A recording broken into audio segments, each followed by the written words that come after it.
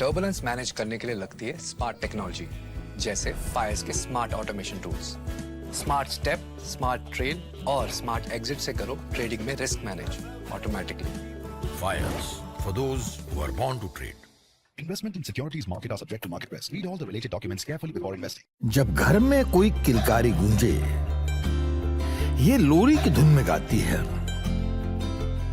जीवन की आपाधापी में मन को सुकून पहुंचाती है। कोई अपना कहीं खो जाए अगर सीने से लगाई लेती है, कला अपने भीतर ही रहती है। कला अपने भीतर ही रहती है, कला अपने भीतर ही रहती है। भारत का अपना solar, Navita solar, India's finest module manufacturer. We bring the power behind every winning move. Magic हो या मार्केट्स, पैटर्न समझना ही स्किल है। जैसे फायर्स के एडवांस चार्ट्स, एडवांस इंडिकेटर्स से मार्केट्स के लेटेस्ट पैटर्न समझो और ट्रेड करो directly from the charts. Fires, for those who are born to trade. Investment in securities market are subject to market risk. Read all the related documents carefully before investing. Bharat का अपना solar, Navita solar, India's finest module manufacturer. We bring the power behind every winning move. Magic हो या markets, pattern समझना ही skill है। जैसे Fyers के advance charts, advance indicators से markets के लेटेस्ट पैटर्न समझो और ट्रेड करो directly from the charts. Fires, for those who are born to trade. Investment in securities market are subject to market risk. Read all the related documents carefully before investing. Bharat का अपना solar, Navita solar, India's finest module manufacturer. We bring the power behind every winning move. Hello and welcome to the final day of the group stage here at the Global Chess League in Mumbai. We are very intrigued to see who is going to get those top two spots for qualify to the finals and to break the action. With me, a strong grandmaster and even better friend. Let's go, Sahaj bhai. Let's go. Thank you so much for that intro. We are very excited to be bringing these three matches to you today. Harshit bhai, what do we have on the schedule? Oh, let's quickly take a look at the leaderboard right now to see where we are. The Triveni Continental Kings, they have already qualified to the finals. They have 21 match points, but after that, for the second spot, it's completely open right now, as the Alpine SG Warriors is currently leading with 15 points. But right behind them, the Upgrade Mumbai Masters is going to make a run for the money here, as if Alpine loses and Upgrade Mumbai Master wins, Upgrade Mumbai Master qualifies. Absolutely, because they have less match points, but they do have more game points. Exactly. As you can see. So the Alpine SG Pipers have to win their match today, and the same goes for the Upgrade Mumbai Masters if they want to play in the finals. And what about the other teams? Well, the Ganges Grandmasters, as you can see, on the fourth spot right now with 12 match points and 71 game points. They are actually playing the first match of today against the Fires American Gambits. Well, the Fires American Gambits don't have a chance to qualify for the finals, but don't forget, they are still playing for that coveted bronze medal match for the third place. Ganges Grandmasters have to win, and have to win with a big margin to hope for a miracle to happen on other games and qualify. But that's going to be the first match that we have today, Sahaj. The Ganges Grandmasters, led by Vishy Anand, take on Fires American Gambits, led by Hikaru Nakamura. Let's take a look at the head-to-head matches that we have today. Absolutely. So we have all the players from Ganges Grandmasters playing with the white pieces. And by the way, Harshit, I think you know this, but for the chat as well, on board 6 on the Prodigy board, we have a birthday boy today, Ronak Sadhwani. It's his 20th birthday. To do wish him well, guys. We are also wishing him a very happy birthday. And he's going to be playing against the current world rapid champion, Grandmaster Volodar Murzin. Then we have on board 5 on the female superstar board, Stavrula versus Theodora Inyach. It can go either way. Then we have on board 4 Polina Shuvalova versus Bibisara Asobayeva. I'm leaning more towards Polina. What are your thoughts and what do you think about the rest of it? So I completely agree that Ronak is going to try and give his team a present on his birthday. Ronak, I'm expecting to win. Stavrula versus Inyach, I'm also going to give an edge to the Ganges Grandmasters. But in this match between Bibisara and Paulina, I'm going to side with Bibisara on this one, as she's, trying to find her form in this event. Vachier versus Richard Rapport. This is the big match because Vachier has been on a roll on this event, and he takes on the creative genius in Richard Rapport. Absolutely. And Vachier Sindarov, I have to say, there is no stopping. He's not just on a run in this event, he's on a run in this whole year. So many achievements. Of course, the most recent one being the World Cup, the youngest World Cup winner we have in chess, playing against Richard Rapport. And what an aggressive player he is. This is definitely the most key match in this entire day for me. Then there's Vincent Keimer versus Vladislav Artemiev, and that is a solid matchup. I'm leaning more towards like Vincent, but I'm gonna say draw is a more likely result. And then we have the icon board, the big one. We have Vichy versus Hikaru. I think Hikaru is a slight favorite, even though with the black pieces. Harshit, what are your thoughts? I think Hikaru Nakamura has nothing to lose in this match right now, and I think Hikaru is going to go all in. And this is why this game is exciting, because Hikaru is definitely going to take risks. By the way, the last time that these players played against each other, it was Ganges Grandmasters who won with a narrow margin against the Fires American Gambits, and it was Sindarov who gave the Ganges Grandmaster full points on board 3. And if you remember, there was this appeal that happened between the game of Theodora Ignatz and Stavrula, and I'm sure Ignatz is like, I could not beat Theodora, could not beat Solakidu the last time we played, but this time she's going to try to win her match against Stavrula. Absolutely. And I do remember that game between Vachier and Rapport. There were some broadcast issues there, but wow, what a game it was. If you haven't checked it out, please do check it out, because it was an absolute masterpiece. It was a treat to watch as a chess fan. Sindarov completely crushing Rapport with the black pieces in just under 25 moves? In under 25 moves it was. And guys, it's so nice. We are here at the Royal Opera House. It's a team event. We get to see Vishwanathan Anand and Ronak Sadhwani in the same team. There are not many events where, young prodigies like Ronak or even upcoming top players like Vincent get to be on the same team, like legends like Vishy Anand. And I'm sure Murzin, who's the current reigning World Rapid Champion, I'm sure he must be happy to be on the same team as Hikaru Nakamura, who's perhaps one of the best blitz and rapid players in the history of chess. Absolutely. I mean, going into this event, I'm in the chess world for 20-25 years, something like that. I have never seen a more star-studded lineup in my life. And period. I can't even think of a tournament that is closer to this in that regard. Top 15 players is like what 14 of them are playing in this event. And then there's the World Rapid Champion. There's the greatest female chess player. This is so many back to back. It is just absolutely insane. So Sahaj, right before we go straight into the playing hall, what is your prediction? Will the Ganges Grandmaster take the Fires American Gambits twice in a row, or do you think that the Fires will make a revenge comeback? Firstly, Ganges Grandmasters are playing with the white pieces, and I do believe in the birthday charm, like the birthday luck, because I have never lost a game on my birthday, and I've played many. And I think for Ronak, on Ronak's board, he should definitely have a good shot, because he would, on your birthday, you feel amazing, yeah? And also, they have Sindarov, who is a very sharp player, and these two boards, they should be looking to strike, but they have Hikaru.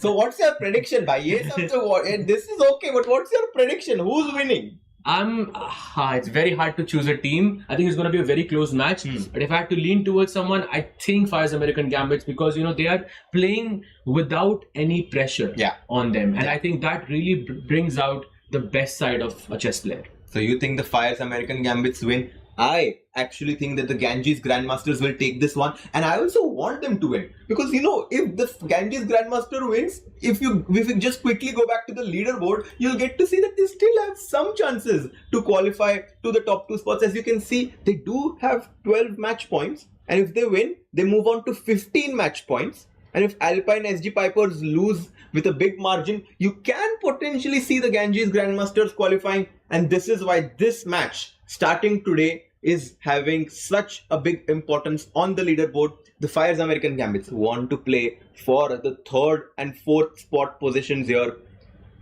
Very exciting match coming up in about 30 seconds from now. Let's come back to our main screen. And Sahaj bhai, I have a question for you. We are here for about 8 to 9 days now. You know, we have seen so many exciting games. But besides the chess aspect, what makes the Global Chess League so special for you? I think the fans. The The fans. fans are a very big factor. I think we had a conversation about this as well, you and me, Harsha, that we saw a fan who got an autograph of Vishy, Gukesh, and Arjun at the same time.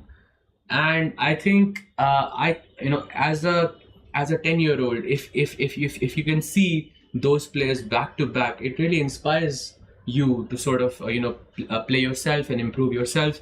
And for me, it's that. And what about you? Actually, I'm completely with you on that one. I'm sure that the 10-year-old or 11-year-old kid who got autographs from all three players wants to be like these star players that are playing in this tournament. And also, besides the fact that you get to interact with them, you can also be inside the playing hall and experience chess in the form of art.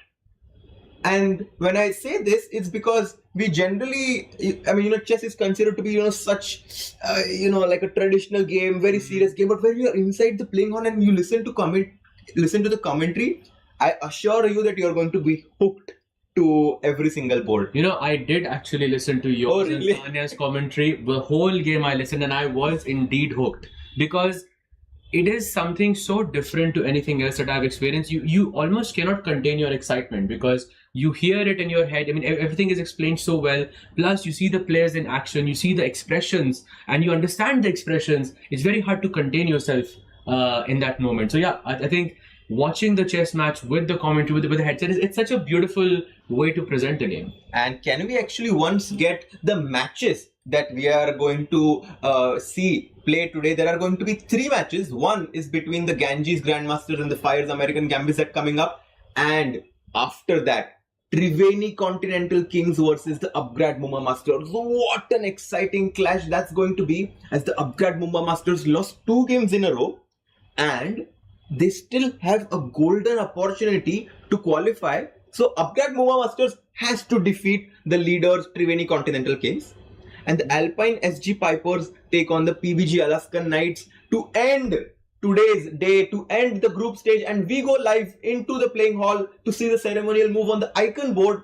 Vishy Anand taking on Hikaru, and it's D4 A5. Wait, what? One time we saw H4 and A5 being played. I think D4 and A5 is kind of close. You can start with that. Follow it up. With some B6, Bishop B7. That's some good development right there. I'm sure Vishy is like, Hikaru, do you want to keep that move on the board? Are you sure?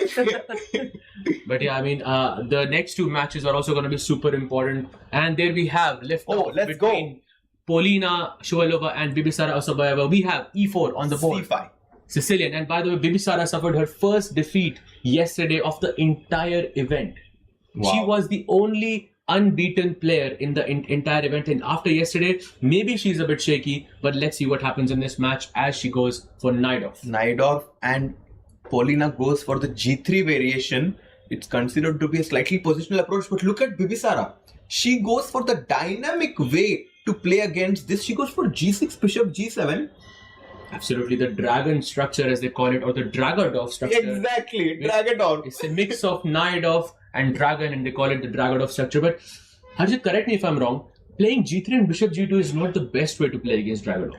I think, if you're comfortable with having your bishop on G2 and you kind of just want to fianchetto it here, I think it's not about Polina fighting for an advantage. She basically just wants to play a position she's comfortable with. And in these quick time controls, I've had several people who kind of were of the idea that playing something you're comfortable with is better than playing something objectively nicer, but that you don't know, basically. Absolutely. And I think in this time control where you have 20 minutes each with 0 seconds of increment until move 40, it is really important to feel comfortable. Exactly. So you can make moves based on intuition rather than, calculation, where you invest a lot of time and you end up, paying the cost of it at a later stage, as we have seen many times in this event. Exactly. And look at Hikaru. He's looking at all the other openings that have been developing carefully. Let's move on to the board of Jawokir Sindarov and Richard Rapport. This is an exciting clash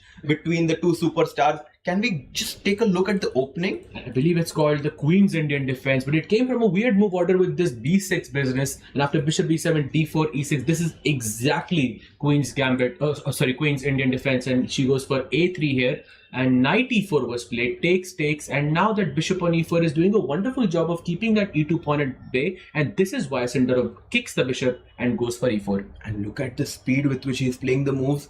Richard Rapport, double fianchettos, goes g6. You know, when I was younger, I was always afraid to place my pawn on e6 and place my pawn on g6 because it kind of weakened the dark squares a little bit. And I do think that Jawokir has a small edge here, but we do have liftoff on the board of Vishy and Hikaru as well. I think we should definitely stick on this one for the majority of the action here as it opens up to be some simple Spanish here. Vishy's favorite. He started the day. He started the event with the Spanish, and most likely, he's finishing the day in that sense as well. One day, and by the way, look at that, exactly. knight a5, knight to a5. Hikaru Nakamura deviates early in the opening stage, gives up the pawn on e5. Can I take it? I believe you can, but there is some tactic here. This is one of those openings that is bad, but you never study it. Exactly. Full honesty here. I think this is what Hikaru is banking on, that Vishy did not check this opening recently, and maybe he can take the bishop on b3, takes, go queen e7 and try to capture the pawn on e4 back. Knight to a5 is basically just saying that I want to capture this bishop on b3 at all costs. Day one of realizing that this opening is called the Norwegian variation. Oh, really? So Magnus, if you're watching this, this is your opening right there. As he goes knight f5, Vishy is thinking here, I'm sure he has looked at this in the past. He's probably thinking about which way to go here. One way is what Harshit mentioned with knight takes e5, and there is another way that you can have a short castle, exactly, played by Vishy, and you sort of target the d4 square. You want to play c3 d4, or you want to play d4 immediately to try and break the center and gain some space in the meantime. And after castle d6 played, d4 very quickly played by Vishy. I'm very excited to see what's the idea. If ed4, knight d4, c5. Guys, what's the best move for white? Oh, some queen very f5. Important. Well, he takes on d4. Another question is he going to capture back? And it's just bishop d5 right now, guys. Attacking the rook on a8, and then you move the knight back. Castle d6, d4, and what he took. So this is happening. Wow, so knight takes d4, c5 is possible. Actually, Vishy's thinking here. Knight takes d4. Vishy's thinking here, which makes me think that, okay, maybe this is not his prep. He's just trying to recollect his thoughts here. But so far, he's done wonderfully. Knight takes d4. Hikaru is kind of trying to remember the opening. Was it c5? No, it's not. It's not c5. He goes bishop b7. Bishop b7, and I think now he is threatening the c5 because there is no bishop d5 intermezzo anymore on the board. Very nice point there. c5 is a threat now. Vishy is thinking on this board. We do have. Let's just quickly take a look at all the boards. Vincent Keimer takes on Vladislav Artemiev on the third board here, and it's a and these are the live evaluations from all the boards. It kind of feels as if the white players are doing well on all the boards right now, but the games have just begun. And if we can have that graphic back just for a second, I would like to make a point here. Look at the time difference here between white and black. Like, white is better on all boards, but board 1 black has more time, board 2 black has more time, board 3 black has more time. Only Bibisara is the one low on time, and Theodora in that sense, but all the other players are sort of managing their time really well. This is really good news for the Fires American Gambit. Absolutely. They kind of have a strategy. Guys, play fast, because when you get into the time strangles, you are going to get your chances. Vincent takes on Vladislav Artemiev, who has been very solid. But look at Vincent's queen on f4. Wow, the queen on f4. I think I would rather place that queen on h4, going for some bishop g5 ideas, but queen f4 looks fairly quite good to me. Queen to h4. Maybe some d5 business from black? d5, but are you not scared, Sahaj, to place your pawn on the same file as the queen? But I mean, your pawn is on d7. How are you trying to get that bishop out? True. Maybe I'll go bishop e6 or something. Yeah. I think d5 actually, now that you explained Makes a lot of sense. You need to get your pieces outside. Vincent Keimer plays queen f4. And now Artemiev, I think, is thinking, and meanwhile, while he thinks maybe we should switch to another board, how is Polina versus Bibisara? Because I see a nice advantage sort of happening for Polina here. But what is the good move? Because that bar is going really high, and I can understand it's probably because she has more space in the center, and maybe she can go some c4, and there's some pressure on the b6 square. actually, I think the reason is that Bibisara first played this move bishop to d7. Knight comes back to e2, rook c8, knight d5, and now she goes bishop e6. So she lost a move. She lost a move, and I think this is why White has a stable advantage now. Maybe White can just play a move like pawn to c3.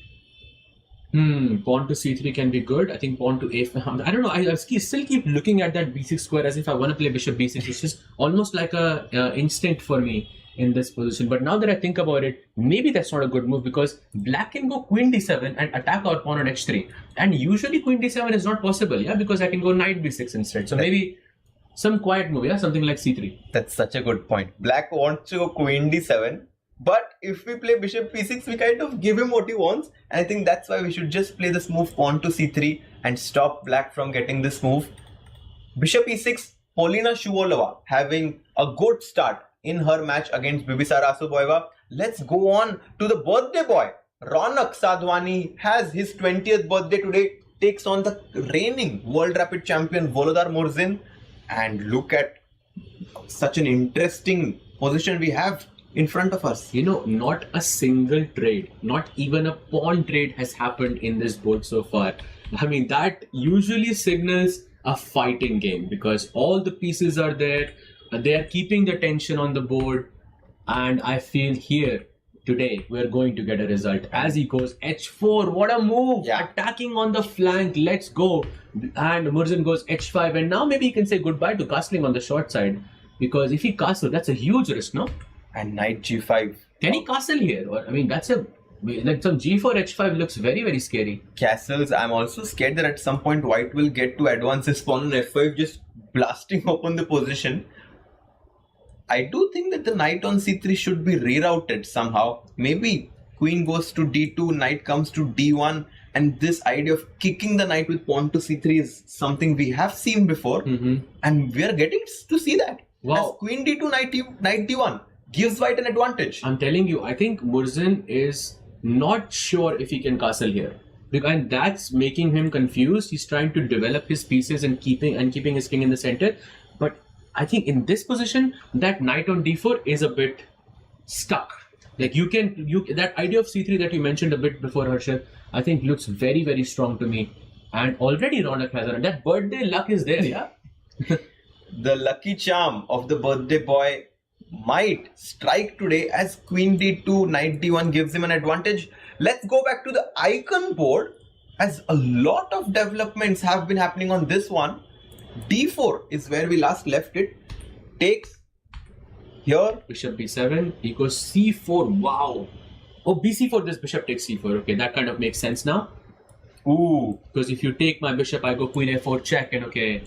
Oh, maybe the bar doesn't like it and so also much. bishop a4 check because the king on e8 has absolutely nowhere to hide. He did not take. He goes c5, knight f5, g6. Knight comes to e3, rerouting itself to d5. Knight goes to f6, and now knight c3. Some normal developing moves. Bishop g7 takes, and it's not a free pawn because Hikaru can also capture on e4 at some point. Does he do it? He castles. Okay, and now maybe some f3. Can I defend my pawn? Okay, he goes bishop d5. Okay. Takes, knight c4. Hikaru has been blitzing out his moves, and look at him. He's off the board. I look at the time difference between these two players. That's already for 5.5 minutes. Am I reading this right? Yeah, that's 5.5 minutes of difference between Vishy and Hikaru, and that's a lot of time. I feel this already. Even though the bar seems to favor Vishy's position here, I think practically Hikaru has a very solid chance of winning this game. And I think judging by the body language of Hikaru, who's just comfortably walking around, looking at how his peers are doing, I feel Vishy should be nervous here because this bishop on g7 attacks the pawn on b2. this bishop on b7 is putting pressure on the knight on d5. The rook is on an open file. And for one pawn, I think this is good comp. Wow, that's more than good comp. Yeah. Also, this is not just on the board; it's also off the board because look at the clock as well. A 6.5 minute difference and counting. Hikaru is just walking around on the board. I don't know if that's a sign of being nervous or if it's just overconfidence because he knows, he has prepared so well this game. Maybe he still is in his book. He definitely seems to be in his book as white plays the move queen to c2. And it's time for black. And look at Hikaru there. I don't remember this position. I don't remember this move. I feel like that's what the expression just told us. But just I think he'll make a move in 20 seconds. Do you agree? I think so, yeah. You think? Okay, so let's see. 18 minutes. When the clock comes to 17 minutes and 40 seconds, I think Hikaru might have played his move. Let's Good see. chance. He's trying 13. Come on, Hikaru. 11. 10. Will he go? 96, yeah, he's going for it. You can 8, see. Oh man. 7, 6, 5. Arre bhai, khelo. No. I think he's going to take a little bit longer. No, it doesn't do it. Did you look at that? He's looking at the camera. Did you think I was going to play? Yeah, Of course not. Harshit, of course I'm not going to make you play this move. Amazing. So I think so far maybe Hikaru is thinking maybe he'll take a bit longer to get his thoughts together. Knight b6 is the best move here and the position is more or less balanced. Let's switch to perhaps this game. We haven't seen how Stavrula is playing her game against Stavrul against Teodora Ignaz. Yep, Stavrula Solakidou versus Teodora Ignaz. We have an Italian opening over here. Some very solid choice by both players going for this a3 move just to have that bishop on a2. I mean, I think this is a good, solid choice. I think Italian is the opening of the Tech Mahindra Global Chess League over here in Mumbai. White goes knight d5, queen d7. Okay, b4, I think a pretty logical follow-up to expand on the queen side. Bishop d8 happens, and what does she do here? She goes bishop b3, very quiet move, getting the bishop back. Maybe some c4 can happen in the future, but for now, I think Solakidou, once again, there's no trades, just like on the Ronak board, there's no trades have happened here.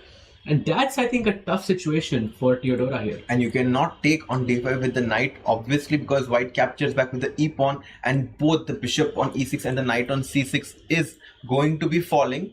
And I personally have played this position quite often with white, and I liked it for white. Like, I go c4 as you mentioned, I go rook e1, I go d4 at some point, whereas for black, the plans don't come so easily. This move bishop d8, trying to go knight e7 kind of tells you the cramped position black has to deal with. Another cramped situation in this game is it's the same as Vishy's game, because look at that time difference. Once again, Harshit, that is 6 minutes. 6 minutes of time is a lot of time. So I feel the two boards, Hikaru versus Vishy and then Teodora versus Solakidou, both games are looking very shaky for the Ganges Grandmasters, but for the Fires American Gambits. But yeah, I feel it's not a good sign. So right now, I think we can say that Stavrula is in a good shape for the Ganges Grandmasters. But look at Polina Shuvalova. Her advantage has creeped up to a substantial advantage now, as she's ready to invade on the 7th rank if we can get the cameras of Polina and Bibisara, because Polina is significantly better now. She just played rook a7 on the board. She has a lot of space on the queen side. Taking on d5, it feels like the wrong thing to do here, because once you capture back with the pawn, you do secure the d5 square. But I mean, let's talk about here. Of course, you're losing the bishop, right? Let's talk about bishop takes d5, for example. Pawn takes d5, and look at that juicy c6 square. I'm gonna hop my knight to d4 and to c6, and that's a huge problem. Hop your pony to c6, as sadistic Tushi would like to say. The knight is jumping into c6, and this does seem to be very promising for Polina. Absolutely. And I mean, on top of that, she has a massive time advantage as well. So many players having. By the way, speaking of time advantage, let's quickly switch to Vachier versus Richard Rapport, because we haven't looked at that game.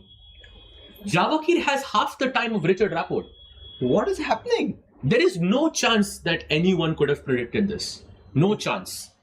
Vachier generally always on top of his game when it comes to the clock. And did you see Richard Rapport? He was like, what? My opponent is still thinking? You know, before Katie made a very interesting point here. I think 2 or 3 days back that Rapport is always chewing gum during the games, and she thinks that this is because it's a way to remember your stuff. Because if you prepare while you chew gum and if you play while you chew gum, maybe you'll remember your stuff better. What do you think about that? Doesn't make a lot of sense to me, to be honest. But No, but you see, he's always doing that here. But yeah, he goes f5, attacks on the king side with some f4 and g5 business. Javakhir's then looking to get that, expansion on the queen side with b4, c5 and so on. It kind of looks like a King's Indian structure to me, but the difference is that the knights are not on the board. So maybe this helps black. can white take on f5, gf5 and play a move like pawn to f4? Ooh, I think that looks interesting, but maybe I don't have to play e4. Maybe I can go like queen h4 or rook e8 or something like that. Yeah. What do you feel about that? And I do think that white has not managed to get enough counterplay on the queen side, right? When we talk about the King's Indian positions, white generally is trying to play on the queen side and black on the queen side, and he does take on f5. What's his idea? I think his idea is to play f4. He has heard you. No, he goes queen to h5. Ooh, okay, Javakhir finding some crazy ideas because the f pawn is now, it cannot be touched. If you play f4, this bishop takes h7 and that would lead to a checkmate in just a few moves. So Rapport has to be a bit careful and keep that pawn on f5. Maybe queen f7 looks logical in this position. Queen f7, also an idea to block this bishop on c2 with e4 and then threaten f4. That also seems to be on.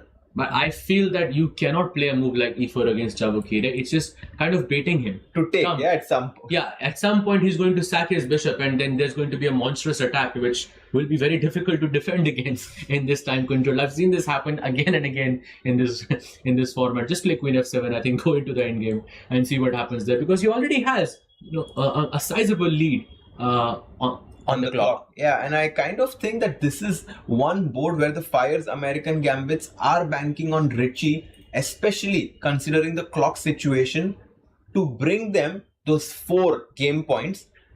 And if we go to the game of the 2 icons, look at the imbalance that we have in front of us. Vishy has 2 knights, Hikaru has 2 bishops, but Vishy is up a pawn.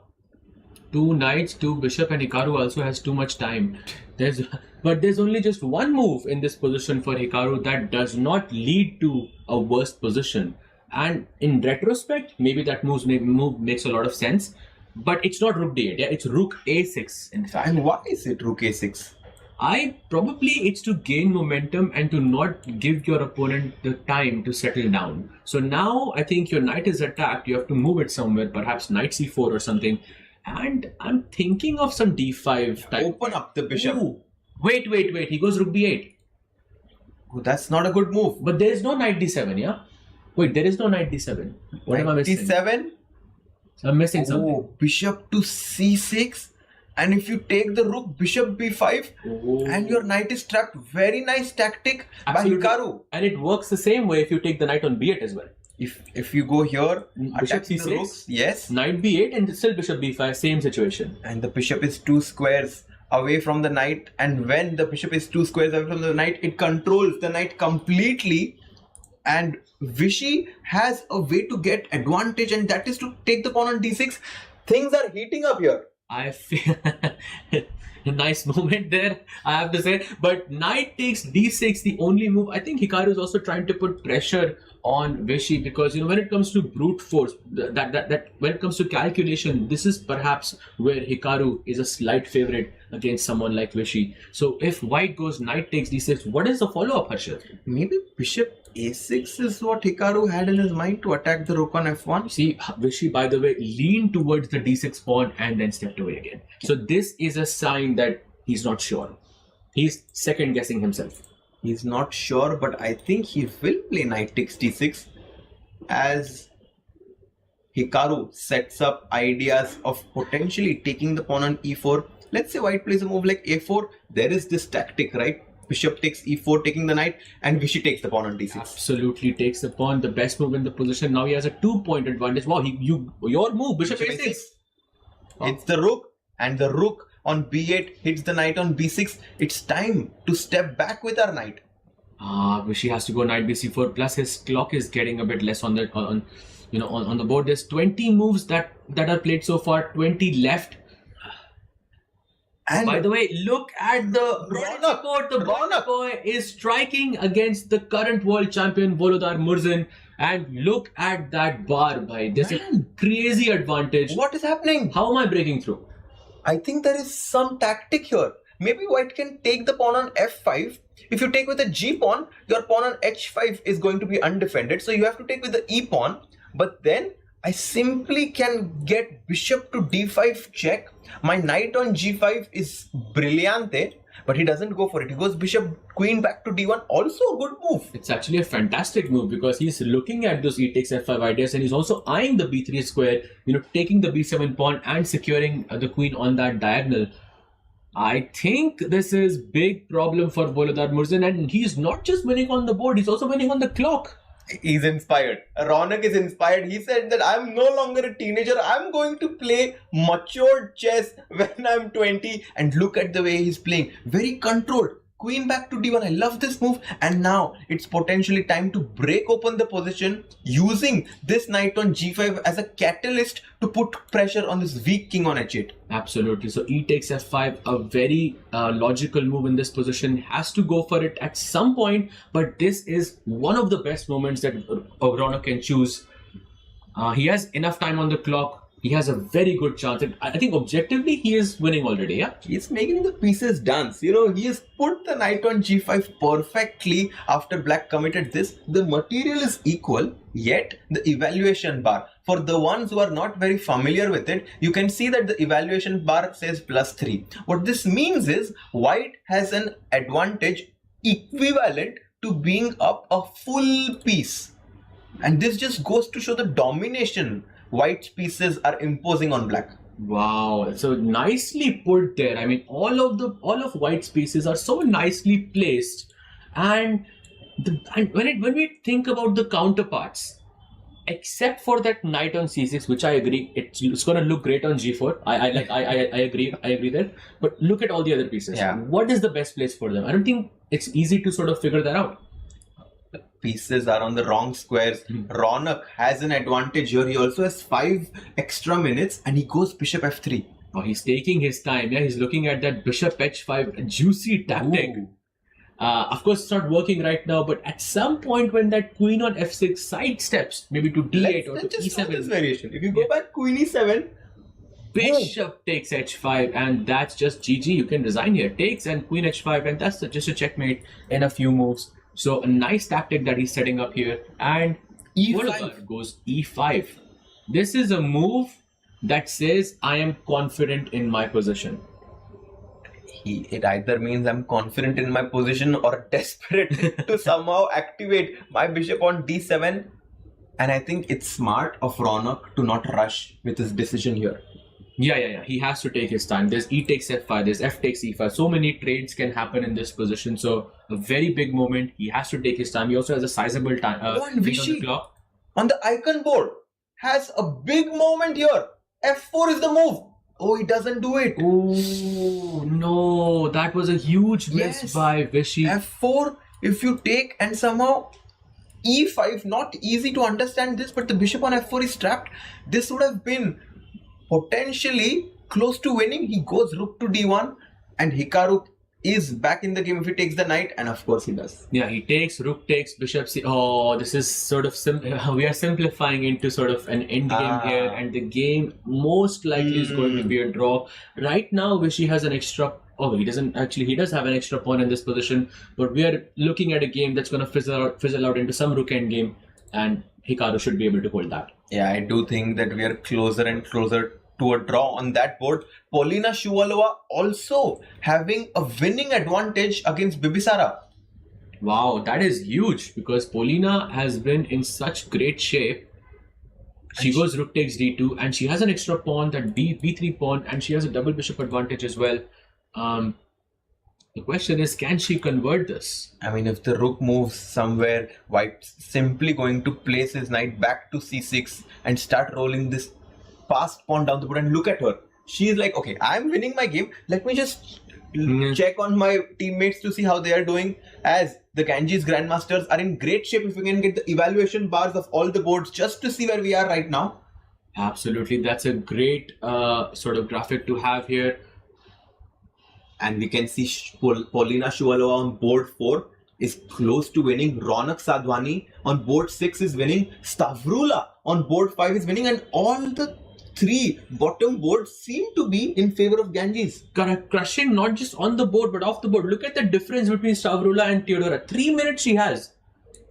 I mean, that's the lowest sort of advantage according to the bar. But 3 minutes is, I think, way too less, yeah, to be able to defend it. Let's remind everyone that in this format there is no increment until move 40, and even when you reach that, you only get 2 seconds. You only get 2 seconds. Time is of the essence here, but obviously the players have to make sure that they don't blunder on the board, because then the time won't matter. Stavrula has been a great position against Theodora Ines. She has only 3.5 minutes. She plays Queen C6, a bad move. Would you take the pawn? No. Would you take Should it? we? Maybe we should ask the chat. Should we take the pawn here? Maybe the bar kind of gives it away a bit, yeah?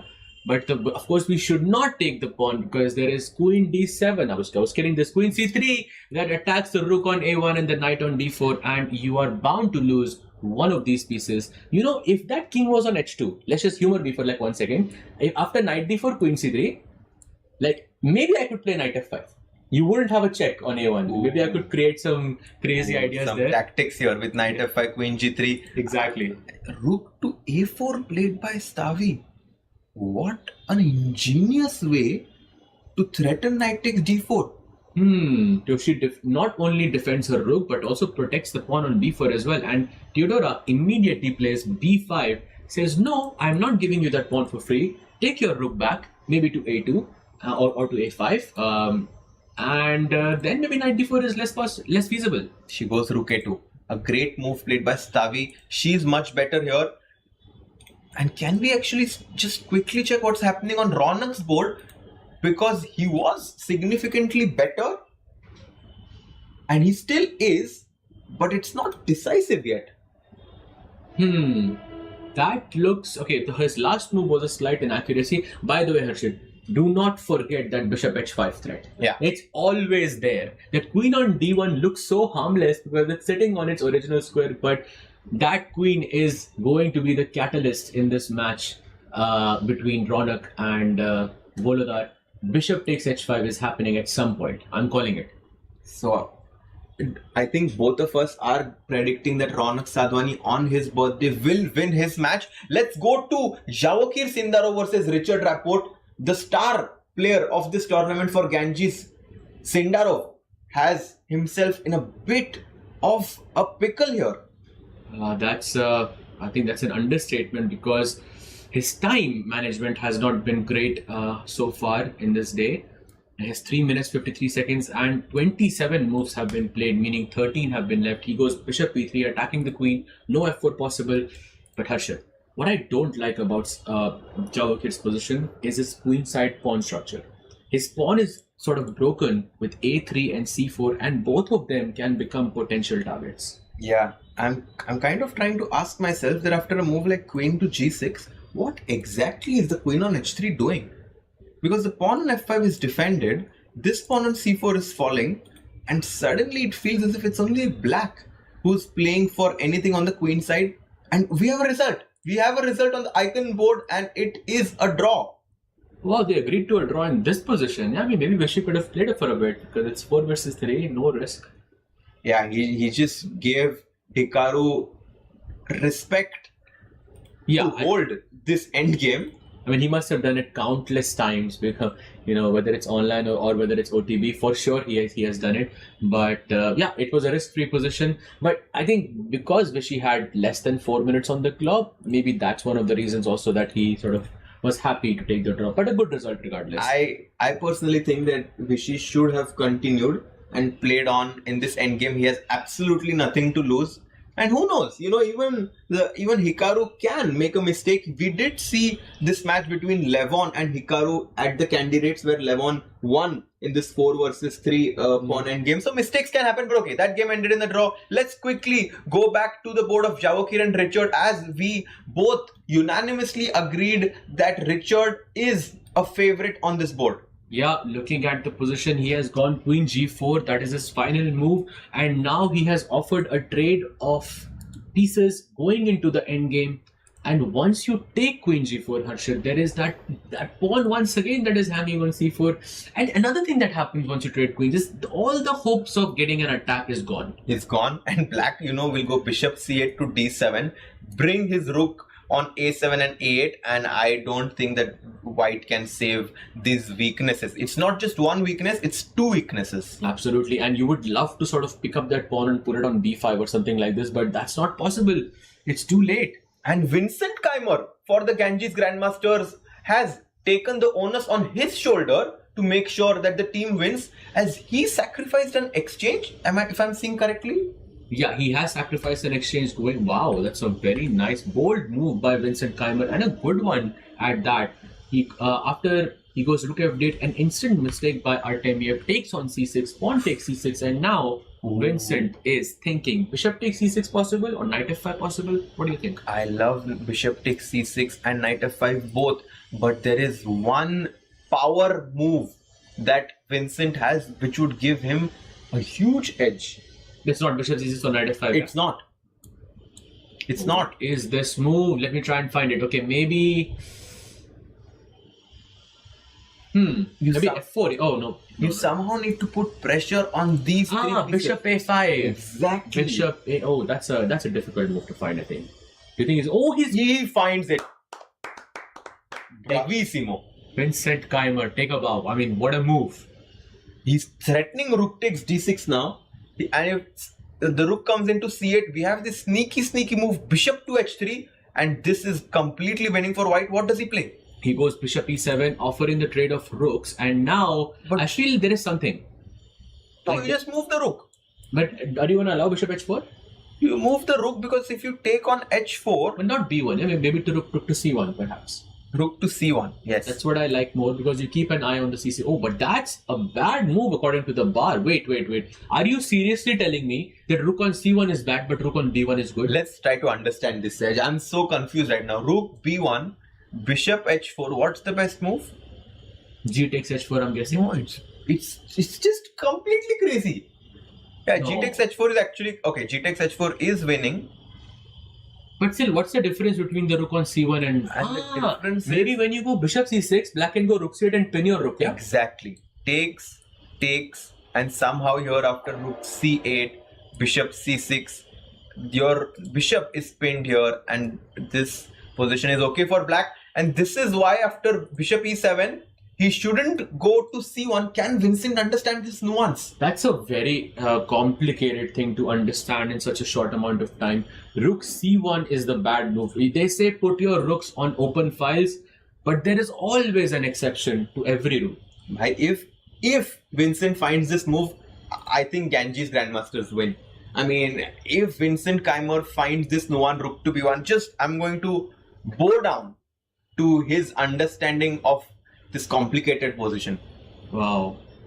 I think for sure he does. Look at his time. He has less than 3 minutes on the clock. He has to make moves fast, because even if he's winning, he just won't have enough time to convert. How many moves have been played so far in this game? Only 21. Come on, there is no chance. He goes for rook b1. No ways. Guys, sir, salute. We just bow down to the greatness of Vincent Keimer, and Vishy is like, why rook on b1? I think most players would be thinking here, why would you put the rook? Is that a glitch? Did the DGT board not pick up the square? No, trust me. Someone like Vishy Anand, he's so good intuitively, and he's probably explaining that this is the reason he's why explaining to Vishy, yeah? Probably in that sense why he played. What a nice move. But I think with that move, he sort of cements his chances to win against Artemiev. Vladislav, they are looking very good on board 2, but look at the other boards. Ronak. They are basically winning on every board except for one, and I think you can guess which one. Yes, it is Richard Rapport's board where the Fire's American Gambits might get 4 points. Ronak is completely winning. He has 3.5 minutes on his clock. What's the situation happening? 1 second. So the material is completely Equal. balanced. Yeah, it's completely equal, but still he's completely winning for some reason. I think it's mainly because of his rook on e1 and f1, who are looking at that queen on f6, which is basically trapped. He goes queen a3, attacking that pawn on d6, and there is always this threat of bishop e3 or bishop c1, and before you know it, that queen on f6 looks a bit in danger. the queen is definitely in a lot of danger here as Murzin is about to move his knight somewhere. Look at this. He was going to play knight f5, but rook e6 is there. Ooh la la. No, he goes rook d8. He goes rook d8. Rook d8, I think logical move. Okay, his rook was also under attack. There's so many pieces under attack here. It's very difficult to play this. And can Ronak find this retreating move, bishop to g2 to protect the rook on f1? I mean, if Vincent can find rook b1 and Ronak can find bishop g2, this just shows you the kind of synergy the team Ganges Grandmasters is having today. No, he goes knight to e4. Okay. Knight to e4. Also a good move. Very, very good move. I think he's keeping his chances, eyeing that d6 pawn. And look at this. We have another board. It is between Teodora and Stavrula. Yes. Which is also completely winning for white. Oh, wow. Because look, Teodora has 15 seconds. It's And she about has to be 7 over. moves to play. There is no chance that she can make this without like completely being dead lost. It feels as if white started with a few extra pawns here, as white has 7 pawns, Sahaj, and black only has 3. Oh wow. And all of those pawns are connected as well. I mean, you cannot ask for a better position than this. Plus, she has more than a minute on the clock as well. And another one. Wow. That's 5 pawns up. Actually, she has a choice to which pawn she wants to take, yeah? And There's no bishop d6 also. Like the knight on f5 defends everything, so... what a statement victory this is going to be by Stavrula against Teodora Inyats.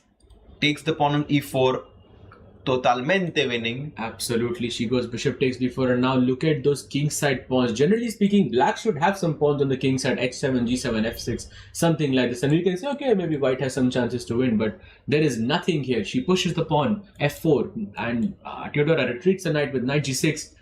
Anything, king g3, g3, anything should be winning here. She has 5 seconds on the clock and only 2 moves to be played. So Stavrula is completely winning here. Is there any other board that should catch our attention? Oh, actually, Vincent Keimer no longer winning on his board against Artemiev. It's getting complicated. This is kind of like that position where you, in a classical game, I think you would try to be very slow here. You would go king g2, make slow moves. But in this format, maybe that's not possible. I think he's trying to create more imbalance on the board by taking the f7 pawn and giving up his b3 pawn. And this is a fantastic move. This is actually a winning move that Vincent found, attacking the pawn on h5. Wait, checkmate. It's checkmate. There must be a checkmate here. Guys, white to move bishop d5. Oh, bishop d5, knight d5. I was thinking checkmate, but I wasn't sure how to bring rook c8. But yes, bishop d5 is just winning for Vincent. Let's go. Oh, he goes rook b7, threatening checkmate again. I think still a good move, but this gives Artemiev the chance to play rook d2. He's panicking. He has less than 8 seconds on the clock. What will he play? He's like, what should king? Bishop d8 He back. has 5 seconds to make 8 moves. No chance. Bishop Knight d8. d6. Yeah, he's going to lose on time for sure. Rook takes, and this is completely losing now. King g8 played with just a few seconds. Look at Artemiev making moves with such precision. He's checking the clock. 4 moves to be played. 2 seconds. 1 second.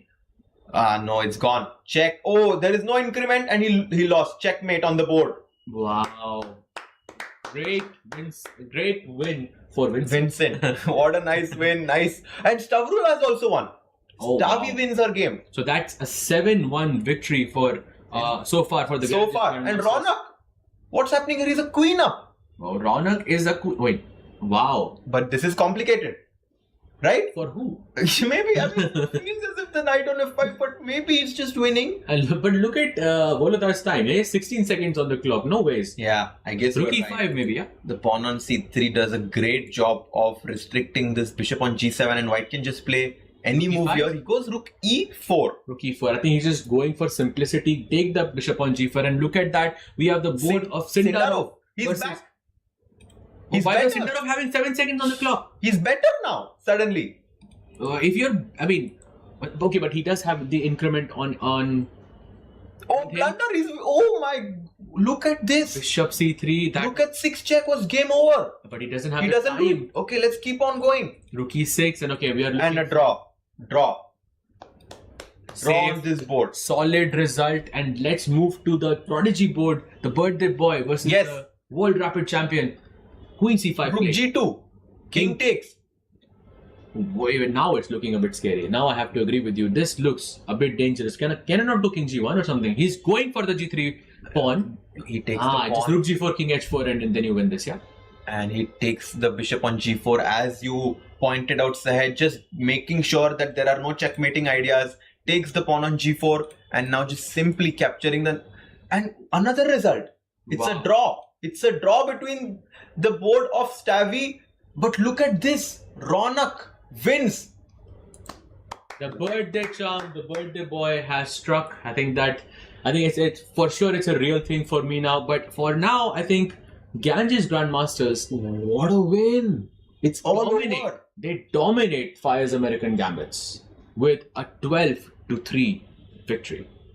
And this means that the Ganges Grandmasters, if we go to the standings now, can we just try to understand what's happening as the Ganges Grandmasters are on 15 points and on the second position right now? So, but I think this means that if Alpine Energy Pipers, of course, still have a very good shot because if they lose with no points, then Ganges can win, of course. But Upgrad Mumbai Masters have to win. Oh man, this They is so have exciting. to win. Upgrad Mumbai Masters are in a must-win situation against the leaders, the Triveni Continental Kings, who seem to be unstoppable.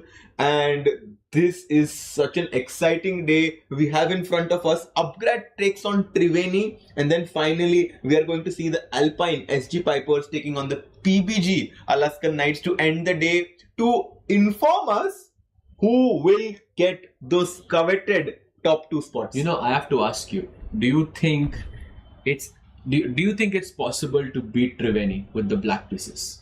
But I have a counter question for you. Do you think Triveni has the ability to choose whom they want to play against? Because if they want to play against Ganges, they can be like, okay, come, beat us. So they have a sort of a choice in this sense because they are so far up in the leaderboard. But it's going to be an exciting day. Next match, I think, is one of the craziest ones because the tournament leaders are playing with the white pieces, and the next 2 matches are going to decide who's going to be in the finals. We'll take a short break and we'll see you on the other side. Bharat का अपना solar, Navitas solar, India's finest module manufacturer. We bring the power behind every winning move. Turbulence manage करने के लिए लगती है smart technology, जैसे Fyers के smart automation tools. Smart step, smart trail और स्मार्ट एग्जिट से करो ट्रेडिंग में risk manage automatically. Fires, for those who are born to trade. Investment in securities market are subject to market risk. Read all the related documents carefully before investing. Bharat का अपना solar, Navitas solar, India's finest module manufacturer. We bring the power behind every winning move. Magic हो या markets, pattern समझना ही skill है। जैसे Fyers के advance charts, advance indicators से markets के लेटेस्ट पैटर्न समझो और ट्रेड करो directly from the charts. Fires, for those who are born to trade. Investment in securities market are subject to market risk. Read all the related documents carefully before investing. Bharat का अपना solar, Navitas solar, India's finest module manufacturer. We bring the power behind every winning move. Turbulence manage करने के लिए लगती है smart technology, जैसे Fyers के smart automation tools. Smart step, smart trail और स्मार्ट एग्जिट से करो ट्रेडिंग में risk manage automatically. Fires, for those who are born to trade. Investment in securities market are subject to market risk. Read all the related documents carefully before investing.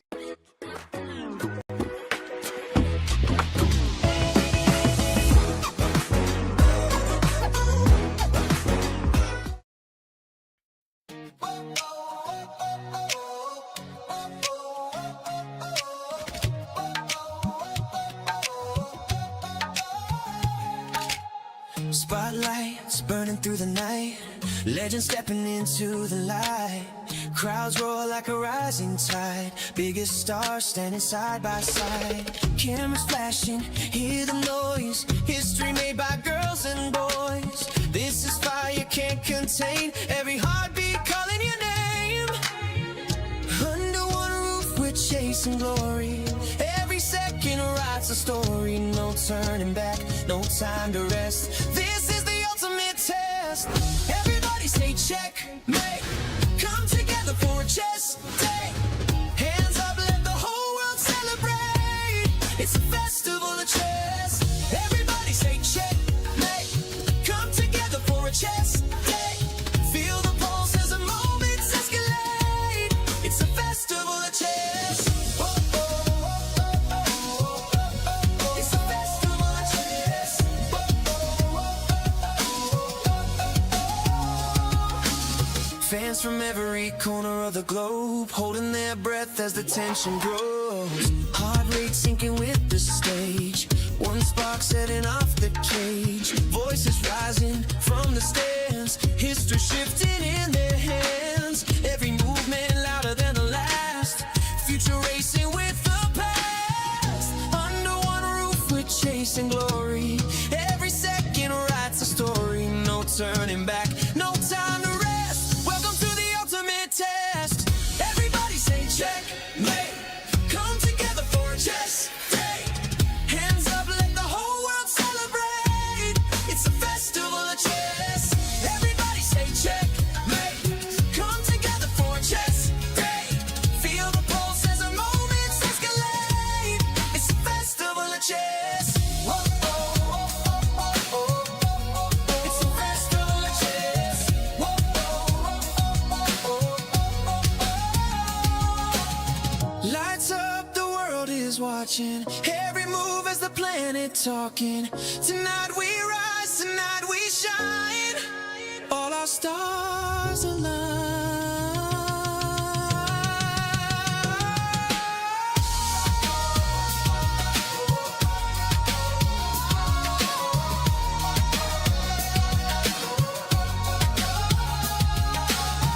Everybody say checkmate. Come together for a chess day.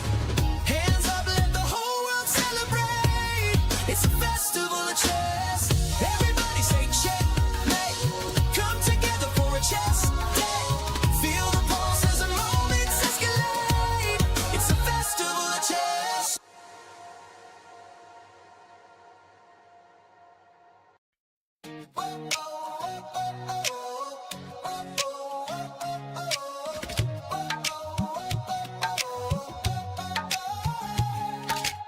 Spotlights burning through the night. Legends stepping into the light. Crowds roar like a rising tide. Biggest stars standing side by side. Cameras flashing, hear the noise. History made by girls and boys. This is fire can't contain. Every heartbeat calling your name. Under one roof we're chasing glory. Every second writes a story. No turning back, no time to rest. This is the ultimate test. Everybody say checkmate. Come together for a chess day. Hands up, let the whole world celebrate. It's a festival of chess.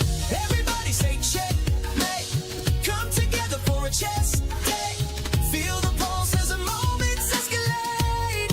It's a festival of chess. Oh, oh, oh, oh, oh, oh. It's a festival of chess. Oh, oh, oh, oh, oh. Fans from every corner of the globe holding their breath as the tension grows. Heart rate sinking with the stage. One spark setting off the cage. Voices rising from the stands. History shifting in their hands. Every movement louder than the last. Future racing with the past. Under one roof we're chasing glory. Every second writes a story. No turning back, no time to rest. Welcome to the ultimate test. Everybody say checkmate. Come together for a chess day. Hands up, let the whole world celebrate. It's a festival of chess. Everybody say checkmate. Come together for a chess day. Feel the pulse as the moments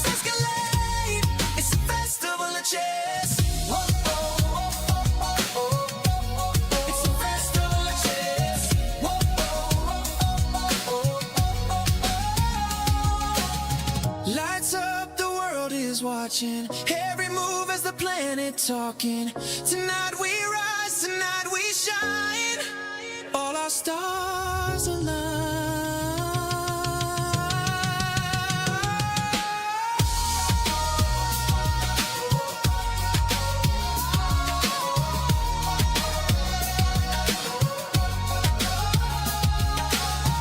Everybody say checkmate.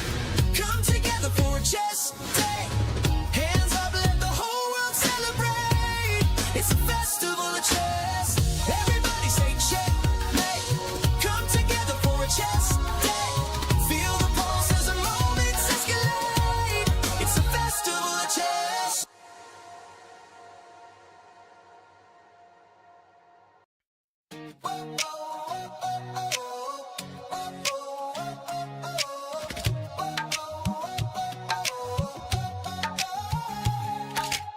Spotlights burning through the night.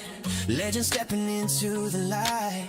Crowds roar like a rising tide. Biggest stars standing side by side. Cameras flashing, hear the noise. History made by girls and boys. This is fire can't contain. Every heartbeat calling your name. Under one roof we're chasing glory. Every second writes a story. No turning back, no time to rest. This is the ultimate test. Everybody say checkmate.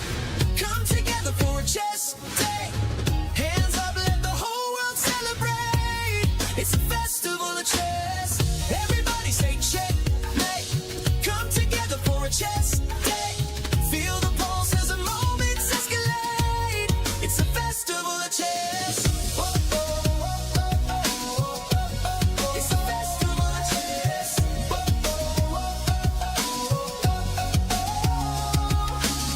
Fans from every corner of the globe holding their breath as the tension grows. Heart rate sinking with the stage. One spark setting off the cage. Voices rising from the stands. History shifting in their hands. Every movement louder than the last. Future racing with the past. Under one roof we're chasing glory. Every second writes a story. No turning back, no time to rest. Welcome to the ultimate test. Everybody say checkmate. Come together for a chess day. Hands up, let the whole world celebrate. It's a festival of chess. Everybody say checkmate.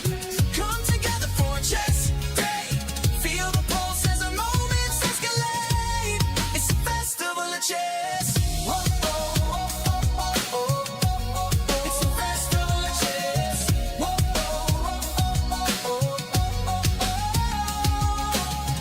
Lights up, the world is watching. Every move as the planet talking. Tonight we rise, tonight we shine. All our stars align.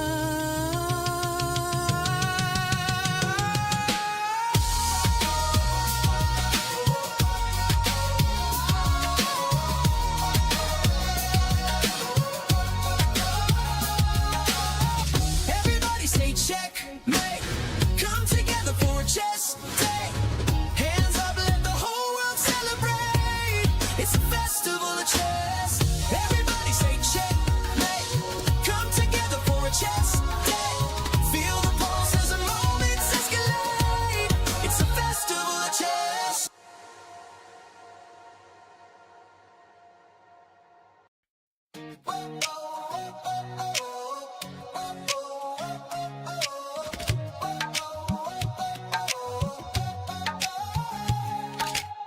Spotlights burning through the night. Legends stepping into the light. Crowds roar like a rising tide. Biggest stars standing side by side. Cameras flashing, hear the noise. History made by girls and boys. This is fire can't contain. Every heartbeat calling your name. Under one roof we're chasing glory. Every second writes a story. No turning back, no time to rest. This is the ultimate test. Everybody say checkmate. Come together for a chess day. Hands up, let the whole world celebrate. It's a festival of chess. Everybody say checkmate. Come together for a chess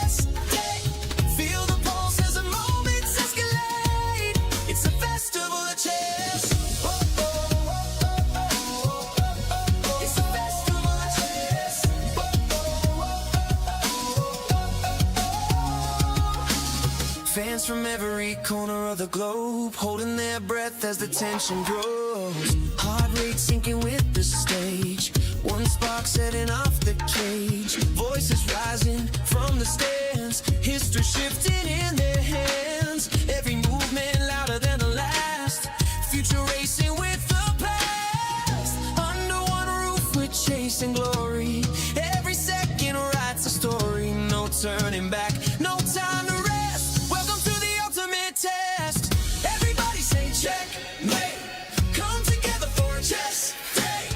Hands up, let the whole world celebrate. It's a festival of chess. Everybody say check, mate. Come together for a chess day. Feel the pulse as the moments escalate. It's a festival of chess.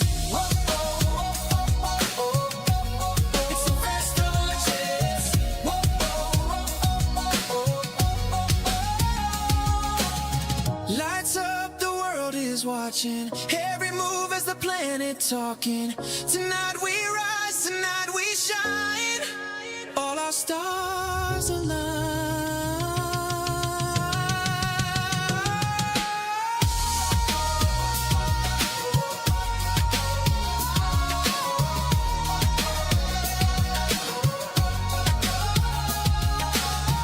Everybody say check, mate. Come together for a chess day. Hands up, let the whole world celebrate. It's a festival of chess. Everybody say check, mate. Come together for a chess day. Feel the pulse as the moments escalate. It's a festival of chess.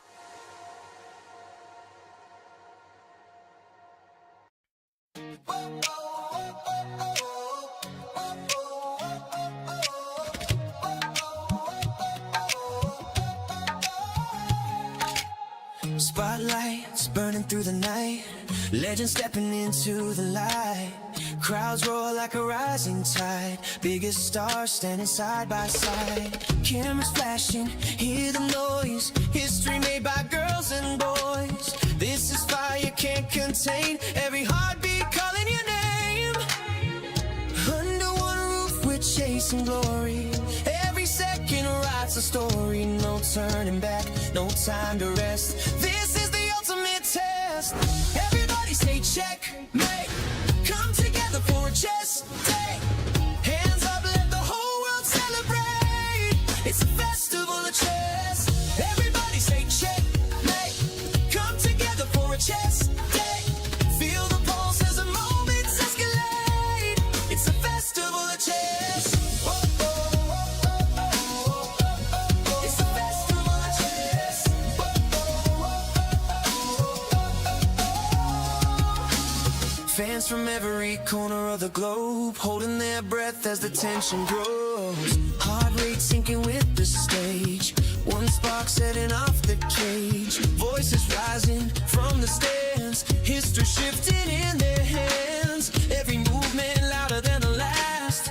Future racing with the past. Under one roof we're chasing glory.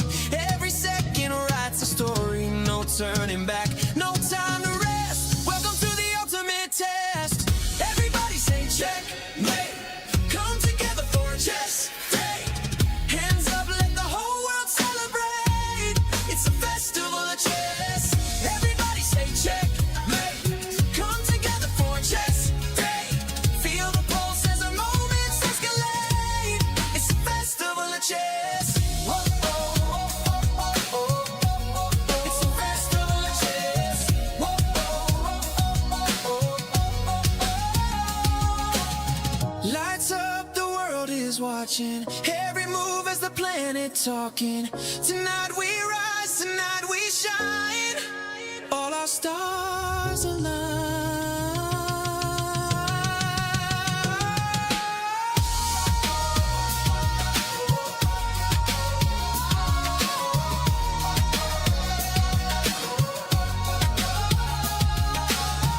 Everybody say check, mate. Come together for a chess day. Hands up, let the whole world celebrate. It's a festival of chess. Everybody say check, mate. Come together for a chess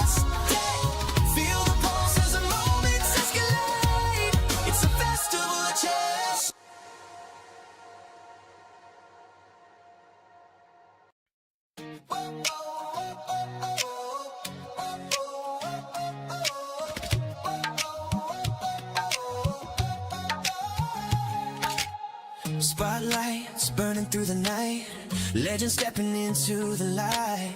Crowds roar like a rising tide, biggest stars standing side by side. Cameras flashing, hear the noise, history made by girls and boys. This is fire, can't contain, every heartbeat calling your name. Under one roof, we're chasing glory. Every second writes a story, no turning back, no time to rest. This is the ultimate test. Everybody say checkmate. Come together for a chess day. Hands up, let the whole world celebrate. It's a festival of chess. Everybody say checkmate. Come together for a chess day. Feel the pulse as the moments escalate. It's a festival of chess. It's a festival of chess.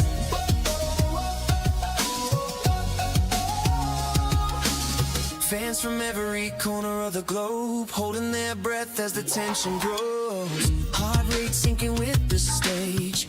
One spark setting off the cage. Voices rising from the stands. History shifting in their hands. Every movement louder than the last.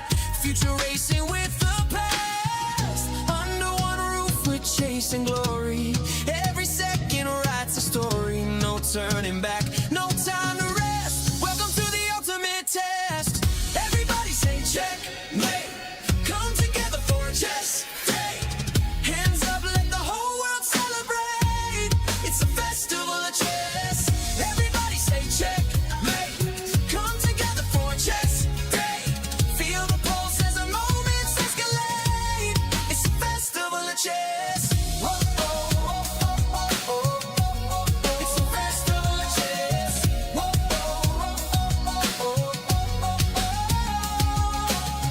Lights up, the world is watching. Every move as the planet talking. Tonight we rise, tonight we shine. All our stars align.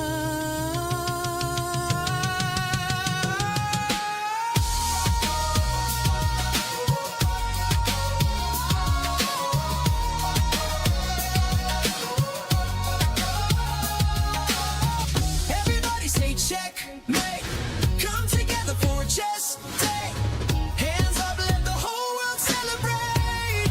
It's a festival of chess. Everybody say checkmate.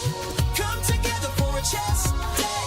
Feel the pulse as the moments escalate. It's a festival of chess.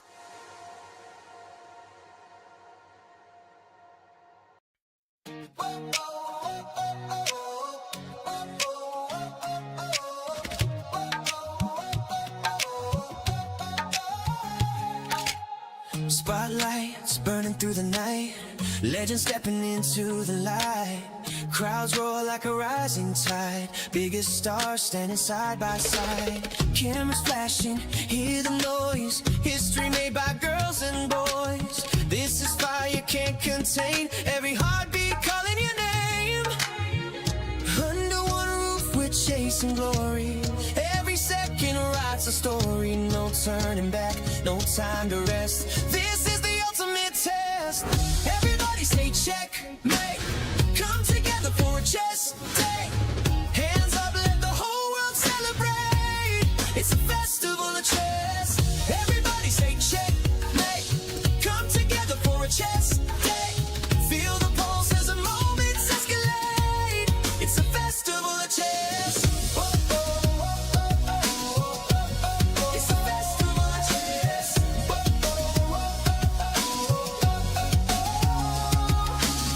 Fans from every corner of the globe holding their breath as the tension grows. Heart rate sinking with the stage. One spark setting off the cage. Voices rising from the stands. History shifting in their hands. Every movement louder than the last. Future racing with the past. Under one roof we're chasing glory.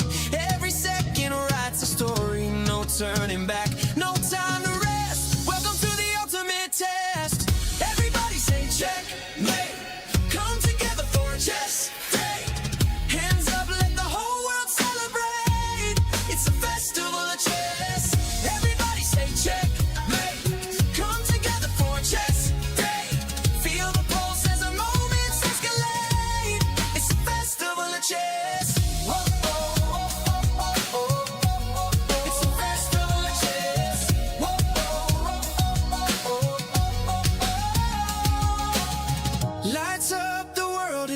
watching every move as the planet talking. Tonight we rise, tonight we shine. All our stars align.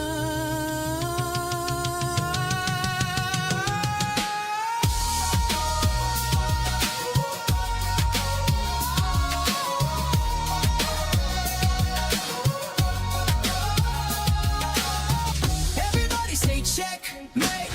Come together for a chess day. Hands up, let the whole world celebrate. It's a festival of chess. Everybody say checkmate. Come together for a chess day. Feel the pulse as the moments escalate. It's a festival of chess.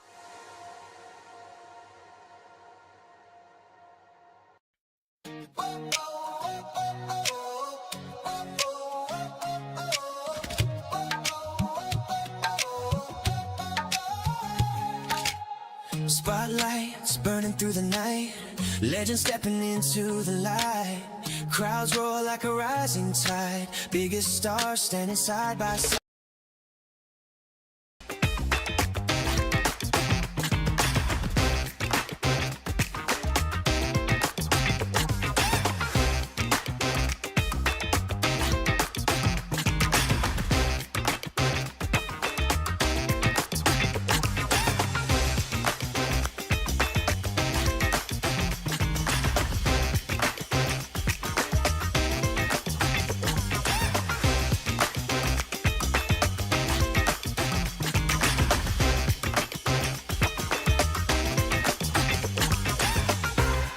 Come together for a chess day. Feel the pulse as the moments escalate. It's a festival of chess. It's a festival of chess.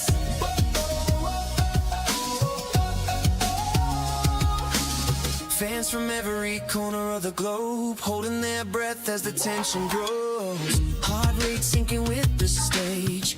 One spark setting off the cage. Voices rising from the stands. History shifting in their hands. Every movement louder than the last.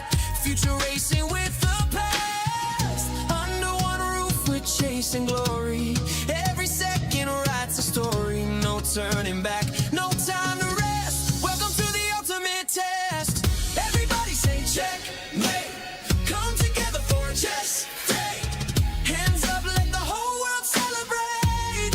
It's a festival of chess. Everybody say checkmate. Come together for a chess day.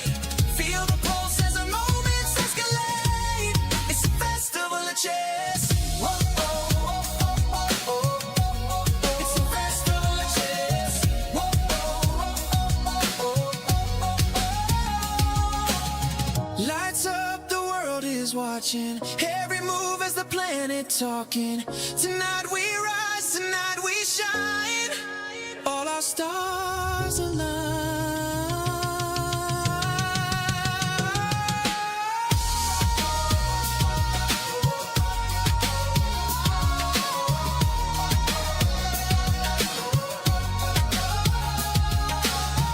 Everybody say checkmate. Come together for a chess day. Hands up, let the whole world celebrate. It's a festival of chess. Everybody say checkmate. Come together for a chess day. Feel the pulse as the moments escalate. It's a festival of chess.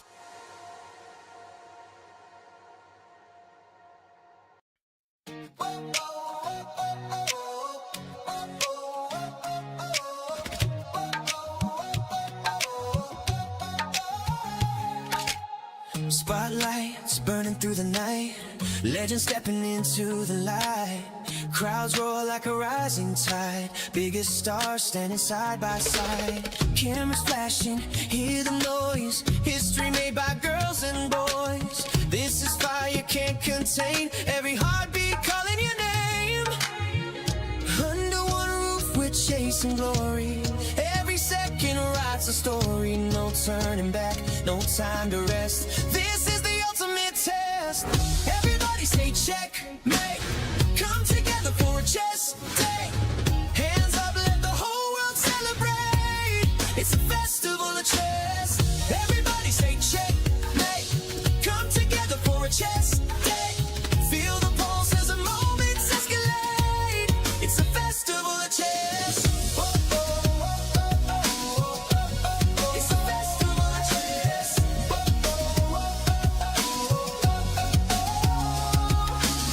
Fans from every corner of the globe holding their breath as the tension grows. Heart rate sinking with the stage. One spark setting off the cage. Voices rising from the stands. History shifting in their hands. Every movement louder than the last. Future racing with the past. Under one roof we're chasing glory. Every second writes a story. No turning back, no time to rest. Welcome to the ultimate test. Everybody say checkmate. Come together for a chess day. Hands up, let the whole world celebrate. It's a festival of chess. Everybody say checkmate. Come together for a chess day. Feel the pulse as the moments escalate. It's a festival of chess. Whoa, whoa, whoa, whoa, whoa, whoa. It's a festival of chess. Whoa, whoa, whoa, whoa, whoa. Lights up, the world is watching. Every move as the planet talking. Tonight we rise, tonight we shine. All our stars align.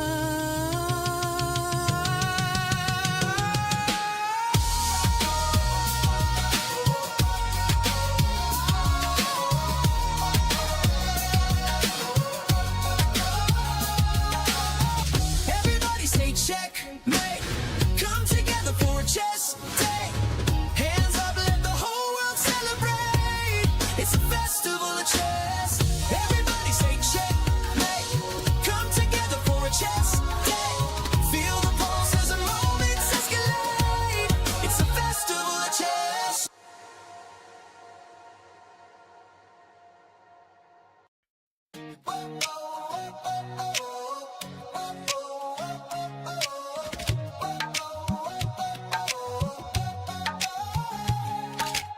Spotlights burning through the night. Legends stepping into the light. Crowds roar like a rising tide. Biggest stars standing side by side. Cameras flashing, hear the noise. History made by girls and boys. This is fire can't contain. Every heartbeat calling your name. Under one roof we're chasing glory. Every second writes a story. No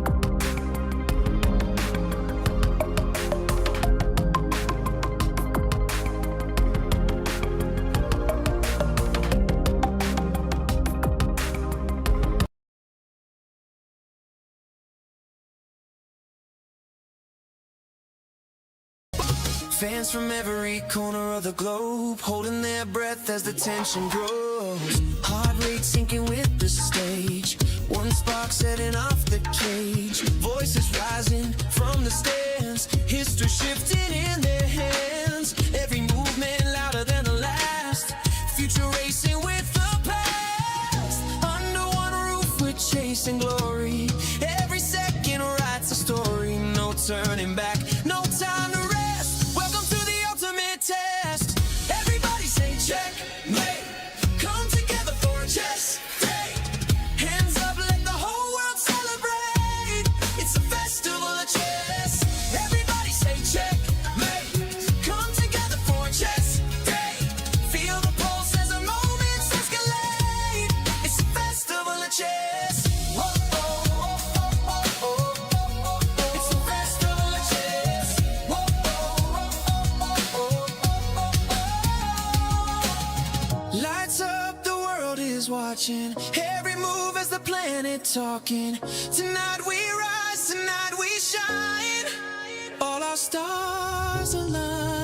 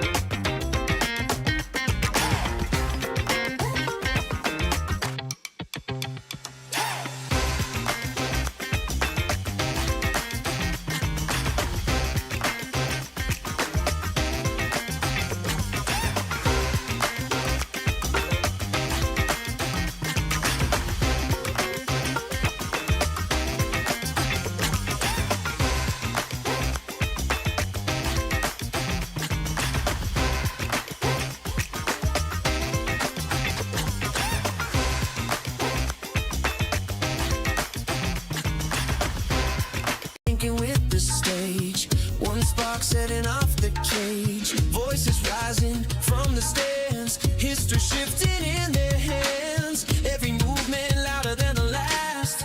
Future racing with the past. Under one roof we're chasing glory. Every second writes a story. No turning back, no time to rest. Welcome to the ultimate test. Everybody say checkmate. Come together for a chess day.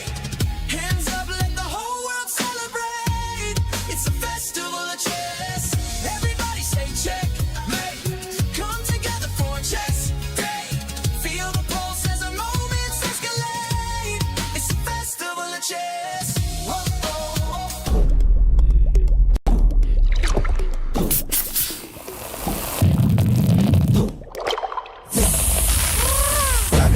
Grab it, visit, grab it, grab it, visit,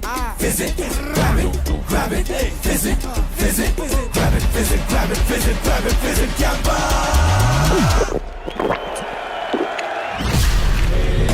Grab the fizz. Campa wali fizz. While they make game-winning moves, you make career-winning moves with Upgrad. Make your move now.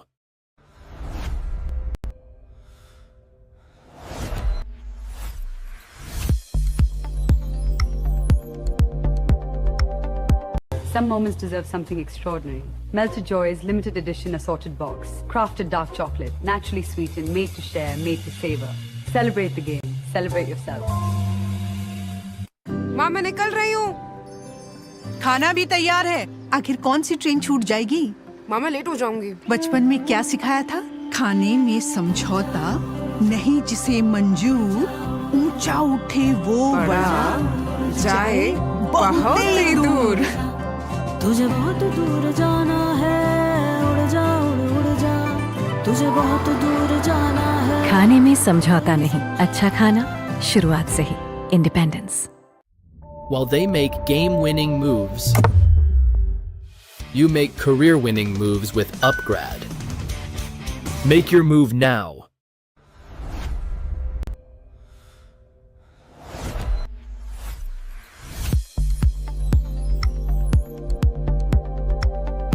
Some moments deserve something extraordinary. Melted Joy's limited edition assorted box. Crafted dark chocolate, naturally sweetened, made to share, made to savor. Celebrate the game. Celebrate yourself. And welcome back to the second match of Triveni Continental Kings and the Upgrad Mumbai Masters. And today alongside me is Grandmaster Irina Crush. Irina? Well, I am so excited because the stakes could not be higher on this final day in the qualification stage at the Global Chess League.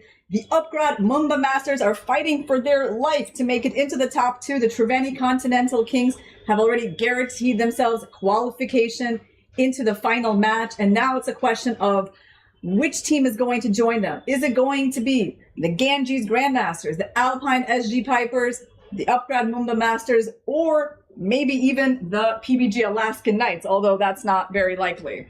PBG Alaska Knights, I think, have maybe a 1% shot into that top two, into the second spot, but very, very unlikely. I think I would agree with you there. But Upgrad Mumbai Masters, let's talk a bit about them. I think it is really important for them to win this match, because if they win, then their match points increase and they already have a sizable lead in the game points. So even if they win by a very small margin, I think you told me this just a few minutes ago, that they are still very likely to secure the spot on the second place. But it all depends on this match, because they're playing against the tournament leaders, the Triveni Continental Kings, and that too, Irina, with the black pieces. Yeah, it's very interesting. The Triveni Continental Kings have been so dominating here at the Global Chess League.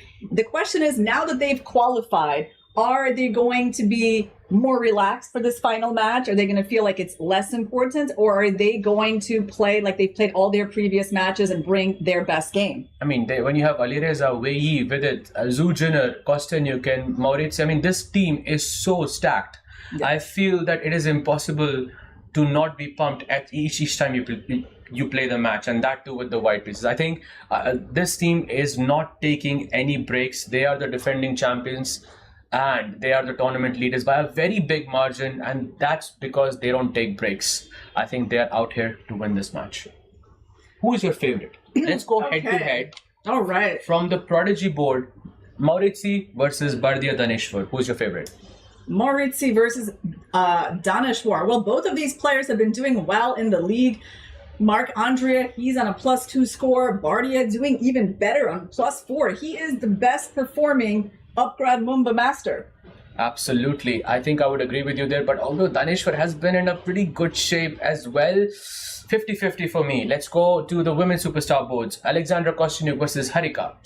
I feel like the women's boards for the Upgrad Mumba Masters have been a little bit of a vulnerable spot for them in the second half of the tournament. Harika started well. She suffered a few losses in the latter half. Alexandra has been sort of bouncing with up and down with wins and losses, but she's on +1 while Harika is on -1. However, Harika lost this awful, tragic game yesterday to Sarah Hadam that cost their team the match. So she is probably going to want to really put that behind her. And I think she will do just fine in this game. She has to put everything behind, and she has to focus literally on today, because today is a do or die situation for the Upgrad Mumba Masters. So let's hope for the best for Harika there. I think for me, Harika is, I think she is the player who can strike when it matters most. So I'm going to take Harika there. Zujiner versus Humpy. Very, very difficult, I think, to choose here. Zujiner is an extremely solid player, but then again, you're talking about Humpy as well. Once again, it's 50-50 for me. Well, Zujiner playing with the white pieces. She's on +2. Humpy is on -2. I gotta give the edge to Zujiner based on the color, the performance in the league so far, the youth angle as well. So yeah, for me, she is a small favorite in this match. I think that's fair. Moving on to the male superstar board, we had Vidit Gujarati playing against the Shaq Attack. What's going on there? I think it's a clash of styles, with it being an extremely positional, strategic player. And by the way, the players are arriving there very, very quickly. Vidit or Shaq? Well, Vidit has been the sort of the vulnerable board on the champion teams, the Triveni Continental Kings. He has really struggled on his board, going to -3 score, although he has also delivered a valuable win earlier in this tournament. Shaq, meanwhile, has been one of the better performers for the Upgrad Mumba Masters. He's on +1. So, you know, I don't know how this is going to go, but I can just say that, like, probably Shaq should have the advantage. Ooh, Shaq there. And, okay, very good. Just one name. Yeah, Wei versus Wesley. One name. Gonna be a draw. Gonna be a draw. Firuja versus MVL. Firuja, MVL. Firuja. Oh, I think I'll agree with you there as well. Firuja is looking insane. And by the way, we do have liftoff between Zujiner and Humpy Cunero. And let's go off to the game. And look at the second move Humpy has gone for. It's C5. Looks. Okay.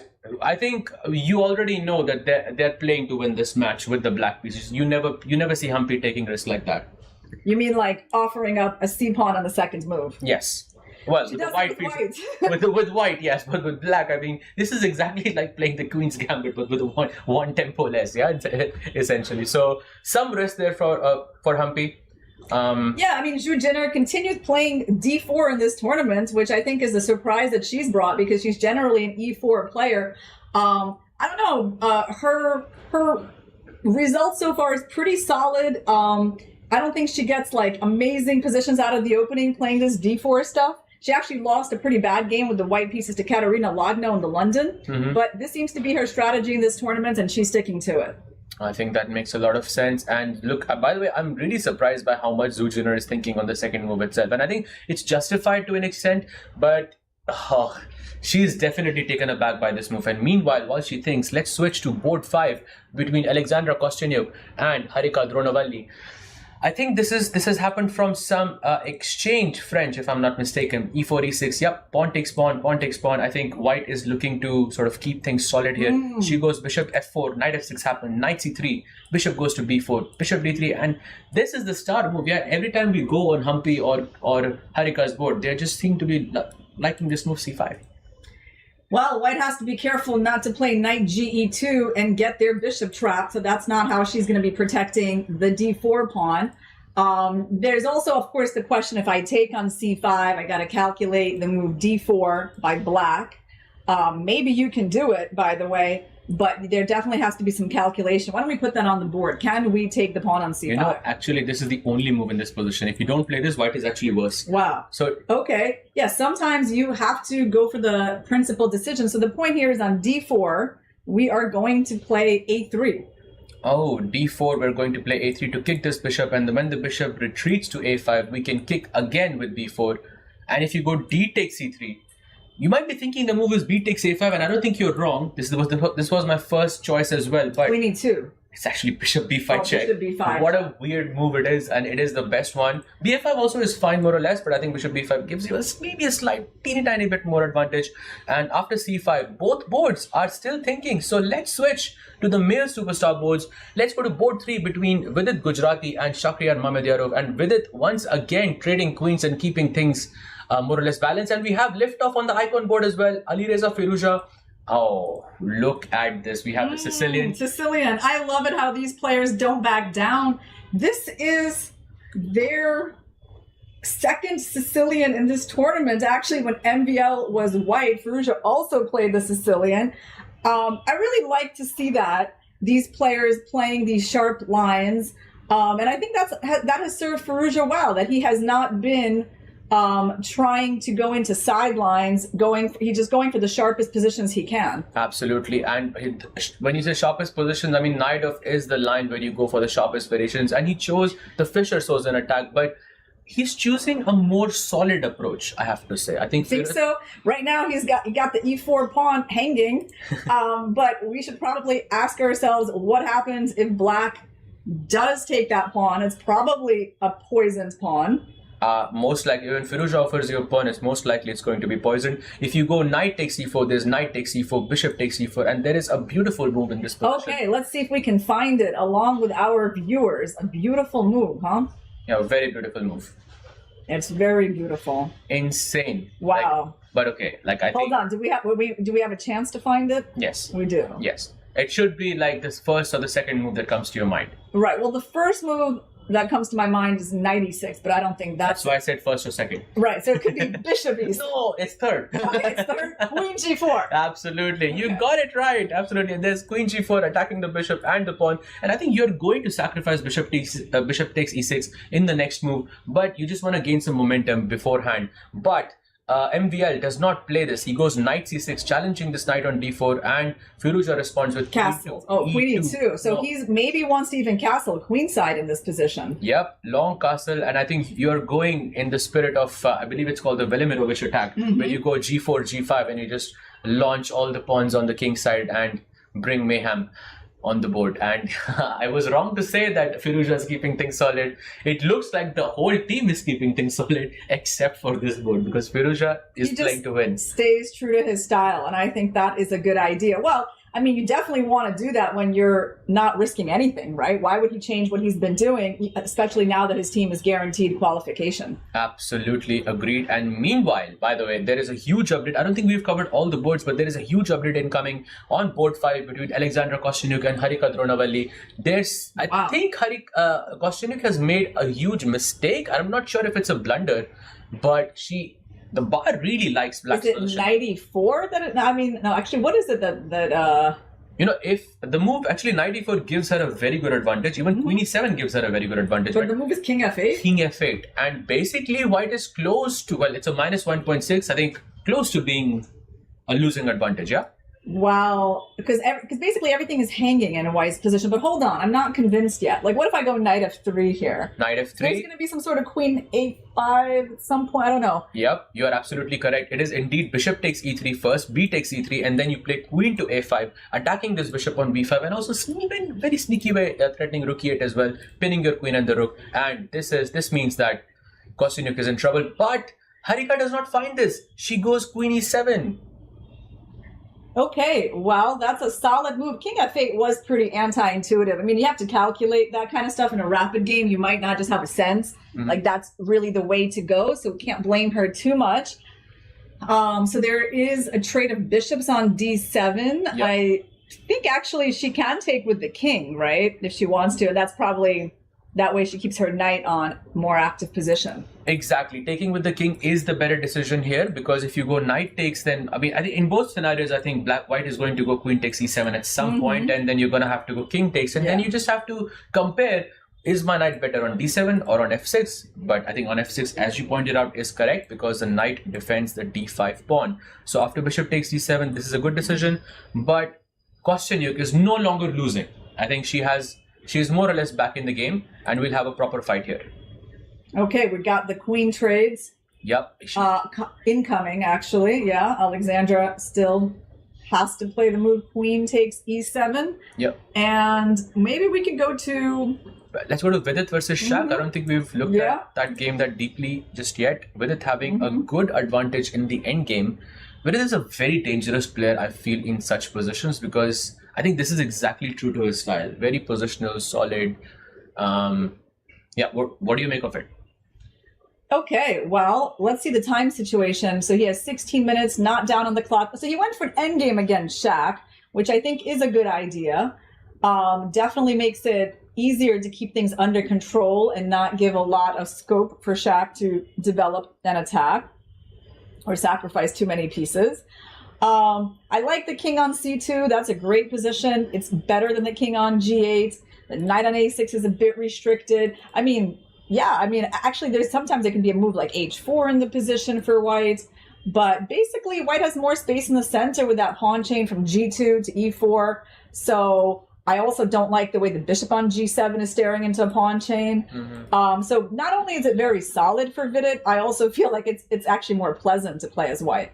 White has actually a very big advantage in this position. All the points that you mentioned, better pawn structure, safer king, better knights, I think all contribute to just a more pleasant experience for Vidit here. Knight c4 is a quite annoying move, I would say, for Shaq, because you're threatening this knight a5 idea, and with that you would paralyze this pawn structure. The bishop is also sort of guarding the b7 pawn and unable to get out in the process as well. So I think here Vidit looks really solid. I think good chances for him to go for a win. He goes knight c4 here. He's the only board that looks very, very good for the Triveni Continental Kings. Well, let's see what's going on with Zhu Jinner and Humpy. It doesn't look like it's the most exciting position on the board. It's a symmetrical structure. Zhu Jinner just trying to be solid. Of course, black is about to play b5 and bishop b7. By the way, the knight on c3 is a little bit misplaced, which is why I think the engine bar slightly already prefers black, because compared to the knight on d7, it's actually less flexible. These little difference, otherwise the position is going to be almost the same. But when the black bishop goes to b7, he's not going to have a knight blocking him. Absolutely great point there. The knight on c3 is slightly misplaced. If you could just put this knight on d2, it would be a great situation for Zhu Jinner. But right now, Humpy slightly better because of this b5, bishop b7, rook c8 business. I think Humpy can strike here. Good chances. I don't think we have looked at the game of Wei Yi versus Wesley So. So let's take a quick look on board 2. Here, this is the current position. White has just gone for a4. And Irina, before you break down the position for me, take a look at the clock. Okay, let's break down the clock situation. So, Wei Yi, 19 minutes versus 11 for Wesley So. That is a significant difference. Wei Yi is also currently up a pawn, so he's played a4. The only problem is his king looks a little bit weak on those light squares. His bishop is on b5 instead of on g2, where he would prefer it to be. So Wesley has some kind of initiative in this position. He would love to put that bishop on b7, but for now he cannot. In terms of a move here for black, well, first of all, if you move the knight to e5, there might be some sort of bishop e3. So he goes queen h5, threatening a checkmate. Yep. And how are we going to stop that? It looks like, okay, we have a few options, right? There's f3, there's h4. What is it going to be? It's going to be h4 by Wei Yi. Actually, that's a mistake in this position. He should have gone for f3 instead, and he would have kept some of his advantage. And with h4, he gives a, I would say, a pretty good chance of scoring a win with the black pieces here. Oh, I just see a tactic in this position. A tactic for black? No, not here, but I'm just going to create the position just now. If let's say white goes, black goes bishop b7, bishop d2 happens, black goes bishop to d6. And now my question is, why can't I go bishop takes a6 in this position? I don't know, it looks like a normal move. Why can't you go with bishop a6? Hold on, I haven't yet figured out what you got. Maybe the chat can tell us. Maybe, but for now, not so obvious. It could, I mean, rook e8 somewhere seems like a helpful move. I think that should be winning as well. Okay, but we've got more. Yeah, there is something huge in this position. Wow, my knight's pinned. You want it to be huge. Yep. How to unpin the knight? That's the question. How to unpin the knight? Yep. Black should try to unpin this knight, and let's take a look at the chat if they have found the answer. Oh God! Oh no! Yeah, okay. And you know what's really okay? Queen h4, but like that was so bad. That was so bad. I was like just not expecting this. It's cute, no? It's very nice. It reminds me actually of a game from the World Rapid Championship between. It was Dubov and Nihal Sarin, you know that famous game? Oh, yeah. Gambit Accepted? Exactly. Where Dubov played Queen h5. And by the way, guys, we might have a surprise guest in the studio for our third match of the day. So you can use that as a little hint. Absolutely. And the move here is queen takes h4. And if you go pawn takes h4, let's finish this off, Irina. Okay, guys, look at those open diagonals against the white king, and the bishop on b7 is doing an amazing job of cutting the king, so we just need to find one more check. And that is bishop h2 checkmate. That's the current move. And I think this was my vision when white played h4. That okay, you can see what you mean. You can kind of set the bishop here, bishop there, and sort of create something like this. But Wesley goes rook b6. Computer calls it a slight miss, but I think it's a good practical try because your rook is shifting on the king side and joining the attack in some fashion. Plus, so it's trying to go to e6 because thankfully white does not have the move knight d5 for now because the black queen controls that square. It's an important little detail. So rook e6 seems to be the idea, but he definitely also wants to put his bishop on b7 soon. Absolutely, bishop on b7 and rook e6 looks, I mean, this looks so powerful for black. I think for the next few moves, Wei has to be really careful, yeah? Yeah, I agree. But meanwhile, let's go to the board between Ali Reza Firouzja and MVL because those players are in the middle of a crazy position. Wait. What happened here? This wasn't even the position. This was the position. He goes b4, knight c6, bishop c6, a b4, and he goes queen b8. I remember this variation from some other, it happens from some other move order. Rook d4, he goes short castle, f3, e5, taking the rook away, goes rook c4, keeps rook c8 maybe? On the b4 pawn. Black goes bishop b5, by the way, the best move in the position. Oh, it's tricky. You can't take that bishop because ab opens up a discovery on that bishop on a2. Ooh, that's actually a very nice point. Takes is a blunder. ab5 keeps an eye on this and the rook as well. So after g4, Firouzja says, take my rook, I will capture back with the queen and I have access to the light squares, which is great compensation. Black reminds me of the exchange sacrifice Noterbek Abdusatorov made against Jose Martinez, also for the light square compensation of the World Cup. Oh, so how is your memory? I mean, that's I like to make these parallels, you know, amazing. Of some other famous games. But yes, that is a very similar motif, right? Absolutely. And he goes g5 and black goes d takes c4 in this position. So he keeps his light square bishops in check, takes the knight on f6, bishop takes f6, and Firouzja is in some trouble because here there is just one move for MVL that is close to winning. But if MVL does not find this, the position is equal. Wow. Okay. Well, let's break this down in some human way, right? So right now, white has 6 pawns against 6. Oh no, he's about to make the move bishop d8. I kind of, I wanted some time to get there, right? There was no move actually. Bishop d8 was not the best move. It was actually a5 and to allow white to take on f6. Okay, that's very hard. That's very difficult. Yeah. He goes bishop d8 and Firouzja is now back in the game with bishop takes d4. He is an exchange down currently, but this knight on d5 is a fantastic piece and he has access on the g file as well. I think Firouzja is looking to strike here again. And the bishop on d8 is pretty passive and the black rooks are passive. Okay, here's the line. What if he, I was going to say maybe trade the bishop, strike queen b5. Was that just terrible?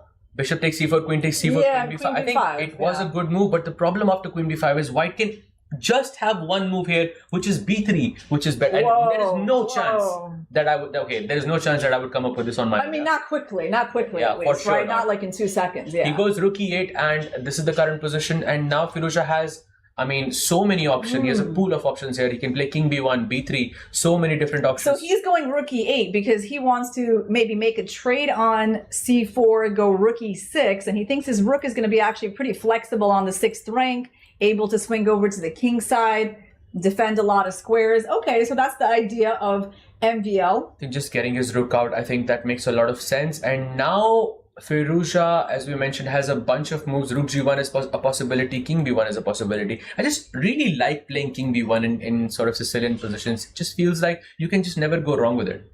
Well, you know what I like is how there's a mess on this board again. All of the games that Firouzja is involved in somehow managed to become really interesting. Do you think that's an accident, Sahaj? No, absolutely not. I think he does this every single day on purpose because this is what he does best. And this is his time format and he's showing it to us again and again. And while Firouzja thinks, I think he's going to take maybe some time to, ponder over his thoughts. Let's take a quick look at the game of Marc-Andrea Maurizzi versus Bardia Daneshvar. I don't think we have looked at this game yet. All right, Marc-Andrea Maurizzi has space advantage. There's a terrible kind of knight on g7, but it can come out to the h5 square. But I think the most important thing is that there's the c6 square available to white as an outpost. So that is where white's advantage is coming from. Absolutely. Nice breakdown there. Knight c6, I think, is a very key move in this position. But before he fixes the knight on c6, I think he can also make other improvements, because if white doesn't do anything, it's hard to make improvements for black here. That's what I feel. I think also with his last move, he's maybe planning to play b4. At least you're gaining some space. Maybe if your knight goes to c6, maybe my queen can come out to b5. But I can also see how maybe it can be a little bit dangerous for white with those pawns extended on the king side. Imagine a black knight comes to h5 and f4 square you have to keep an eye on, right? For a rapid game, this is still a position I think that is offering Daneshvar some counterplay. Yep. Counterplay is definitely possible in this game. The time is more or less balanced. It can go either ways.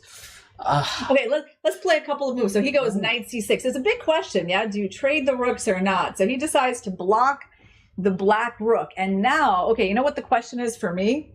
What happens on knight e5? Actually, that's the best move in this position. And it's a great question, which I would love if Maurizzi can answer, because here you have some problems. But from what I can see, you have rook c3. Actually, by the way, knight e5 played in the game. And now I was thinking rook c3, because if you take on c6, maybe I can go queen c2.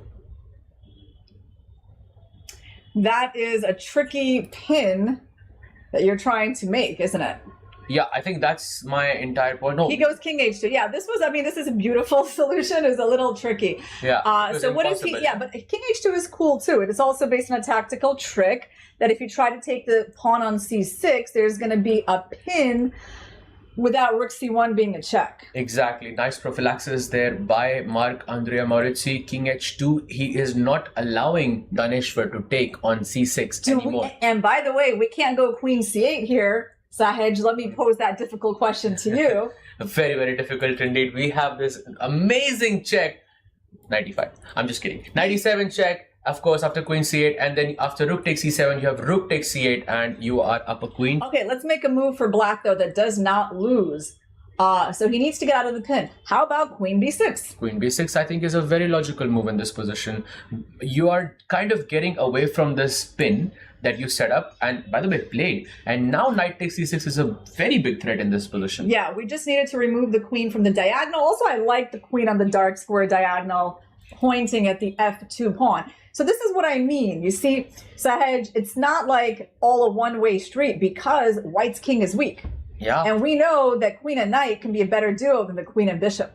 That's wise words right there. And I think this bishop on g2. Should I write a book about chess, Sahaj? Yes, absolutely, do it. Make a chapter about why queen and knight is better than queen and bishop. I think that's That's well, something. that is one of the paradoxes in chess, that even though the bishop is a better piece than the knight, when it's combined with the queen, it's often not as effective as the queen and the knight that can attack all the squares. Absolutely, absolutely. Nicely put there. And now Maurizi is in some trouble. He has to either play very solid, or I think he's going to be in deep trouble. What do you even do here? By solid, I mean just take this as well, and just, you know, shamelessly play, you know, kind of play for a draw in this scenario. But he doesn't want to do that. Who would want to do that? You take the knight and then play for a draw, but I don't even think the draw is guaranteed. I mean, you can trade up all the pieces, and your bishop on g2 is looking pretty bad. So personally, right now, unless white finds a really good answer, I'm starting to prefer black in this game. Wow, that would be a huge win for them, for the Upgrad Mumbai Masters, because they definitely want a win, at least on one black board, because then it puts the pressure on the Triveni Continental Kings. Well, they don't feel the pressure just yet. They've already qualified to the finals. But still, for the Upgrad Mumbai Masters, they definitely want this win with the black pieces. It's going to come with a 4-point, you know, just those juicy 4 points, and they're already leading on the game points as well. But aren't you worried for white's position? Bishop f3 was nice to stop knight h5. So this knight is probably going to go to e8 and d6. Oh, e8 and d6. I think that's a beautiful idea. Knights belong on outposts. He goes knight e8 and then he goes h4. And with the idea of h5, maybe trying to break through. But what are you going to break through with? There is nothing to do there. Well, Maurizi is playing quickly. That is good. He couldn't play h5 yet because it would wind up hanging the e4 pawn. So if he tries queen c5, maybe white gets some counterplay with queen a5. So he needs to be a little bit careful. He could try an interesting move like pawn to a5 and try to put the pawn on b4. So you fix the pawns on the dark squares, then you can play queen c5 and slowly try to improve. Or even one day go knight b5, knight d4, you know? Ooh, that's amazing. I don't know, I like a5. Maybe even knight on c3 as well in some situations too. But I think that's a good... and he went for it. That's not what he played. He goes a5, one of the best moves in the position. But now I think Maurizi has to go for b4 because you want to fix your opponent's pawns on the same color. But he doesn't. What's his plan if we could ignore it, but then the pawn's going to get to h6. Yep. Or we take it. How about we take it? We can take it or we can play b4. Both of them give Tanishwar a very good position here. G takes h5. But this is tricky, isn't it? Like, it's a tricky decision for black because they both got their pros and cons. Like, you really want the pawn on b4, but you don't necessarily want to let the white pawn get to h6. But I think you can take on h5. And once white takes back on h5, then you can play b4. So why wouldn't you take the e4 pawn? Is there queen d3? What's the problem with black taking that pawn? The problem is that I missed that it was hanging. So, but I'm sure Daneshwar is not going to miss that. So g take, that's even more reason to play g takes h5 because you cannot recapture bishop takes h5 there. So I think a good position for him. Wow. Okay, so moving on, I think this is the only board where they can strike. The Upgrad Mumbai Masters can strike on this board. They have a very good chance. The other boards are not looking as pleasant for them. Let's take a look at Wei Yi versus Wesley So, where Wei Yi from the Triveni Continental Kings is enjoying an extra pawn and the double bishop advantage. And a advantage on the clock of around 5 minutes. So things are looking pretty good for Wei Yi. Yeah, I don't think Wesley So managed to get much of an attack. The last move in the position was it queen a. What was it? Queen a5? I think he went for queen a5. Yes, he shifted the focus completely. I think he realized maybe there's not much of an attack. Also, maybe he wanted to unpin the knight. Exactly, he wanted to unpin the knight. And by the way, if the knight gets captured, there is a rook e3 tactic on the board.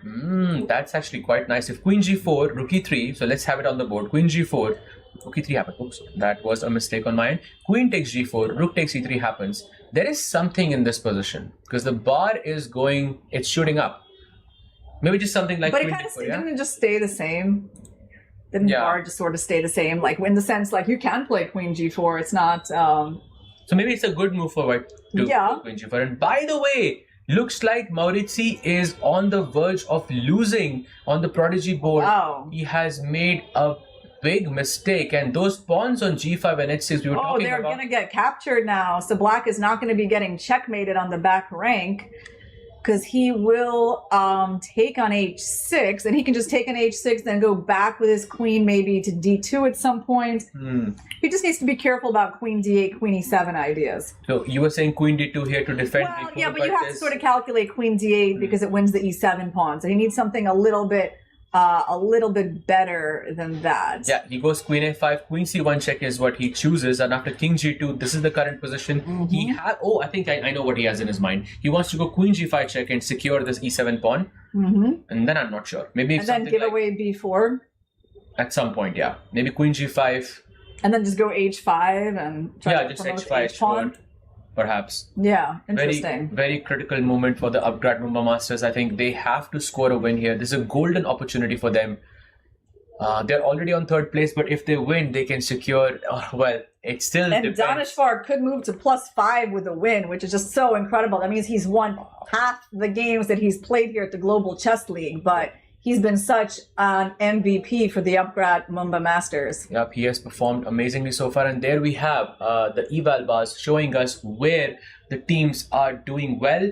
You can see only on board 6 they are suffering a slight problem. I think Marc-André Maurici might actually lose this game, but on the icon board with Alireza Firouzja and MVL, Alireza has a slight advantage, and with Wei Yi and Wesley and Vidit and Shakhriyar, both of these games have some advantage to white. So Upgrad Mumba Masters would have to hold down on these two boards.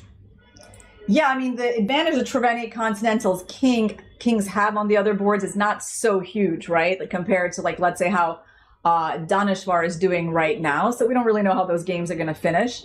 But the big question for Daneshvar to decide is, how does he save the B pawn and not lose the E7 pawn?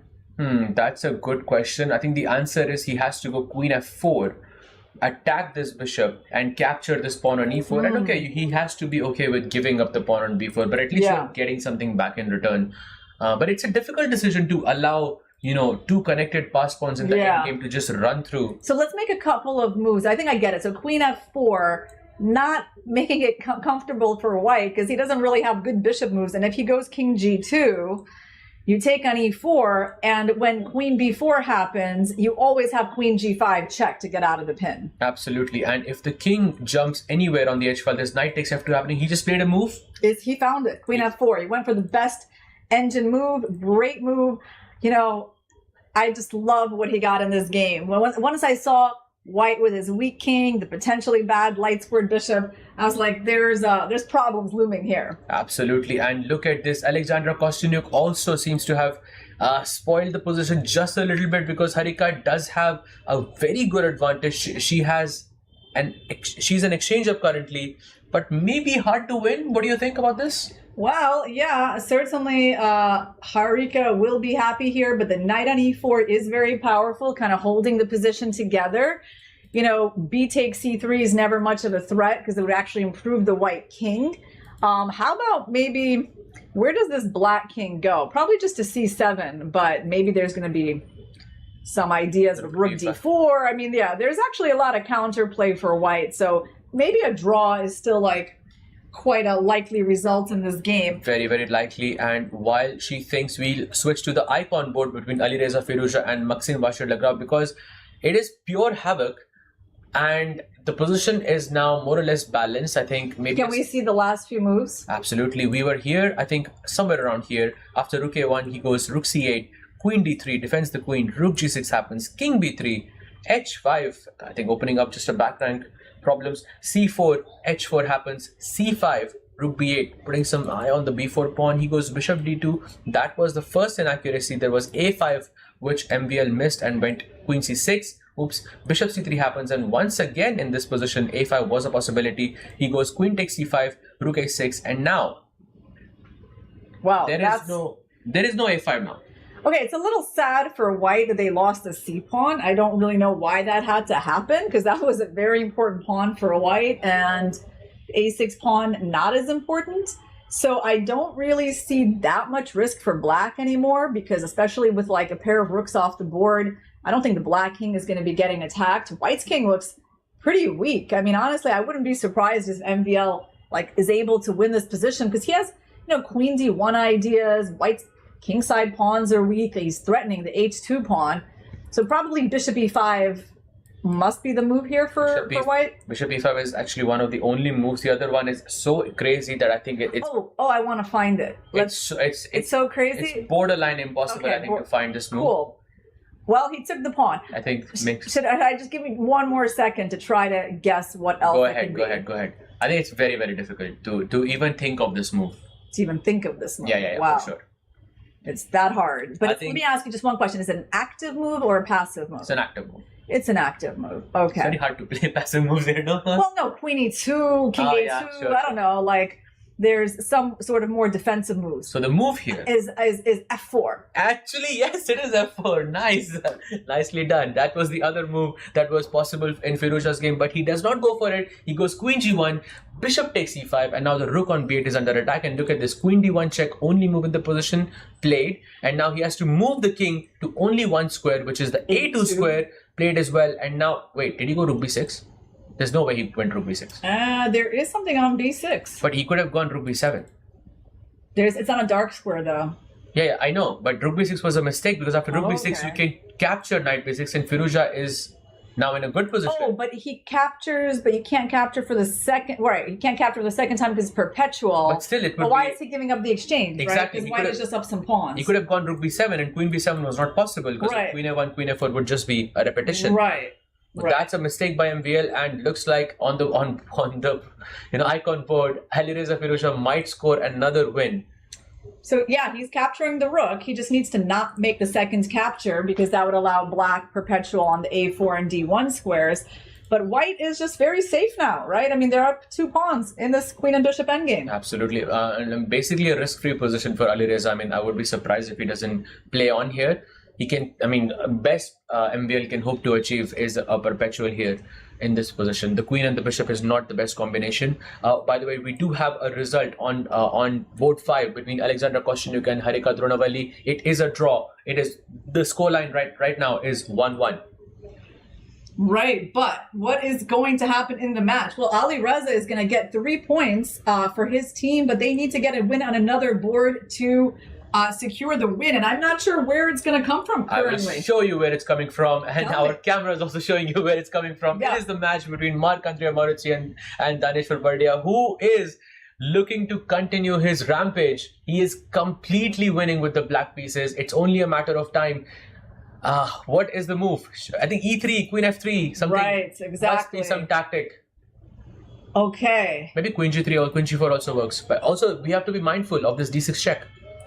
Only thing is, by the way, Daneshwar down to 2 minutes. How many moves does he need to make until time control? They're probably already pretty close to move 40. This is actually a very simple tactic. Yeah, you just go queen g4 check. Yeah. If you go king h1, then queen h3, knight f3 is a mate. Okay. So you have to put the king on f1 and now queen h3 check. If you put the king on g1, oh, he's just winning the queen that's now. Mate. Oh, that's why Here. it's over. Yeah, that's it. Yeah. Okay. The question is, has he? Well, why is he thinking for so long? Because well, he can take his time. He can take his time if it's about winning the opponent's queen. It's kind of worth it to have a nice think here. Yeah. But what I'm saying is, okay, maybe we go to Wei Yi versus Wesley. Let's just wait. Just wait for 1 second. Just wait for 1 second to see if we can find this move. Such a critical moment for the Upgrad Mumba Masters. Can he find this? They are past move 40, so he is playing on the 2-second increment. That's also true. That's also true. By the way, there is a blunder. Well, that's what I'm saying. That's why Wei Yi versus Wesley So is an important board, because we're wondering where the Triveni Continental Kings can get a second win to add to Alireza Firouzja's potential win. Absolutely, and this is exactly where it is. Wei Yi, I think, enjoying an extra pawn for basically no compensation. Another risk-free position for Wei Yi. He's so dangerous in these positions. So what was the last move that Black played? He captured something on e3. He took on e3 just like we thought, and now I'm not sure why this is happening, but yeah, this is the current position. After queen g4, if you play rook e3, there is queen d4, defending his queen and attacking the rook on e3. Once the rook retreats back, maybe let's say to e7, it's an important decision where the rook is going to go. But we've got a lot more moves in this position, so let's refresh the board because they are at some different stage altogether. Oh yeah. Oh, yeah. Just trying to... One second. Oh, you know how to do this? Yeah, of course. I just gotta click that button that is hidden by your... You are absolutely right. Yeah. We are. I just didn't see this over the, but yeah, we have the current position on the board. I think Wei Yi is what? He's up an exchange. Oh, wow, He's also up a couple of pawns. Okay, he lost one of them. Now the question is, Rook D8. I don't think you want to allow the check from E2, right? So he goes Rook F2, very solid move. That move is kind of a killer, isn't it? Yeah, because you cannot move the bishop away as you will lose Rook F6. Let's show this, to everyone. Let's say Bishop C6, Rook F6, and then Queen takes F7 happens with a check. And apparently Zhu Jinner might be winning against Kaneru. Let's take a look at that. Oh, really? Out of nowhere, because that game was equal. Why is Rook D8 a mistake? It was it loses a knight. It was a blunder. Wow, she just disconnects the queen and the knight. Oh, this is, I think, just a resignable blunder. Yeah? You cannot even play on, because if you take the bishop on d4, you are going to lose on the back rank. It's just a back rank checkmate, and Humpy is not just having 10 seconds. Oh, that's sad for the Upgrad Mumba Masters. But on the other hand, Shaq has an advantage against Vidit. Let's take a look, because they might get another 4 points there.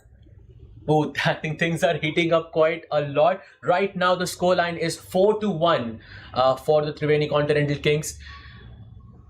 The Upgrad Mumba Masters have to score at least 2 wins with the black pieces. Where is it coming from?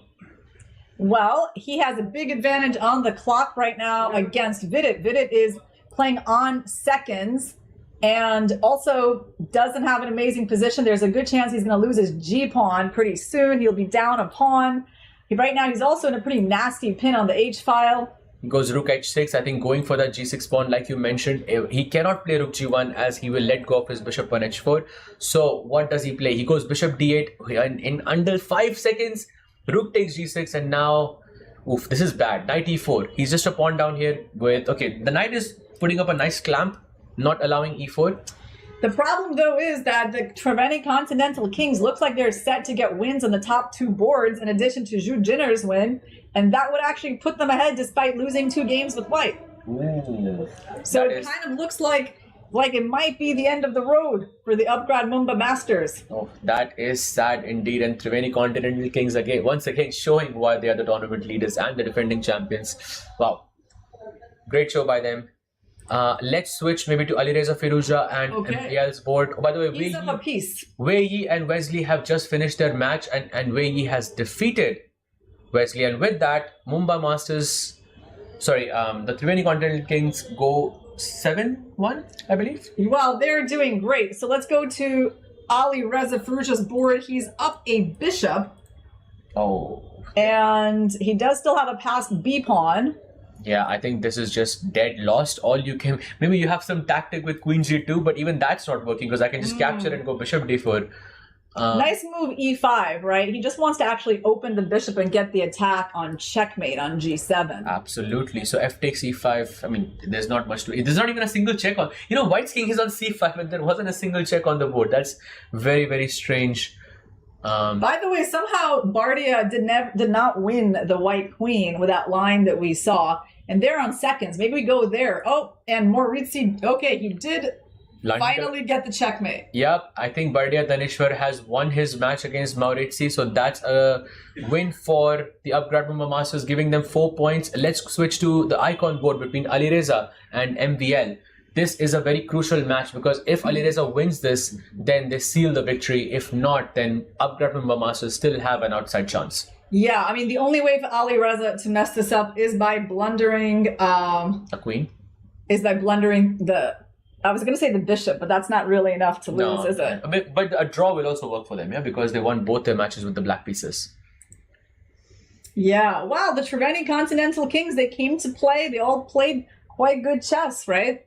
Yeah, absolutely. And now Alireza looks back to see the scoreline. Oh, but look at this. King D4, this Queen A7 check. Oh, that's what he's setting up. King C3, okay. Keeps it safe, stays out of skewers. That's another check. Yeah, King D4, this Queen G2, some ideas there. Yeah, he just needs to be careful not to blunder his bishop, but he goes King D2 because on Queen D5, there's Bishop D4. Look at this tactic. Queen takes G5, Queen D3 would be a stalemate. Oh, wow. That's an incredible tactic. MVL just, creating some problems here and there. It is not over until it's over. Gives a check. king g4. Now it's all about how can he exchange the queens. Okay, good technique, because queen e2 check will block a lot of black's potential checks in this position. Very, very smooth by Ali Reza so far. Yup, absolutely. He goes queen b7, queen takes h3, and MVL resigns, and with it also resigns at the same time. But this is still sad for the Upgrad Mumbai Masters, because in match points, Triveni Continentals have emerged as the winners. Well, you know what I see in this match, Sahej, is that the MVPs of each team confirmed themselves, right? Like we had Bardia Daneshwar continue to win. Shaq Mahindra for the Upgrad Mumbai Masters wins again. And then for the Triveni Continental Kings, their most informed players, Ali Reza, Wehi, came up with the wins again. Jujaner moved to +3 as well. So nothing really that dramatic happened. It's just like the Triveni Continental Kings are in good form here. Absolutely, but that scoreline looks so sad for the Upgrad Mumbai Masters, because it was just 1 point that separated them from the tournament leaders, and with that, they are on 4th place. I think I think more or less they are still going to play the match for the 3rd and the 4th place with this, but their dream of finishing in the top 2 is finally over.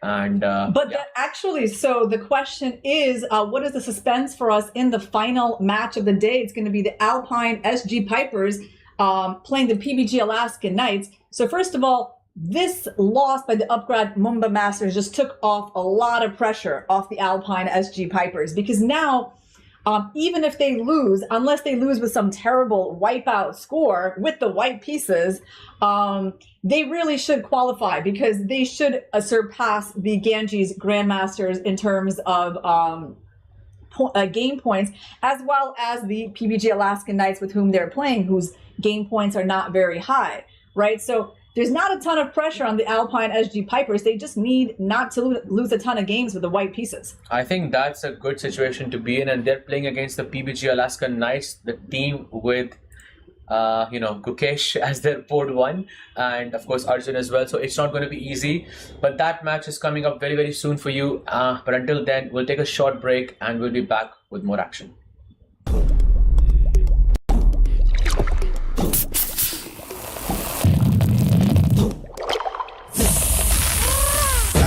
Grab it, visit, grab it, grab it, visit, grab it, visit, grab it, visit, Campa!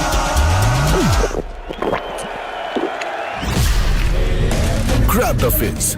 Campa wali fizz. While they make game-winning moves, you make career-winning moves with Upgrad. Make your move now.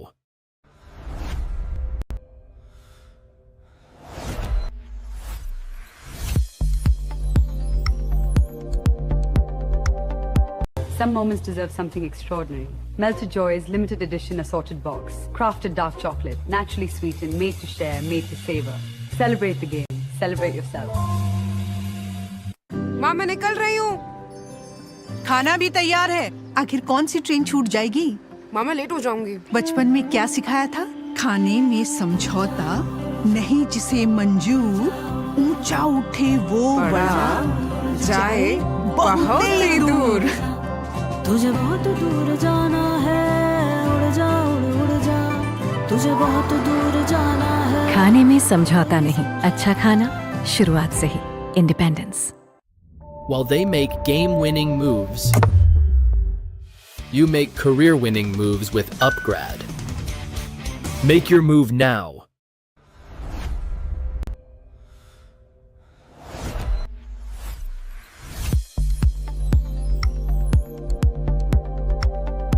Some moments deserve something extraordinary. Melted Joy's limited edition assorted box. Crafted dark chocolate, naturally sweetened, made to share, made to savor. Celebrate the game. Celebrate yourself. आज हम कुछ नया सीखेंगे। एक दिन school में football आया और फुटबॉल ने मुझे बताया, ये सर सिर्फ पानी का मटका उठाने के लिए नहीं बना, ये पैर डर के भागने के लिए नहीं बने, घुटने किसी के सामने झुकने के लिए नहीं बने।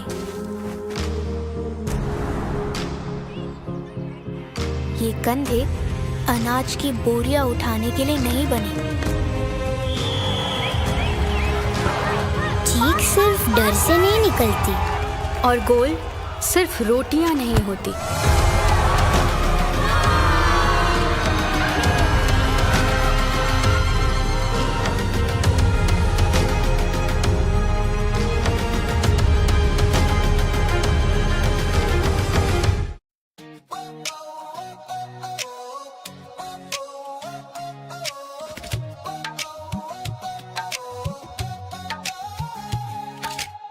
Spotlights burning through the night, legends stepping into the light. Crowds roar like a rising tide, biggest stars standing side by side. Cameras flashing, hear the noise, history made by girls and boys. This is fire can't contain, every heartbeat calling your name. Under one roof we're chasing glory, every second writes a story. No turning back, no time to rest. This is the ultimate test. Everybody say check, mate. Come together for a chess day. Hands up, let the whole world celebrate. It's a festival of chess. Everybody say check, mate. Come together for a chess day. Feel the pulse as the moments escalate. It's a festival of chess.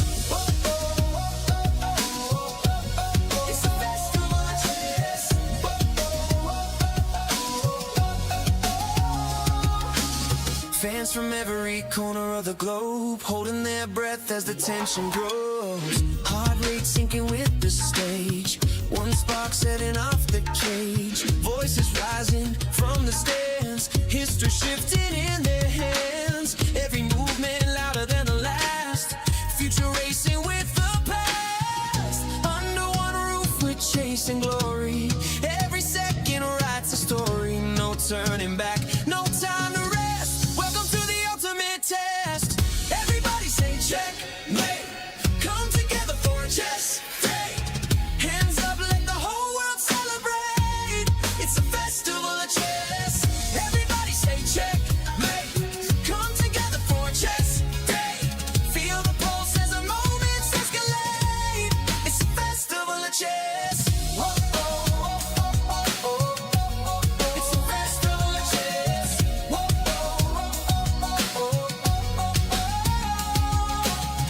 Lights up, the world is watching. Every move as the planet talking. Tonight we rise, tonight we shine. All our stars align.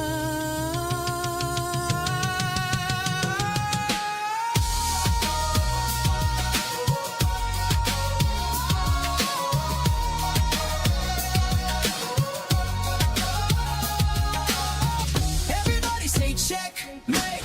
Come together for a chess day. Hands up, let the whole world celebrate. It's a festival of chess. Everybody say check, mate. Come together for a chess day. Feel the pulse as the moments escalate. It's a festival of chess.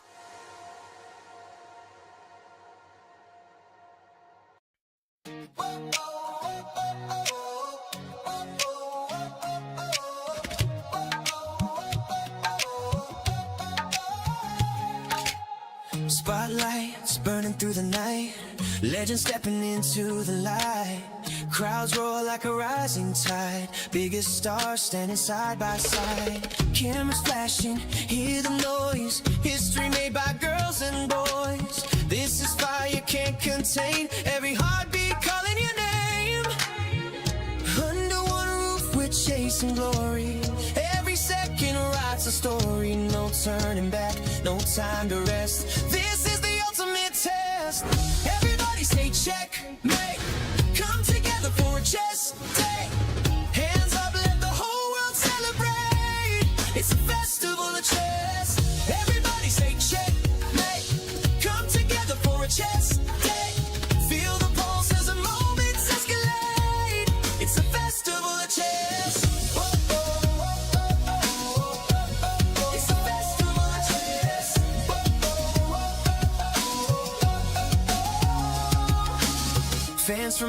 every corner of the globe, holding their breath as the tension grows. Heart rate sinking with the stage, one spark setting off the cage. Voices rising from the stands, history shifting in their hands. Every movement louder than the last, future racing with the past. Under one roof we're chasing glory, every second writes a story. No turning back, no time to rest. Welcome to the ultimate test.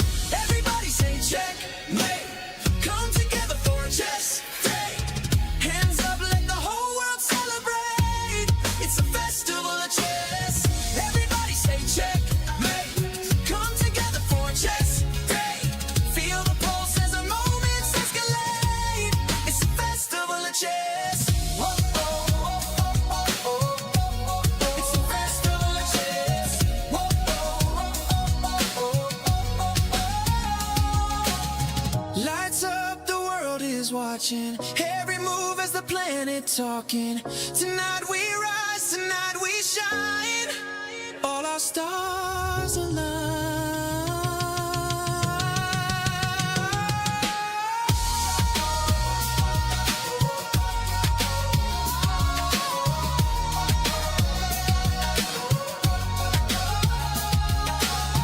Everybody say check, mate. Come together for a chess day.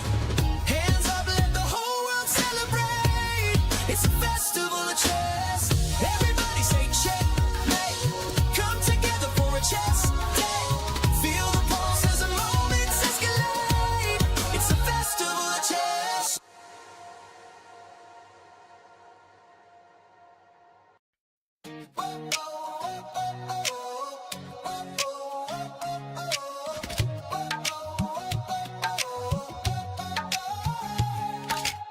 Spotlights burning through the night, legends stepping into the light. Crowds roar like a rising tide, biggest stars standing side by side. Cameras flashing, hear the noise, history made by girls and boys. This is fire can't contain, every heartbeat calling your name. Under one roof we're chasing glory, every second writes a story. No turning back, no time to rest. This is the ultimate test. Everybody say check, mate. Come together for a chess day. Hands up, let the whole world celebrate. It's a festival of chess. Everybody say check, mate. Come together for a chess day. Feel the pulse as the moments escalate. It's a festival of chess. Whoa, whoa, whoa, whoa, whoa, whoa. It's a festival of chess. Whoa, whoa, whoa, whoa, whoa. Fans from every corner of the globe, holding their breath as the tension grows. Heart rate sinking with the stage, one spark setting off the cage. Voices rising from the stands, history shifting in their hands. Every movement louder than the last, future racing with the past. Under one roof we're chasing glory, every second writes a story. No turning back, no time to rest. Welcome to the ultimate test. Everybody say check, mate. Come together for a chess day. Hands up, let the whole world celebrate. It's a festival of chess. Everybody say check, mate. Come together for a chess day. Feel the pulse as the moments escalate. It's a festival of chess. Whoa, whoa, whoa, whoa, whoa, whoa. It's a festival of chess. Whoa, whoa, whoa, whoa, whoa. Lights up, the world is watching. Every move as the planet talking. Tonight we rise, tonight we shine. All our stars align.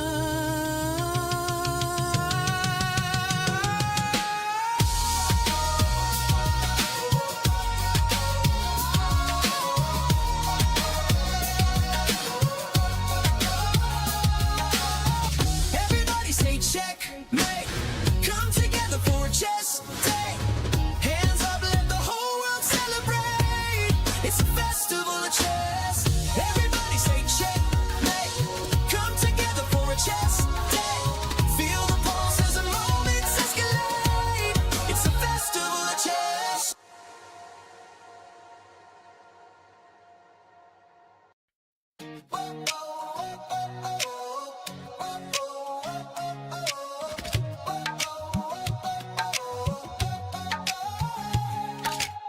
Spotlights burning through the night, legends stepping into the light.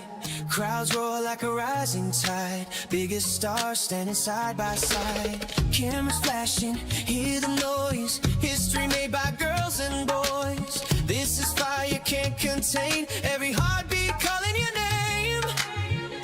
Under one roof we're chasing glory, every second writes a story. No turning back, no time to rest, this is the ultimate test. Everybody say checkmate, come together for a chess day. Hands up, let the whole world celebrate, it's a festival of chess. Everybody say checkmate, come together for a chess day.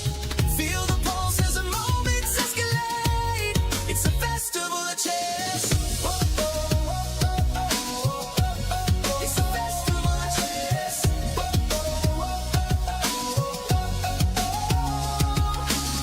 Fans from every corner of the globe holding their breath as the tension grows. Heart rate sinking with the stage, one spark setting off the cage. Voices rising from the stands, history shifting in their hands. Every movement louder than the last, future racing with the past. Under one roof we're chasing glory, every second writes a story. No turning back, no time to rest, welcome to the ultimate test.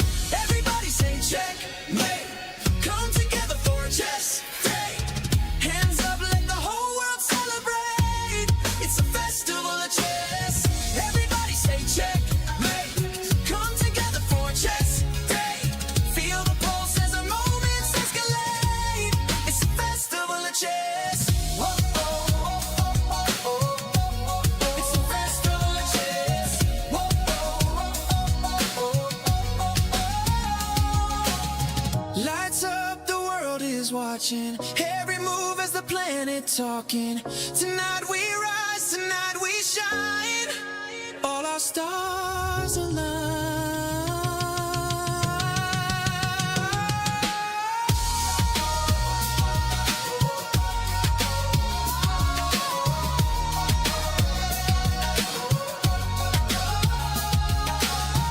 Everybody say checkmate, come together for a chess day. Hands up, let the whole world celebrate, it's a festival of chess. Everybody say checkmate, come together for a chess day. Feel the pulse as the moments escalate, it's a festival of chess.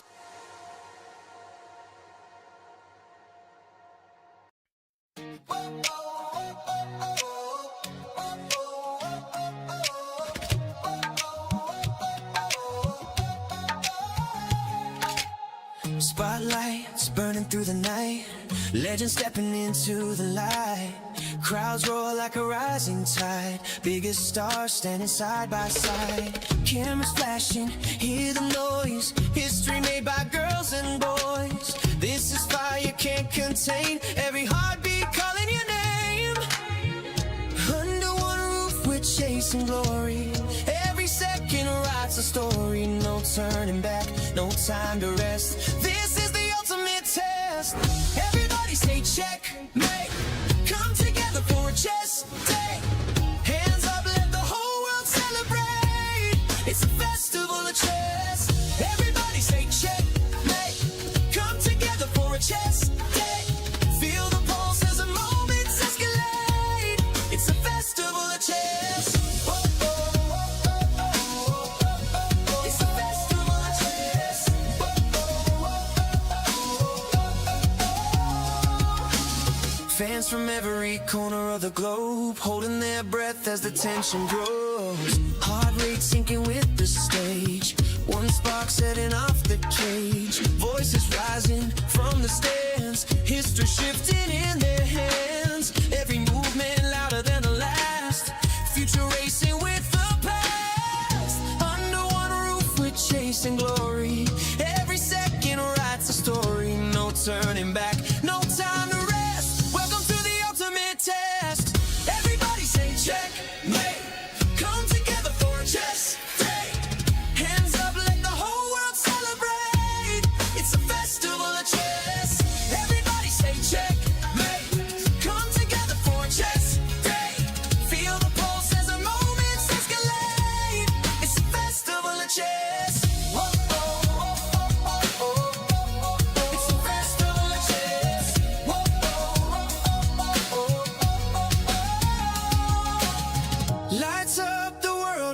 watching every move as the planet talking. Tonight we rise, tonight we shine. All our stars align.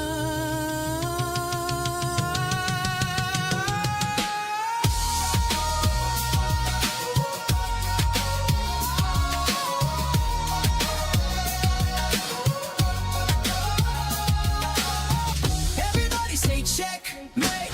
Come together for a chess day. Hands up, let the whole world celebrate. It's a festival of chess. Everybody say checkmate. Come together for a chess day. Feel the pulse as the moments escalate. It's a festival of chess.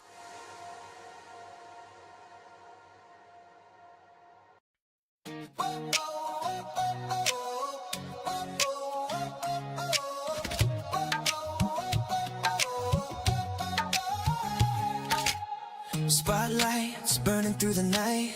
Legends stepping into the light. Crowds roar like a rising tide. Biggest stars standing side by side. Cameras flashing, hear the noise. History made by girls and boys. This is fire can't contain. Every heartbeat calling your name. Under one roof we're chasing glory. Every second writes a story. No turning back, no time to rest. This is the ultimate test. Everybody say checkmate. Come together for a chess day. Hands up, let the whole world celebrate. It's a festival of chess. Everybody say checkmate. Come together for a chess day. Feel the pulse as the moments escalate. It's a festival of chess. It's a festival of chess.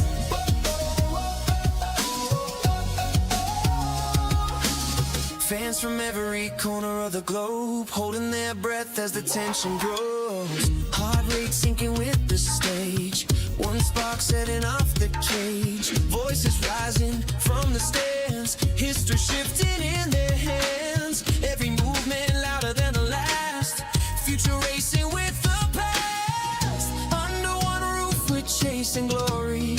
Every second writes a story. No turning back, no time to rest. Welcome to the ultimate test. Everybody say checkmate. Come together for a chess day. Hands up, let the whole world celebrate. It's a festival of chess. Everybody say checkmate. Come together for a chess day. Feel the pulse as the moments escalate. It's a festival of chess. It's a festival of chess.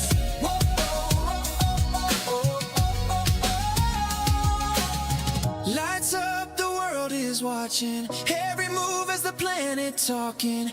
Tonight we rise, tonight we shine. All our stars align.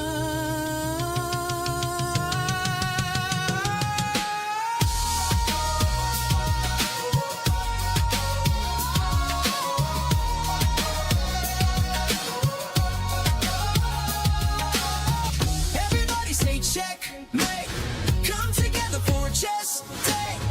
Hands up, let the whole world celebrate. It's a festival of chess. Everybody say checkmate. Come together for a chess day.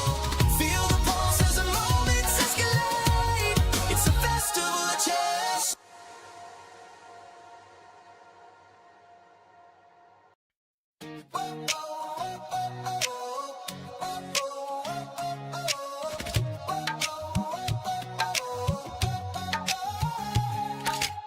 Spotlights burning through the night. Legends stepping into the light. Crowds roar like a rising tide. Biggest stars standing side by side. Cameras flashing, hear the noise. History made by girls and boys. This is fire can't contain. Every heartbeat calling your name. Under one roof we're chasing glory. Every second writes a story. No turning back, no time to rest. This is the ultimate test. Everybody say checkmate. Come together for a chess day. Hands up, let the whole world celebrate. It's a festival of chess. Everybody say checkmate. Come together for a chess.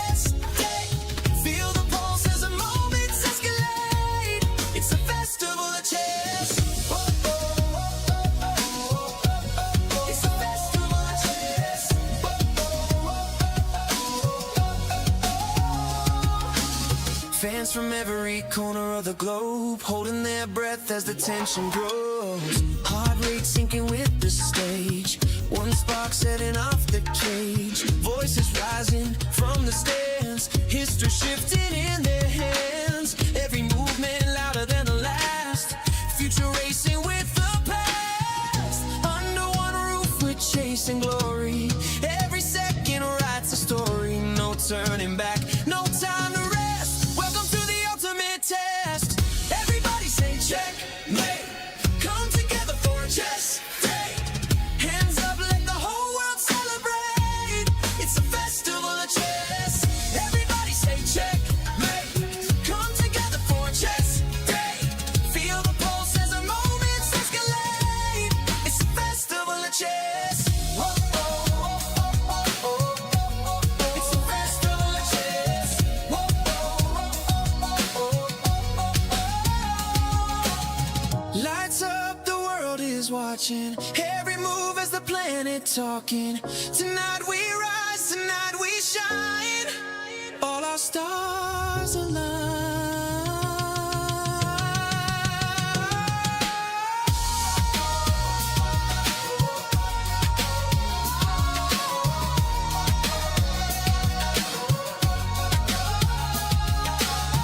Everybody say checkmate. Come together for a chess day. Hands up, let the whole world celebrate. It's a festival of chess. Everybody say checkmate. Come together for a chess day. Feel the pulse as the moments escalate. It's a festival of chess.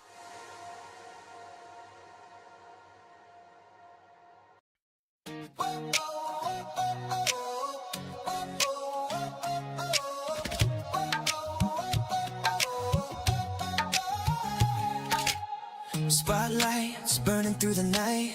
Legends stepping into the light. Crowds roar like a rising tide. Biggest stars standing side by side. Cameras flashing, hear the noise. History made by girls and boys. This is fire can't contain. Every heartbeat calling your name. Under one roof we're chasing glory. Every second writes a story. No turning back, no time to rest. This is the ultimate test.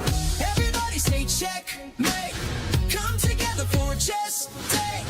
Hands up, let the whole world celebrate. It's a festival of chess.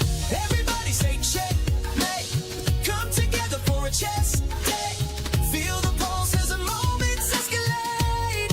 It's a festival of chess.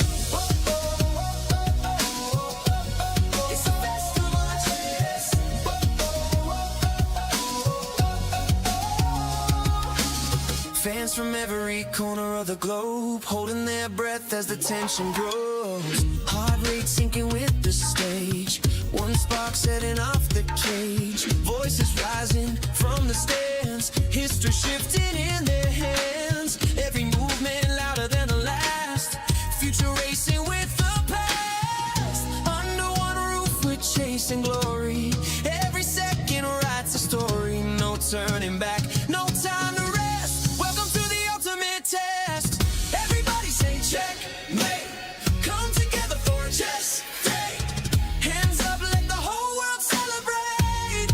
It's a festival of chess. Everybody say checkmate. Come together for a chess day. Feel the pulse as the moments escalate. It's a festival of chess. Whoa, whoa, whoa, whoa, whoa, whoa. It's a festival of chess. Whoa, whoa, whoa, whoa, whoa. Lights up, the world is watching. Every move as the planet talking. Tonight we rise, tonight we shine. All our stars align.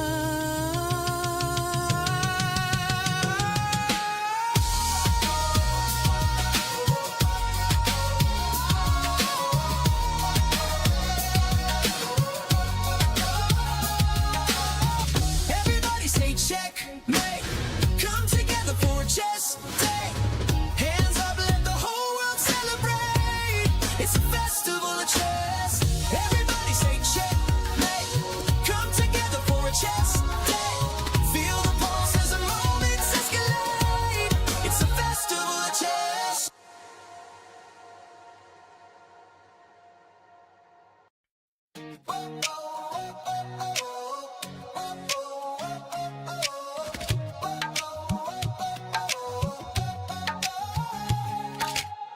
Spotlights burning through the night, legends stepping into the light. Crowds roar like a rising tide, biggest stars standing side by side. Cameras flashing, hear the noise, history made by girls and boys. This is fire can't contain, every heartbeat calling your name. Under one roof we're chasing glory, every second writes a story. No turning back, no time to rest, this is the ultimate test. Everybody say checkmate, come together for a chess day. Hands up, let the whole world celebrate, it's a festival of chess. Everybody say checkmate, come together for a chess day. Feel the pulse as the moments escalate, it's a festival of chess. It's a festival of chess.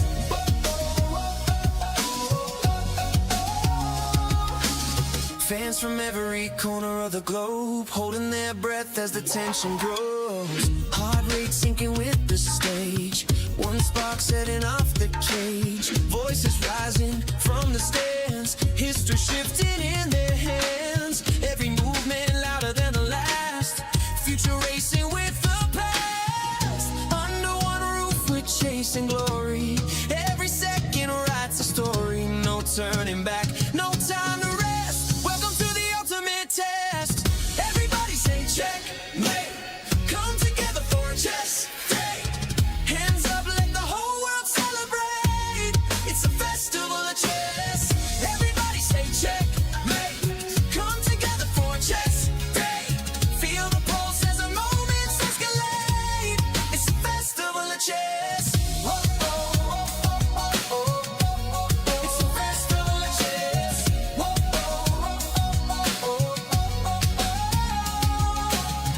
Lights up, the world is watching, every move as the planet talking. Tonight we rise, tonight we shine, all our stars align.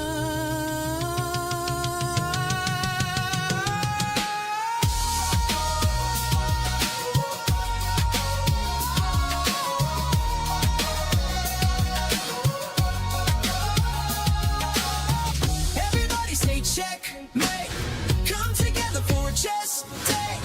Hands up, let the whole world celebrate, it's a festival of chess. Everybody say checkmate, come together for a chess day. Feel the pulse as the moments escalate, it's a festival of chess.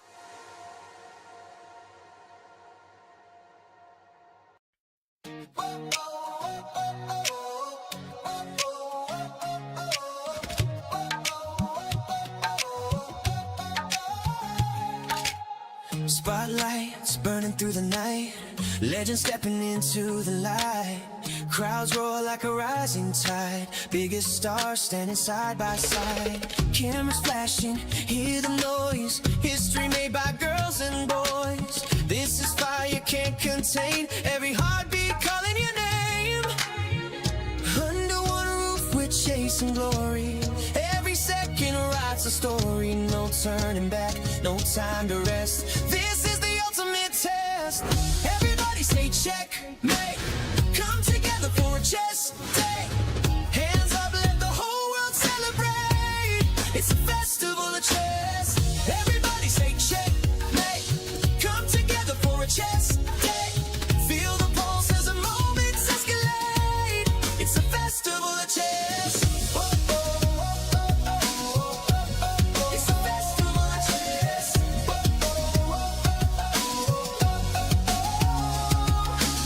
Fans from every corner of the globe holding their breath as the tension grows. Heart rate sinking with the stage, one spark setting off the cage. Voices rising from the stands, history shifting in their hands. Every movement louder than the last, future racing with the past. Under one roof we're chasing glory, every second writes a story. No turning back, no time to rest, welcome to the ultimate test.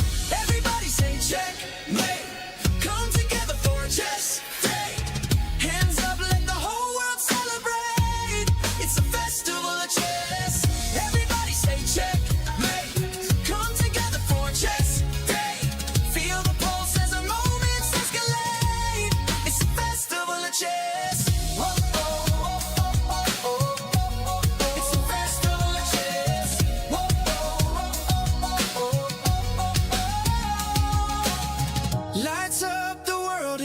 watching every move as the planet talking.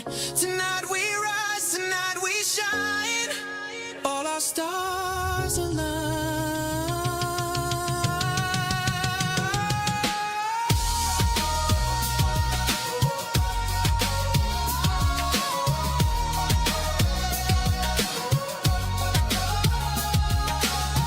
Everybody say checkmate.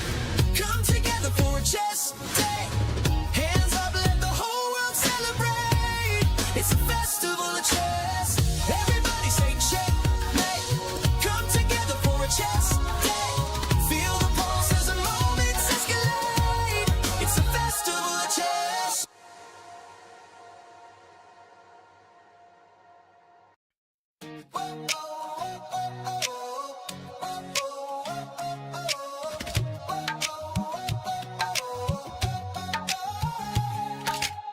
Spotlights burning through the night. Legends stepping into the light. Crowds roar like a rising tide. Biggest stars standing side by side. Cameras flashing, hear the noise. History made by girls and boys. This is fire can't contain. Every heartbeat calling your name. Under one roof we're chasing glow. जब घर में कोई किलकारी गूंजे, ये लोरी की धुन में गाती है। जीवन की आपाधापी में मन को सुकून पहुंचाती है। कोई अपना कहीं खो जाए अगर सीने से लगाई लेती है, कला अपने भीतर ही रहती है। कला अपने भीतर ही रहती है। कला अपने भीतर ही रहती है।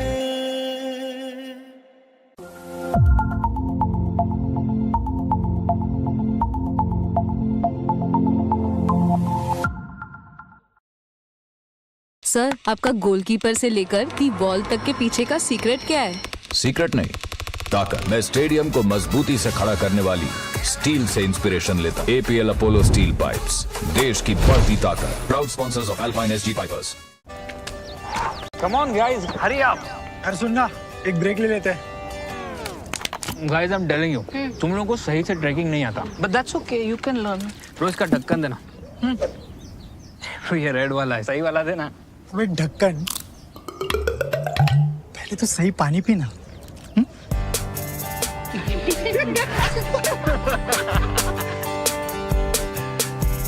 Manikchand Oxyrich, proudly Indian.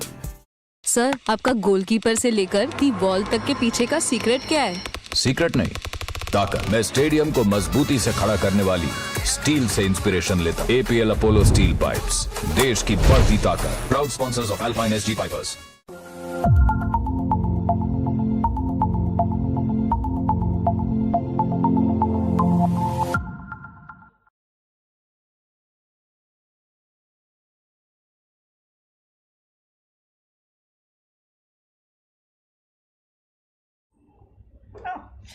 Hey guys, welcome back. It's the final day of qualification here at the Global Chess League in Mumbai, India, and I'm joined in the studio by our guest, Daniel Dubov.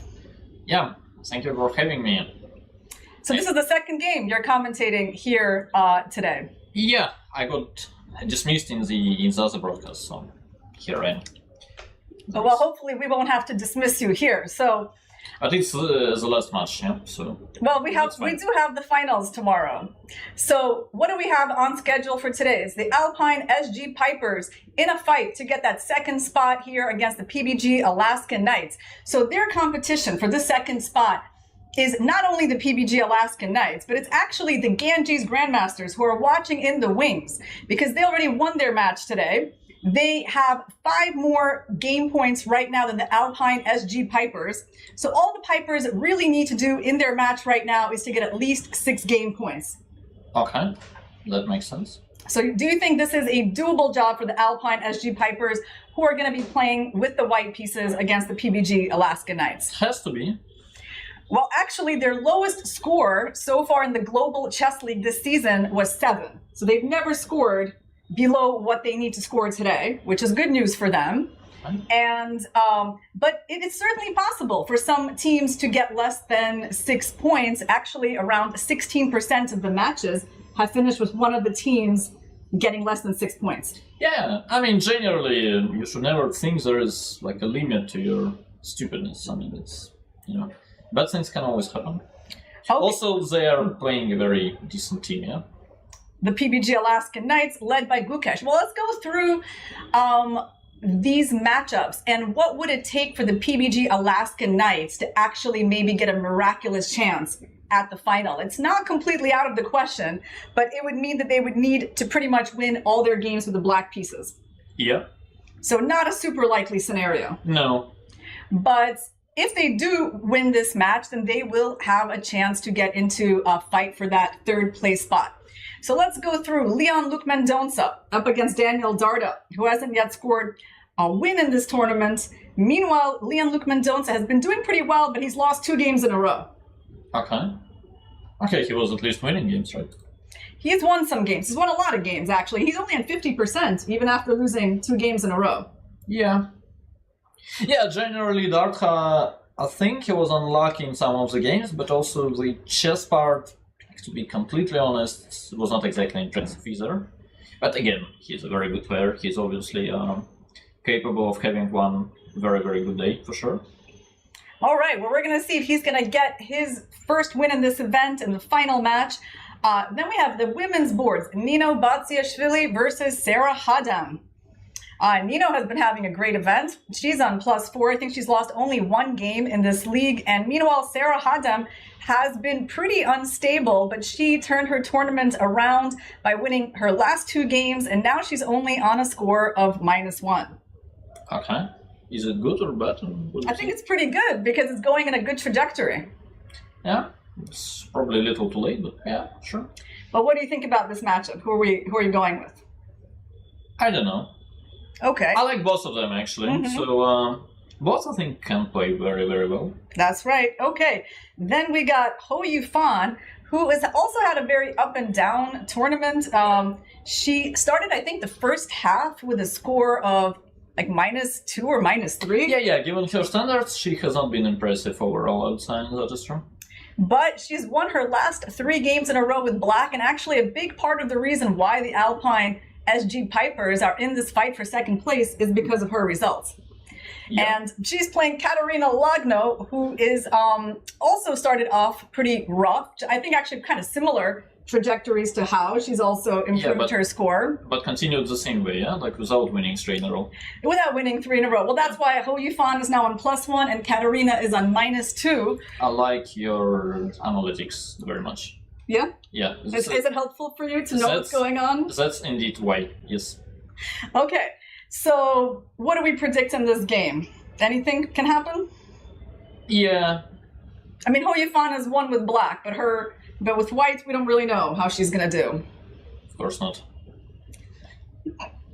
All right, let's keep going up to our main 3 boards. We've got the 3 candidates for 2026. Actually, I have to say that it's not really like due to them that their team is doing so well, is it? No. Because they're all actually on minus scores. Fabianov got to 50% recently. Anish still on -2. Prague on -2. How do you, what do you want to say about these matchups? Yeah, I mean, generally people who are on -2 are doing worse, and people who are like on 50% and more, which I think goes to probably only to Arjun, actually. I think both Linear and Gukesh, like Gukesh is definitely in minus. Linear, I mean, he beat Shah, I think, which was very important for them the last match, but I think he's still probably like -1 or something like that. Or if you read this piece of paper, you could see what it actually is. Do you want to try that? It is 50%. Yes, I can read. Okay, very good. I mean, at least numbers. Okay, so -2 for Prague. I mean, he's underperformed a bit for the Alpine SG Pipers. I mean, you also can say he hasn't gotten super lucky, right? He was winning against Mahindra, he was winning against Reports, and those games did not get translated into full points.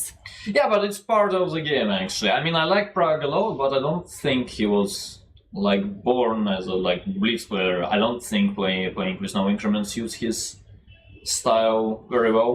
Yeah, he gets nervous. I think, like, generally, I mean, like, in Rapid, Prague is, as I can read the numbers, I can read this 2761, which is his rating, which I think is a little... It's probably classical rating. I think it should be classical. But like, certainly in Rapid, with all respect, I don't think he's that impressive. So, yeah, and unfortunately, like, missing some completely winning positions is part of the game. So you think between Prague and Lanier, it's who's got the edge there? I think it's anyone's game. Generally, yeah, Prague will be aggressive for sure, and Lanier will be, like, as usual, he'll probably be down to like 20 seconds, move 7.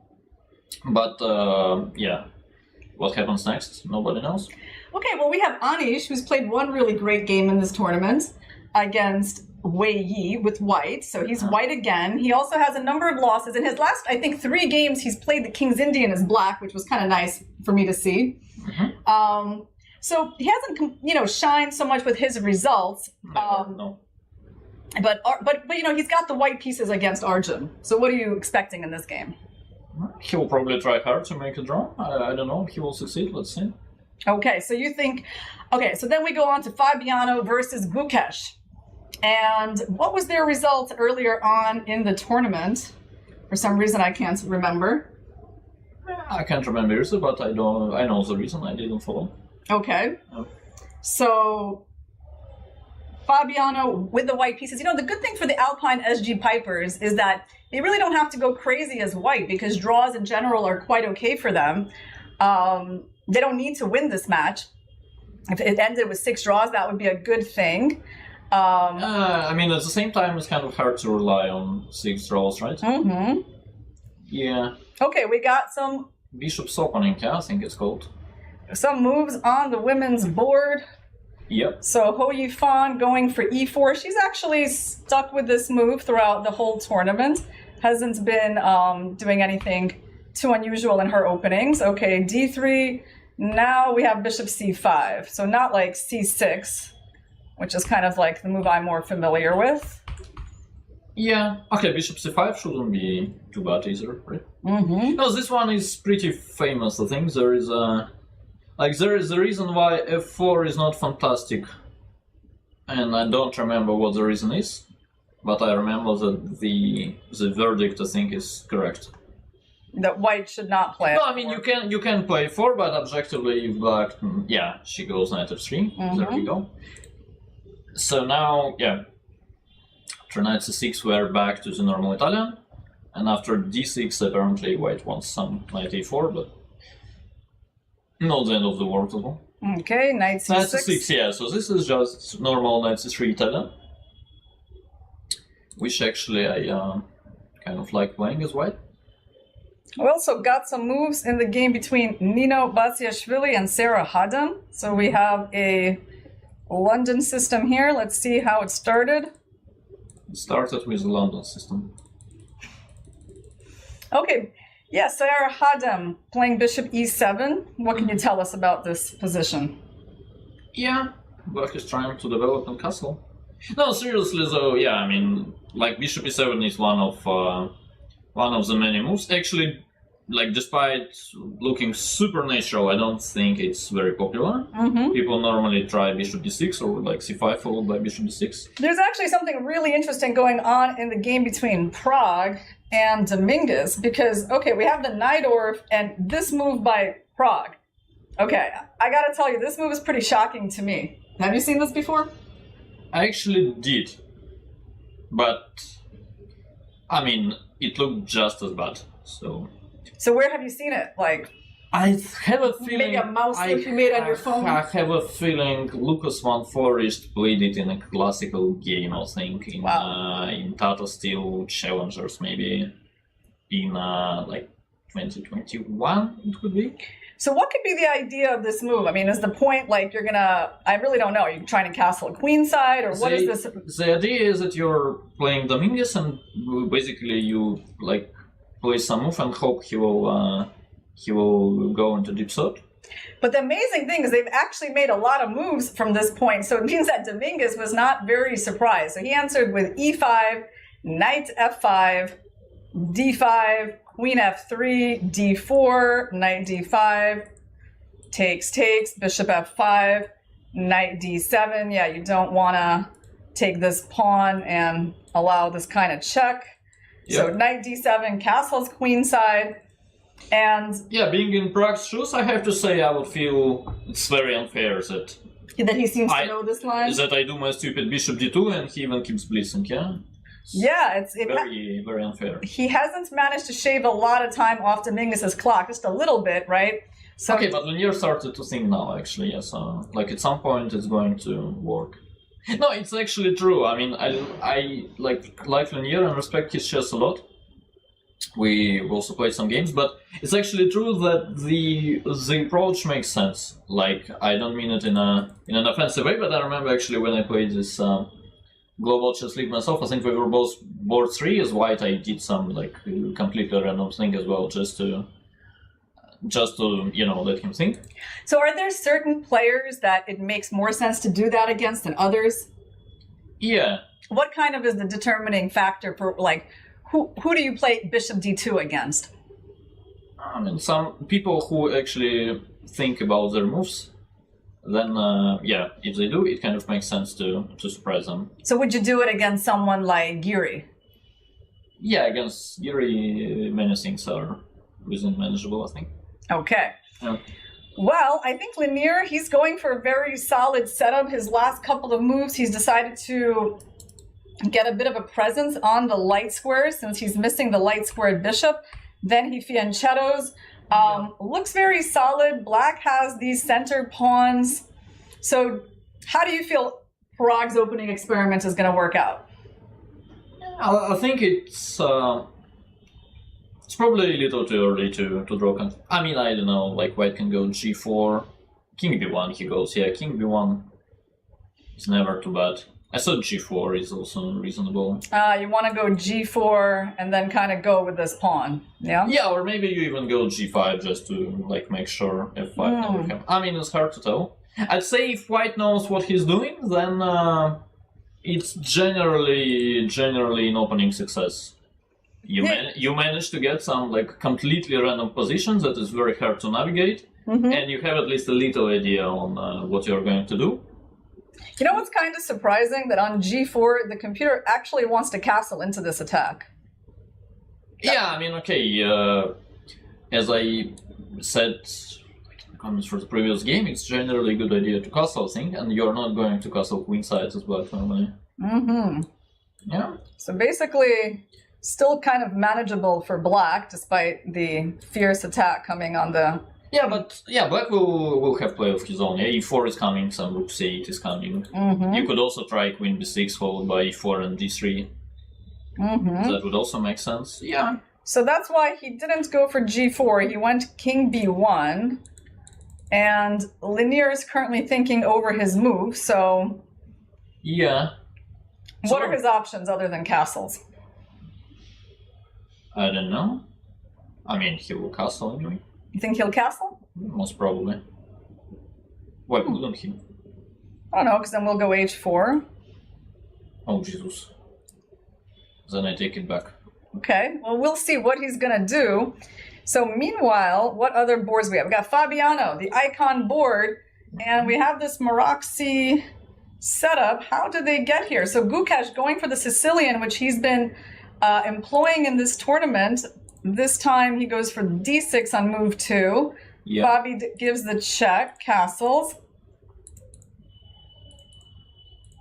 This is how he sets up the Maroczy structure. He's kind of spent a move on d3, then move the pawn forward. Yeah, I think I used to do it as black, even without this extra tempo.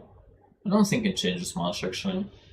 I remember that I came up with this like weird concept that actually playing h3 is, I thought, like very, very like helpful for black. Yeah. I mean, I thought like whenever white goes h3, okay, he goes for like bishop d7 setup. I would normally go for the hedgehog. I would go like b6, like rook e8, bishop b7, knight d7. So whenever your pawn is on h3, like imagine we go b6, h3, bishop b7. Like, I'll try to force you to go h3 eventually. Like, even if you're like being stubborn, you go like queen c2, I will go knight e5 to d7, and then I'll go knight c5. And then once you go f3, this knight h5 counterplay very often helps, and this is why I need your pawn to be on h3, but not that it's like exactly proved by an engine, but So basically what you're saying is you don't like it when white has the pawn on h3. Yeah, I don't like it for white. Yeah. For white, yeah. Yeah. Well, he goes rook c1, rook c8, b3. Everything looking very sensible. So what do you think? Do you think white will try to put a pawn in f4 in this position, or he's going to like keep that pawn in f3? I think generally you try to stabilize a little. You make sure you get your queen d2, you get your rook to d1. You probably get f3 and bishop f1. You go king h1. Then you start considering your options. Then you kind of realize there are not too many, and you end up doing something. But so do you think Gukesh is happy with his opening here, or? I have to say it's very difficult for me to read Gukesh. He's like, obviously, I mean, first of all, he's world champion, but even before he became one, I would say, like, of all the top players, he is the least, it's hardest to understand for me. Like, it's very often that I don't get the point of his moves. Both brilliant ones and bad ones. But by the way, it doesn't work one way, but the point of his move seems to be that he wants to. Does he think this move is already being threatened? Yeah, maybe, but I don't know. Some queen d2 is not exactly a shocker, yeah. So what do you do next? Some like, I don't know, knight g4. Knight g4 maybe somewhere. Yeah, some knight d5 is almost there as well. Well, it's kind of interesting. So the computer likes this move, knight d5. Yeah, this one. Hitting this pawn. So what's the idea? You want to change the pawn structure with this trade, and also, I guess this pawn is not going to get captured anywhere. It's a bit of a hard move. The idea, I think, is that after knight d5, knight x d5, ed, black is about to lose his knight, actually. f4 is coming. That's and also, I mean, you don't want to go bishop e8. So basically... Which probably means you don't want this to happen at all. Yeah, there's no time to even think about this pawn because f4 is going to trap the knight in the center of the board. Okay, so knight d5, it's very kind of a concrete move. What do you think? You think Fabi has a chance of playing that? I don't think... I mean, you probably do that if it crosses your mind, but I don't think it does. Okay, so you're betting against Fabi playing this move. Yeah. Okay, well, we will see where this game... Oh, he's got a move on the board, so actually, let's take a look at what he just did. Fabi, I mean, like, if a4 is... Yeah, exactly, it's bad, yeah, but it's, like, so easy to explain it, that's what I'm saying. Okay, yeah, I mean, I don't know what's wrong, maybe some knight g4 works now, knight e to g4, apparently. And then after bishop d2, maybe you have some weird tactics, I don't know. Maybe knight takes h2, you can consider some other... Yeah, knight g4. Stupid move, but yeah, at least like a4, you don't go like, where did this come from, right? Yeah, because you don't have the square anymore because the queen covers it. So yeah, also bishop f4 runs into e5. Yeah. So you're like semi-forced to go bishop d2, otherwise you hate it immediately. Okay, and then like maybe there's knight h2 or... Yeah, I think. I mean, first of all, there is even like queen b6 or something. Yeah, I mean, that is... It's this thing. Okay, but this thing, and then knight d5, we just go queen d8 actually, yeah? And our trick is still there, yeah? Because d4 is going to hang in the end. That's a pretty crazy tactic here. All based on this this knight hanging, so that we would take, and then black winds up a pawn. So this was actually a pretty big miss from Fabi. Yeah. Actually, Ho is about to checkmate, apparently. Really? Okay, let's take a look at that game. Wow. Yeah, this one is... So, she goes h3, g4. Yeah, I mean, I have to say h6 was very... what's the word? So what move would you play here for black? The problem is, I think it's better not to play moves than to play h6, I'm afraid. So you think she probably just kind of forgot that g4 is possible because white hasn't castled yet? Yeah, it could be. I think generally, actually, this is only observation I've made here. As a reserve player, I had a lot of time to follow the games and think. So actually, I'd say generally the last match of the day, like in terms of quality of the games, is like by far the worst one, always. Because it's played so late in the day? I think so, yeah. I mean, probably people get tired. Also, some of them, I think there were days when some of them were playing the second game of the day. But generally, I would say playing at 8 requires a very wise schedule, yeah? I mean, you probably need to wake up late or do something else. Like, for me, it would be a disaster, actually. Really? Like, why? I mean, I want to be done with chess by 8 p.m.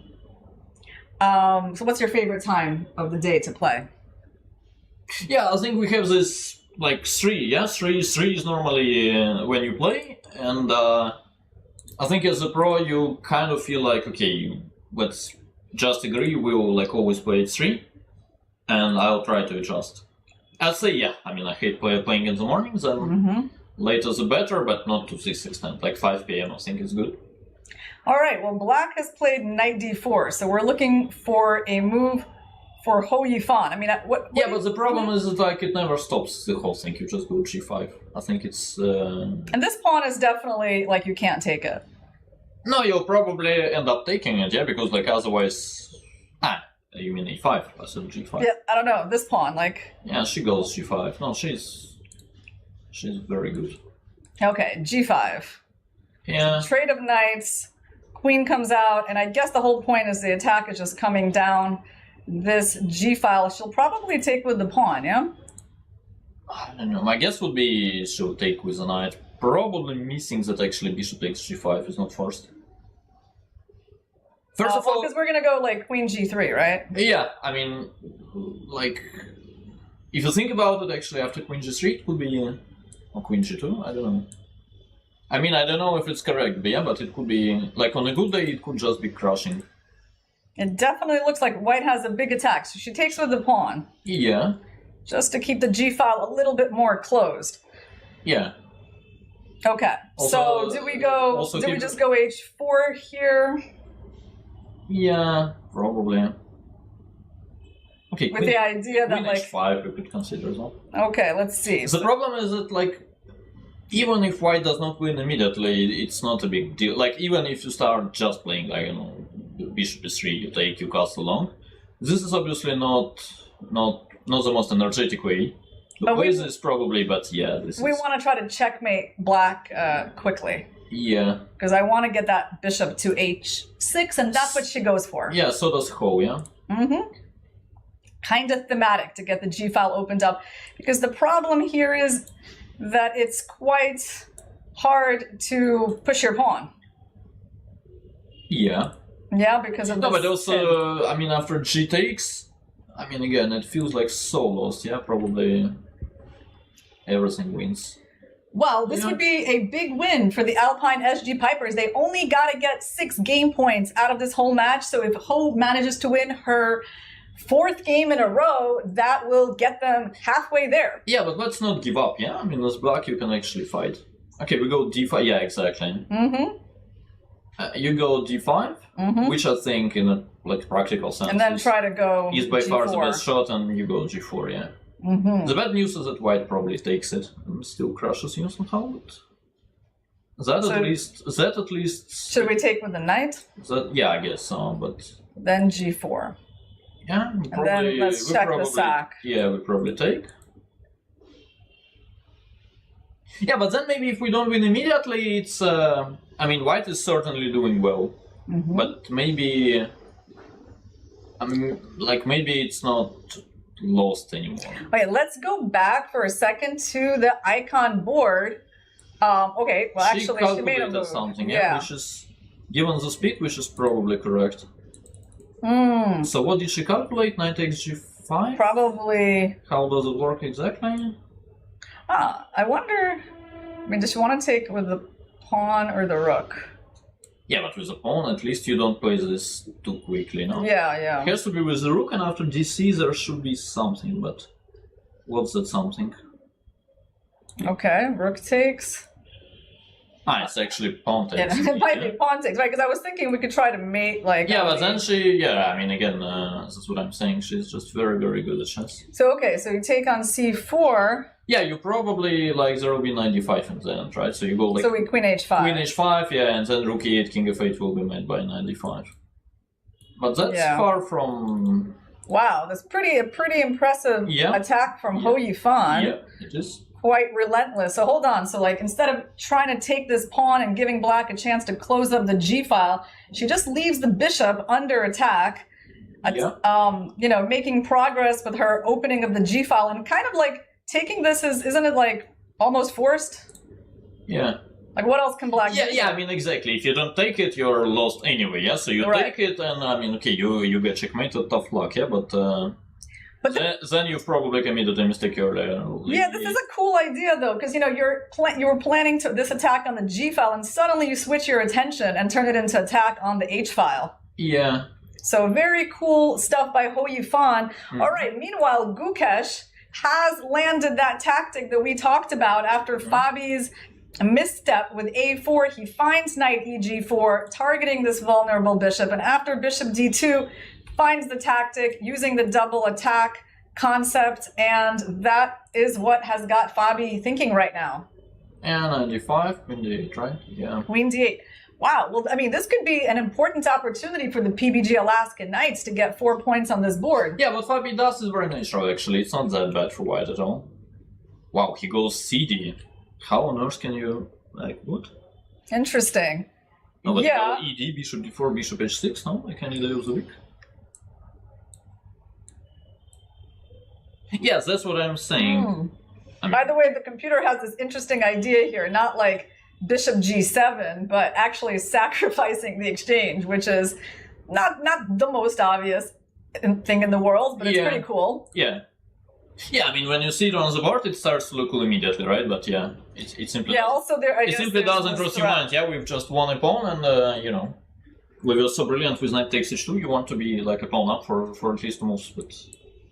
Okay, so he takes with the c pawn, and that basically means it's been a bit of a disaster for Fabi, just losing a pawn out of the opening with the white pieces, missing that h pawn by the king, and kind of a free roll for Gukesh. Yeah, I mean, here exactly, I don't even see what the potential compensation could be. Like, if we go back to ed, I mean, let's say I go ed, bishop takes d4, bishop h6, like imagine you're not Sophish, you go bishop g7. Yeah. Then let's say I go queen d4 check, I don't think white is worse at all, actually. I even have rook h1 followed by king g1, maybe. I mean, the compensation is obvious. Like, if white had a pawn on h3, white would be much, much better, so this is why he's doing fine here. So generally with ed you have those long-term plans. With cd it's just some positions that would have been equal with the pawn on h3, I think. And yeah, there is no pawn there.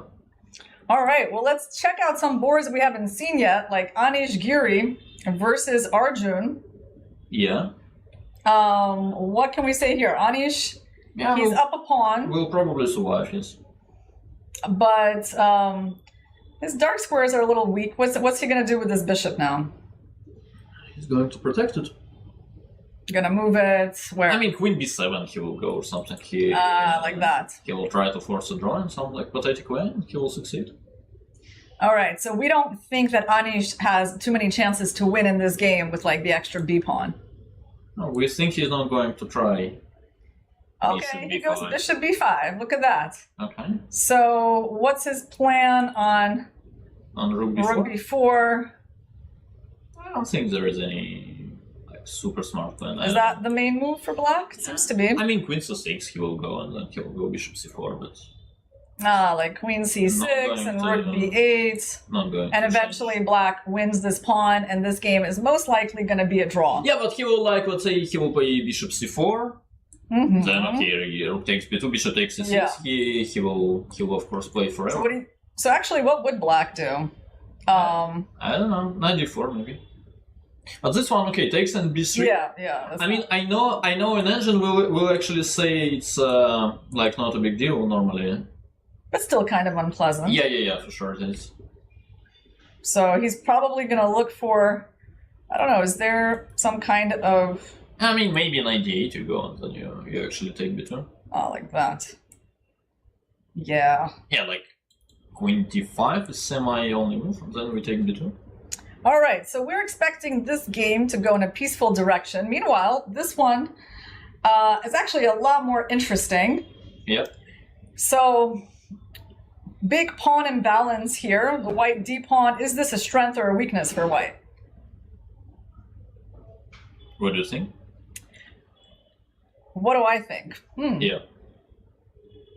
I mean, I think I'm fine with that pawn. I don't know if it's like a big strength, but I don't really see it as a weakness either.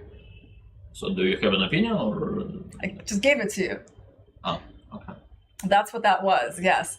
Okay, I would say it's a big, I mean, well, I don't know. I feel like it's a double-edged thing. That's my opinion. Yeah, like, I don't know. It's not like a terrible weakness. Of course it can be.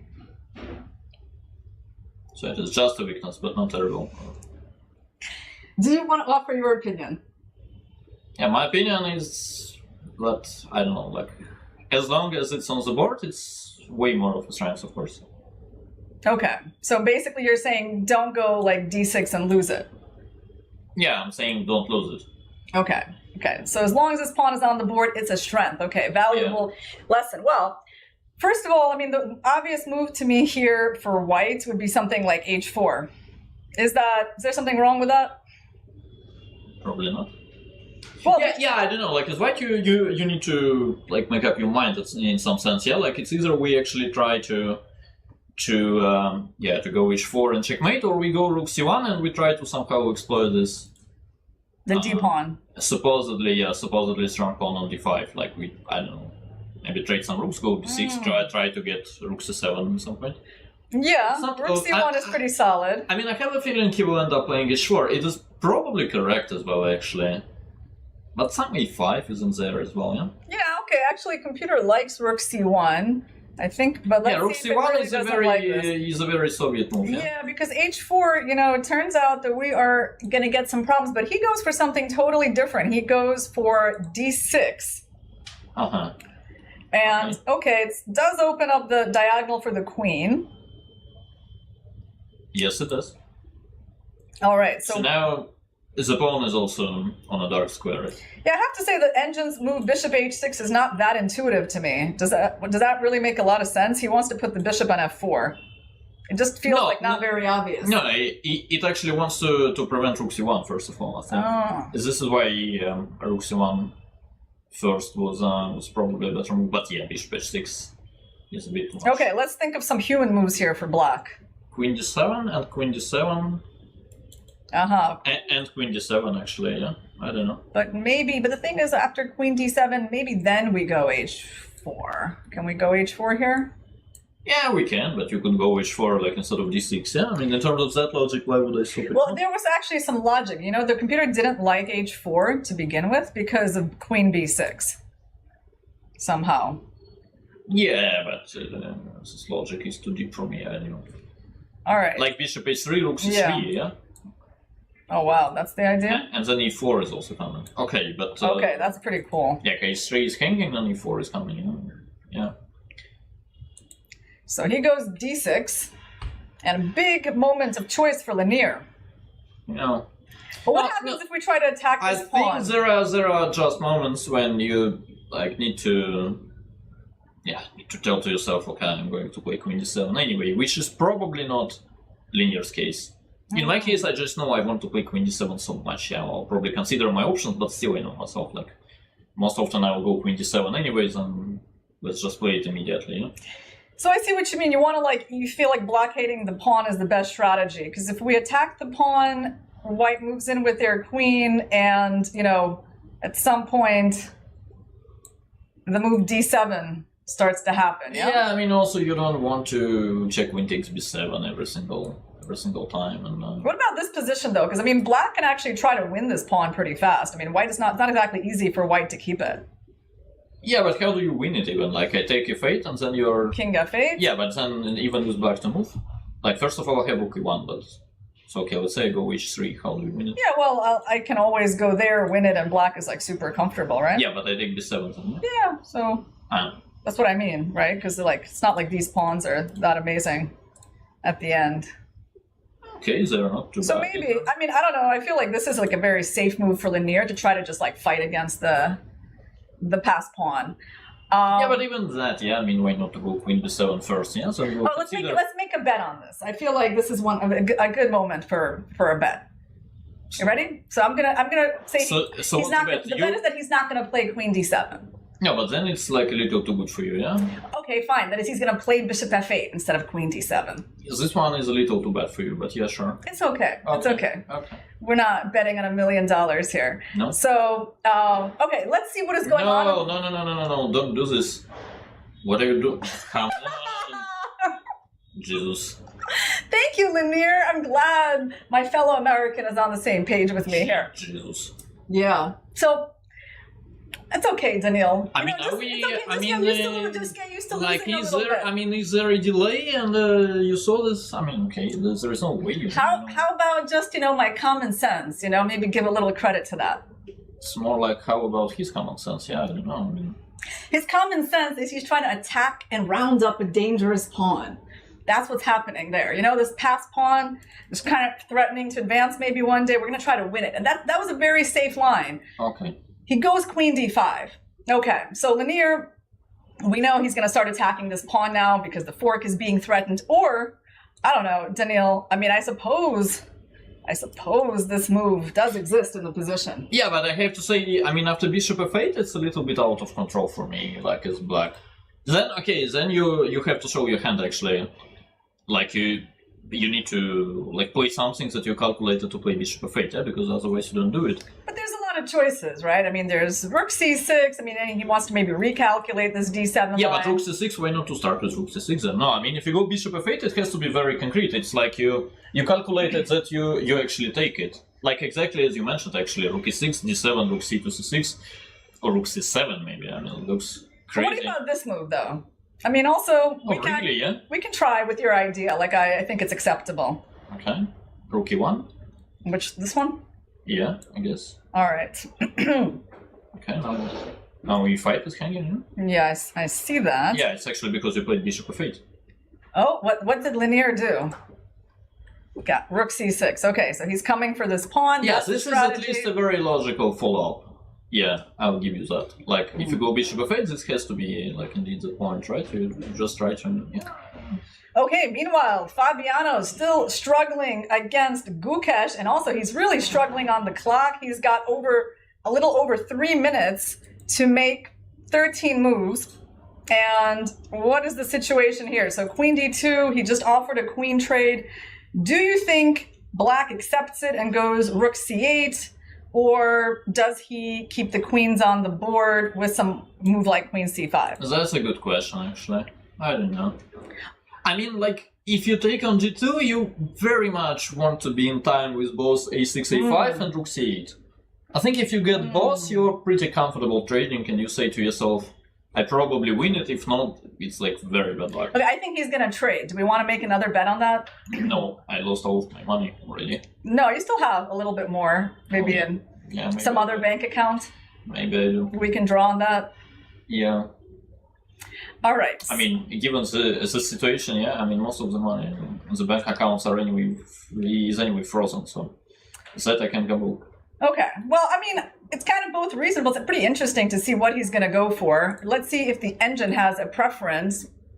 Well, the engine's preference is maybe just rook c8, which is kind of similar to queen d2. Yeah. Rook c8 is good too. Yeah, that makes a lot of sense. No need to force the queen trade immediately.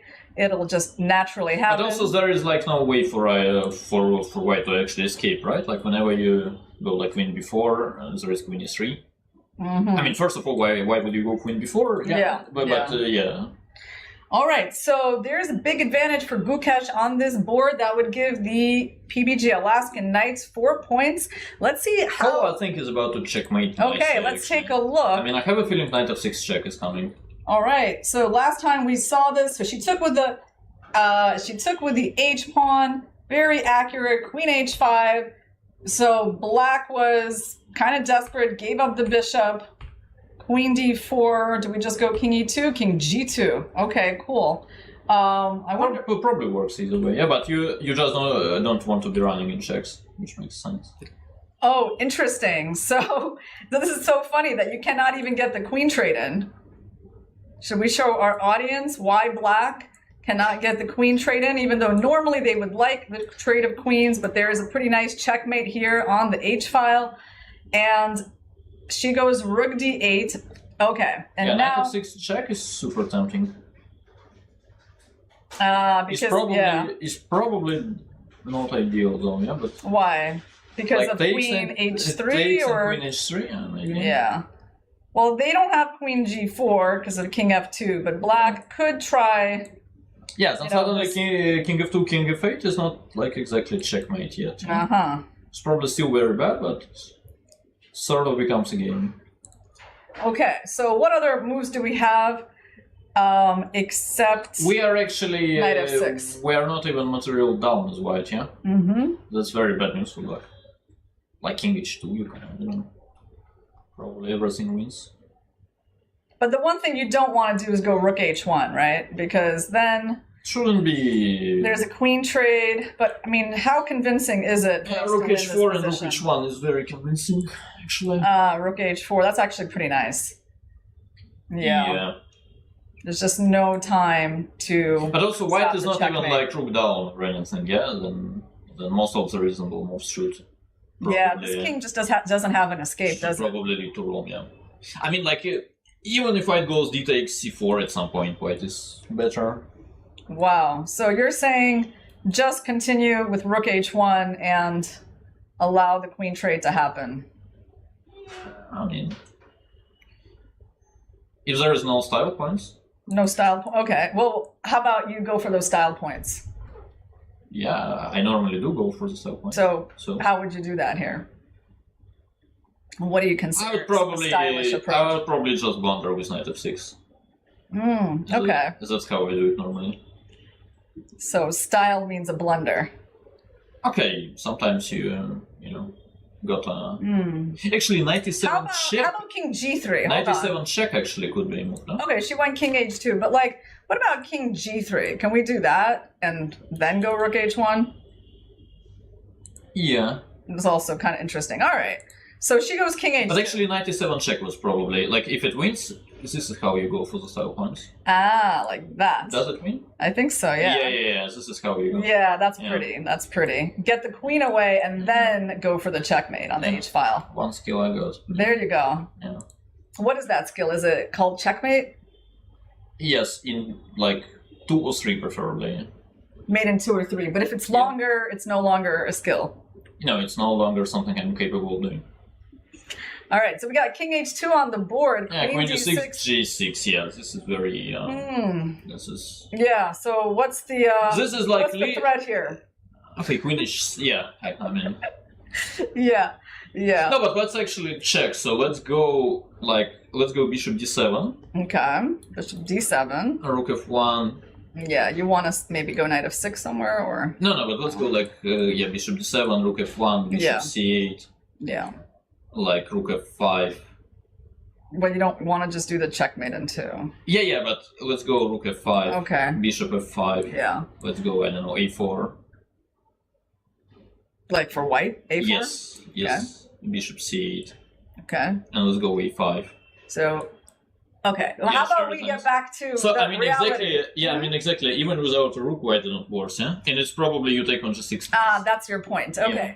But basically, Hou Yifan wins her 4th game in a row pretty quickly, and that is a big boost for the SG Alpine Pipers because that means they only need 3 more points to surpass the Ganges Grandmasters on game points. Even if they wind up losing this match to the PBG Alaskan Knights, that pretty much puts the PBG Alaskan Knights out of contentions for 2nd place.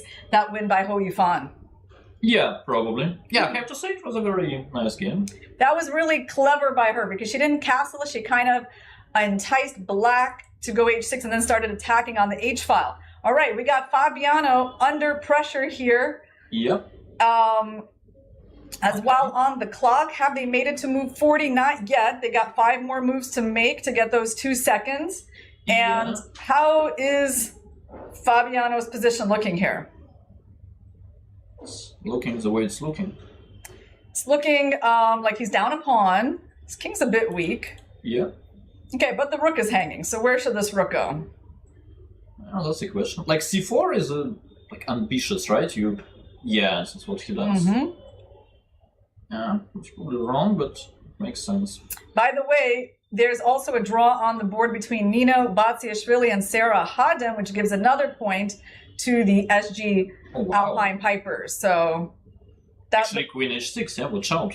The women's boards are done in this match. All right, queen h6. So what's the threat? Is it taking... bishop e6 check is a very good threat. As I told you, like mate and 2, I'm very, very good at it. Yeah, okay. Yeah. Good that we spotted that. So check. Well, again, can you go g3 or? Yeah, probably, yeah, because king h1. Wow, and now... king h1 was actually legal. Wow. It was legal because there was no rook c1. Check. Okay, so this move is a big blunder, but how does black play here? Do they just take on f5? Yeah, rook f5, queen e2 probably works. Rook f5, queen e2, king h3, queen g4, then you get your rook c2, and And he takes it, rook f5 on the board. That's what he does, yeah. And now black has to find a good check because he does not have time to take that rook. Yeah, but there is again actually king like g1. How do you beat king g1? Okay, he's put the check on the board. Oh, he went to h3. Okay, this one is lost for sure. Queen g4. Rook c2 is... Well, actually... Yeah. Rook c2 can happen, right? Yeah, I mean... Because you're going to take this bishop in the end. Yeah, even that is probably completely lost. Also, I think queen e4 check probably wins immediately. Queen e4, because then you wind up winning this queen. Yep. Okay, he goes rook c2, rook f2. Okay. Is there some sort of check here? Yeah, that's what we discussed. No? Yeah, also, actually, rook f2, king f2, queen d7, queen e3, it's like mildly put not given that it's completely lost, I would say. Actually, maybe it's not lost at all. But what happens after queen e4 check? White resigns, I guess. Because the idea is that on king g1, you give a check here. Okay, he has to go to f1. Yeah. And I don't know. And I wonder this. But apparently we're still winning, so... Maybe queen d3 we go first, yeah? Queen d3, you have to go to... Okay, it's not that one. There's something else, some other way that black is winning here. Wow. It's not completely trivial, is it? Because white is threatening a checkmate of their own with the bishop check. Okay. Yeah, this is... I mean, it's actually pretty trivial, yeah. Okay. Yeah, all right. He wins the queen. Nice line by Gukash. Yeah, but we need the world champion to actually show us how to, That's right. Very how to nice. calculate 2 moves, yeah. Okay. Yeah. All right, so Gukash going to get those 4 points, and currently the PBG Alaskan Knights will be leading by 1 point. So, by the way, Arjun Erigaisi seems to be beating Anish Giri. Oh, Anish really? barely has any time, and he just lost. I told you, yeah? Wow. Okay, that's 2 wins on the top 2 So this was boards. this like extra B pawn, yeah? And Yes. 4 against 4. Yes. Yeah. Yes. So big win for Arjun, and their team captain is looking so happy. All right, that means there's just one game remaining. That probably means if Gukash wins, the match is over. I think. Yes, that's right, because they're going to have 2 wins. Is going to win. I think he's very good with like extra queen. Yeah, look at that. Yeah. Lots of pawns there for black to push. White king is totally open. Yes, this means that the PBG Alaskan Knights are going to win this match. However, let's count the number of points the Alpine SG Pipers got. They got 3 points from Ho Yufan, and they got 3 draws, which means they get those 6 points, and they should overtake the Ganges Grandmasters for the 2nd spot. Just barely. Yep. So that was actually a very relevant calculation in terms of game points, because they are only going to get 6 points in this match, which is all they needed. Yep. Pretty amazing. Okay, not an easy match for the SG Alpine Pipers. And it's funny because out of the teams in contention, really just the Ganges Grandmasters won their match today. the Upgrad Mumba Masters and the Alpine SG Pipers are losing, but it's still going to be enough for the Alpine SG Pipers to qualify. Yeah, but it was sort of important, yeah, for the other team to win. Actually, as they now make it to top 4, yeah, so they will actually play for the 3rd place, I think. Yeah, well, we're going to take a look at the standings once all of this is done. Let's go to the final moments of Caruana and Gukesh. The current position on the board is the black D-pawn trying to promote. Yeah, I think it's trying to promote. Also, we got a little threat of Queen D4. Gukesh taking a look at his teammates. I mean, the PBG Alaska Knights really played so much better in the second half of this event. And they win again. And still not quite enough in terms of game points. The SG Alpine Pipers are going to qualify to the finals match with the Triveni Continental Kings. So maybe we can take a look at the standings and then what is going on here. Look at this small margin, 84 versus 83 game points of Alpine versus the Ganges Grandmasters. Yep. Yeah, and Triveni Continental Kings definitely won by a convincing 3-match margin. Look at that. Like, that's 3 matches that other teams would have to win to catch up to them. Yeah, true. They were certainly in the league of their own, right? I mean, it's, yeah. Like, anything can happen tomorrow, but they've been at a completely different level throughout the tournament, we have to say. So we have our finalists for the 3rd and 4th places, and that is the Ganges Grandmasters and the PBG Alaskan Knights. I think that can be considered a success for the PBG Alaskan Knights. I mean, having... Yeah, given the start, for sure, yeah. Yeah, I mean, they lost their first 4 matches in a row, and now they're going to be able to fight for 3rd place against the Ganges Grandmasters. Yep. So let's take a look at those standings again and make some predictions for tomorrow. What can we expect between the Triveni Continental Kings and the Alpine SG Pipers? Yeah, speaking of the final, I've been forced to bet this non-existent money on Triveni. So yeah, we'll probably stick to that. Wait, you don't have any more money for any bets in the future? What's the point of inviting you to the studio then? No. I mean, I have the money for like betting on red or like 34 or like whatever, but like betting on chess is not that fun. But yeah, if I had to bet, I'd probably go with Triveni. I mean, you could be wrong, but generally, of course, if we are not being superstitious, I mean, they played fantastic chess. Yeah, actually, many of them. Like I would say, like Ali is the player of the tournament. Also, like Wei is certainly within top 3 or top 4. It doesn't happen actually too often that one team has two of the most shining players. So let's talk about the women's boards, though. Like Ho Yifan and Nino Batsiashvili really actually pushing the Alpine SG Pipers into the 2nd place position. Do you think that could be important for tomorrow's match? Yeah. No, I think Ho generally, she's obviously fantastic. I mean, especially when she keeps winning. It always feels like generally, whenever she plays badly, it's like some sort of bad luck and coincidence. Whenever she does well, it always feels like that's what you kind of expect her to play. And yeah, she seems to be back on track. And yeah, it's not going to be easy for whoever it is in the Triveni. It's actually Zuzhenier, yeah? Yeah. It's actually Chinese derby. Wow. Yeah. Okay. Which I think was won by Zhu Jiner in the qualification stage. I think she won 1.5 to half against Ho Yifan, and it could have easily been 2-0. But you know what I'm excited about for tomorrow's finals match? Why? Well, we have a matchup between Fabiano Caruana and Ali Reza Firouzja. And Caruana, he has the special distinction of being the first person to stop Ali Reza in this tournament when he beat him after Ali Reza scored 5 wins in a row. So they're going to have their rematch, and maybe Caruana can do it again. I mean, I agree, the Triveni Continental Kings are a hard team to stop.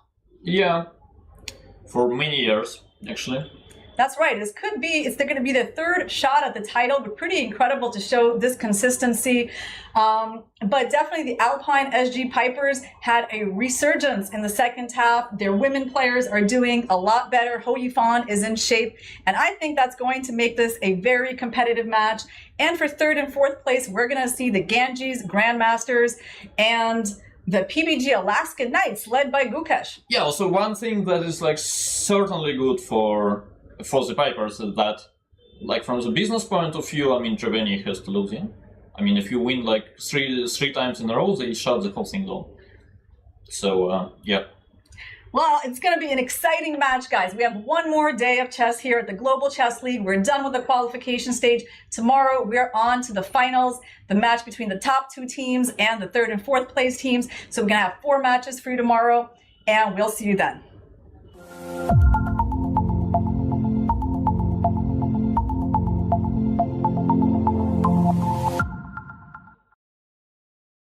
Sir, आपका goalkeeper से लेकर the ball तक के पीछे का secret क्या है? Secret नहीं, ताकत। मैं स्टेडियम को मजबूती से खड़ा करने वाली स्टील से इंस्पिरेशन लेता। APL अपोलो स्टील पाइप्स, देश की बढ़ती ताकत। Proud sponsors of Alpine SG pipers.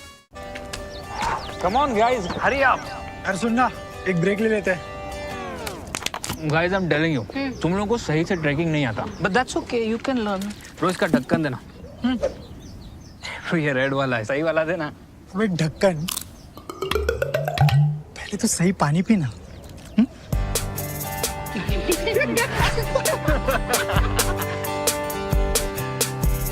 Manikchand Oxyrich, proudly Indian. Sir, आपका गोलकीपर से लेकर दी बॉल तक के पीछे का सीक्रेट क्या है? सीक्रेट नहीं, ताकत। मैं स्टेडियम को मजबूती से खड़ा करने वाली स्टील से इंस्पिरेशन लेता। APL अपोलो स्टील पाइप्स, देश की बढ़ती ताकत। Proud sponsors of Alpine SG pipers.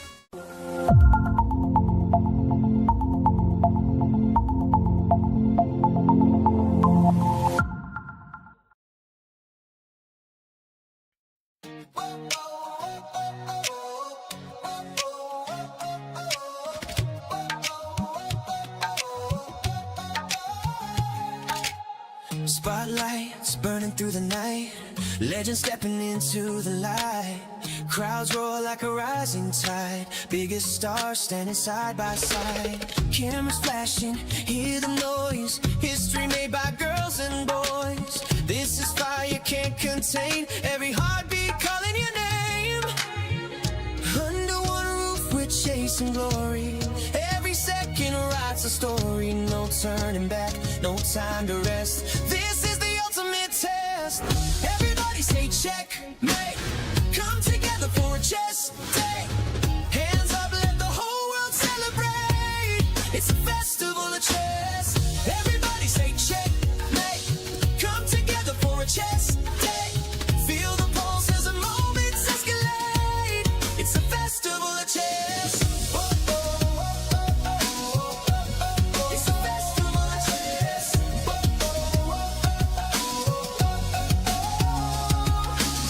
Fans from every corner of the globe holding their breath as the tension grows. Heart rate sinking with the stage. One spark setting off the cage. Voices rising from the stands. History shifting in their hands. Every movement louder than the last. Future racing with the past. Under one roof we're chasing glory. Every second writes a story. No turning back, no time to rest. Welcome to the ultimate test. Everybody say check, mate. Come together for a chess day. Hands up, let the whole world celebrate. It's a festival of chess. Everybody say check, mate. Come together for a chess day. Feel the pulse as the moments escalate. It's a festival of chess. It's a festival of chess.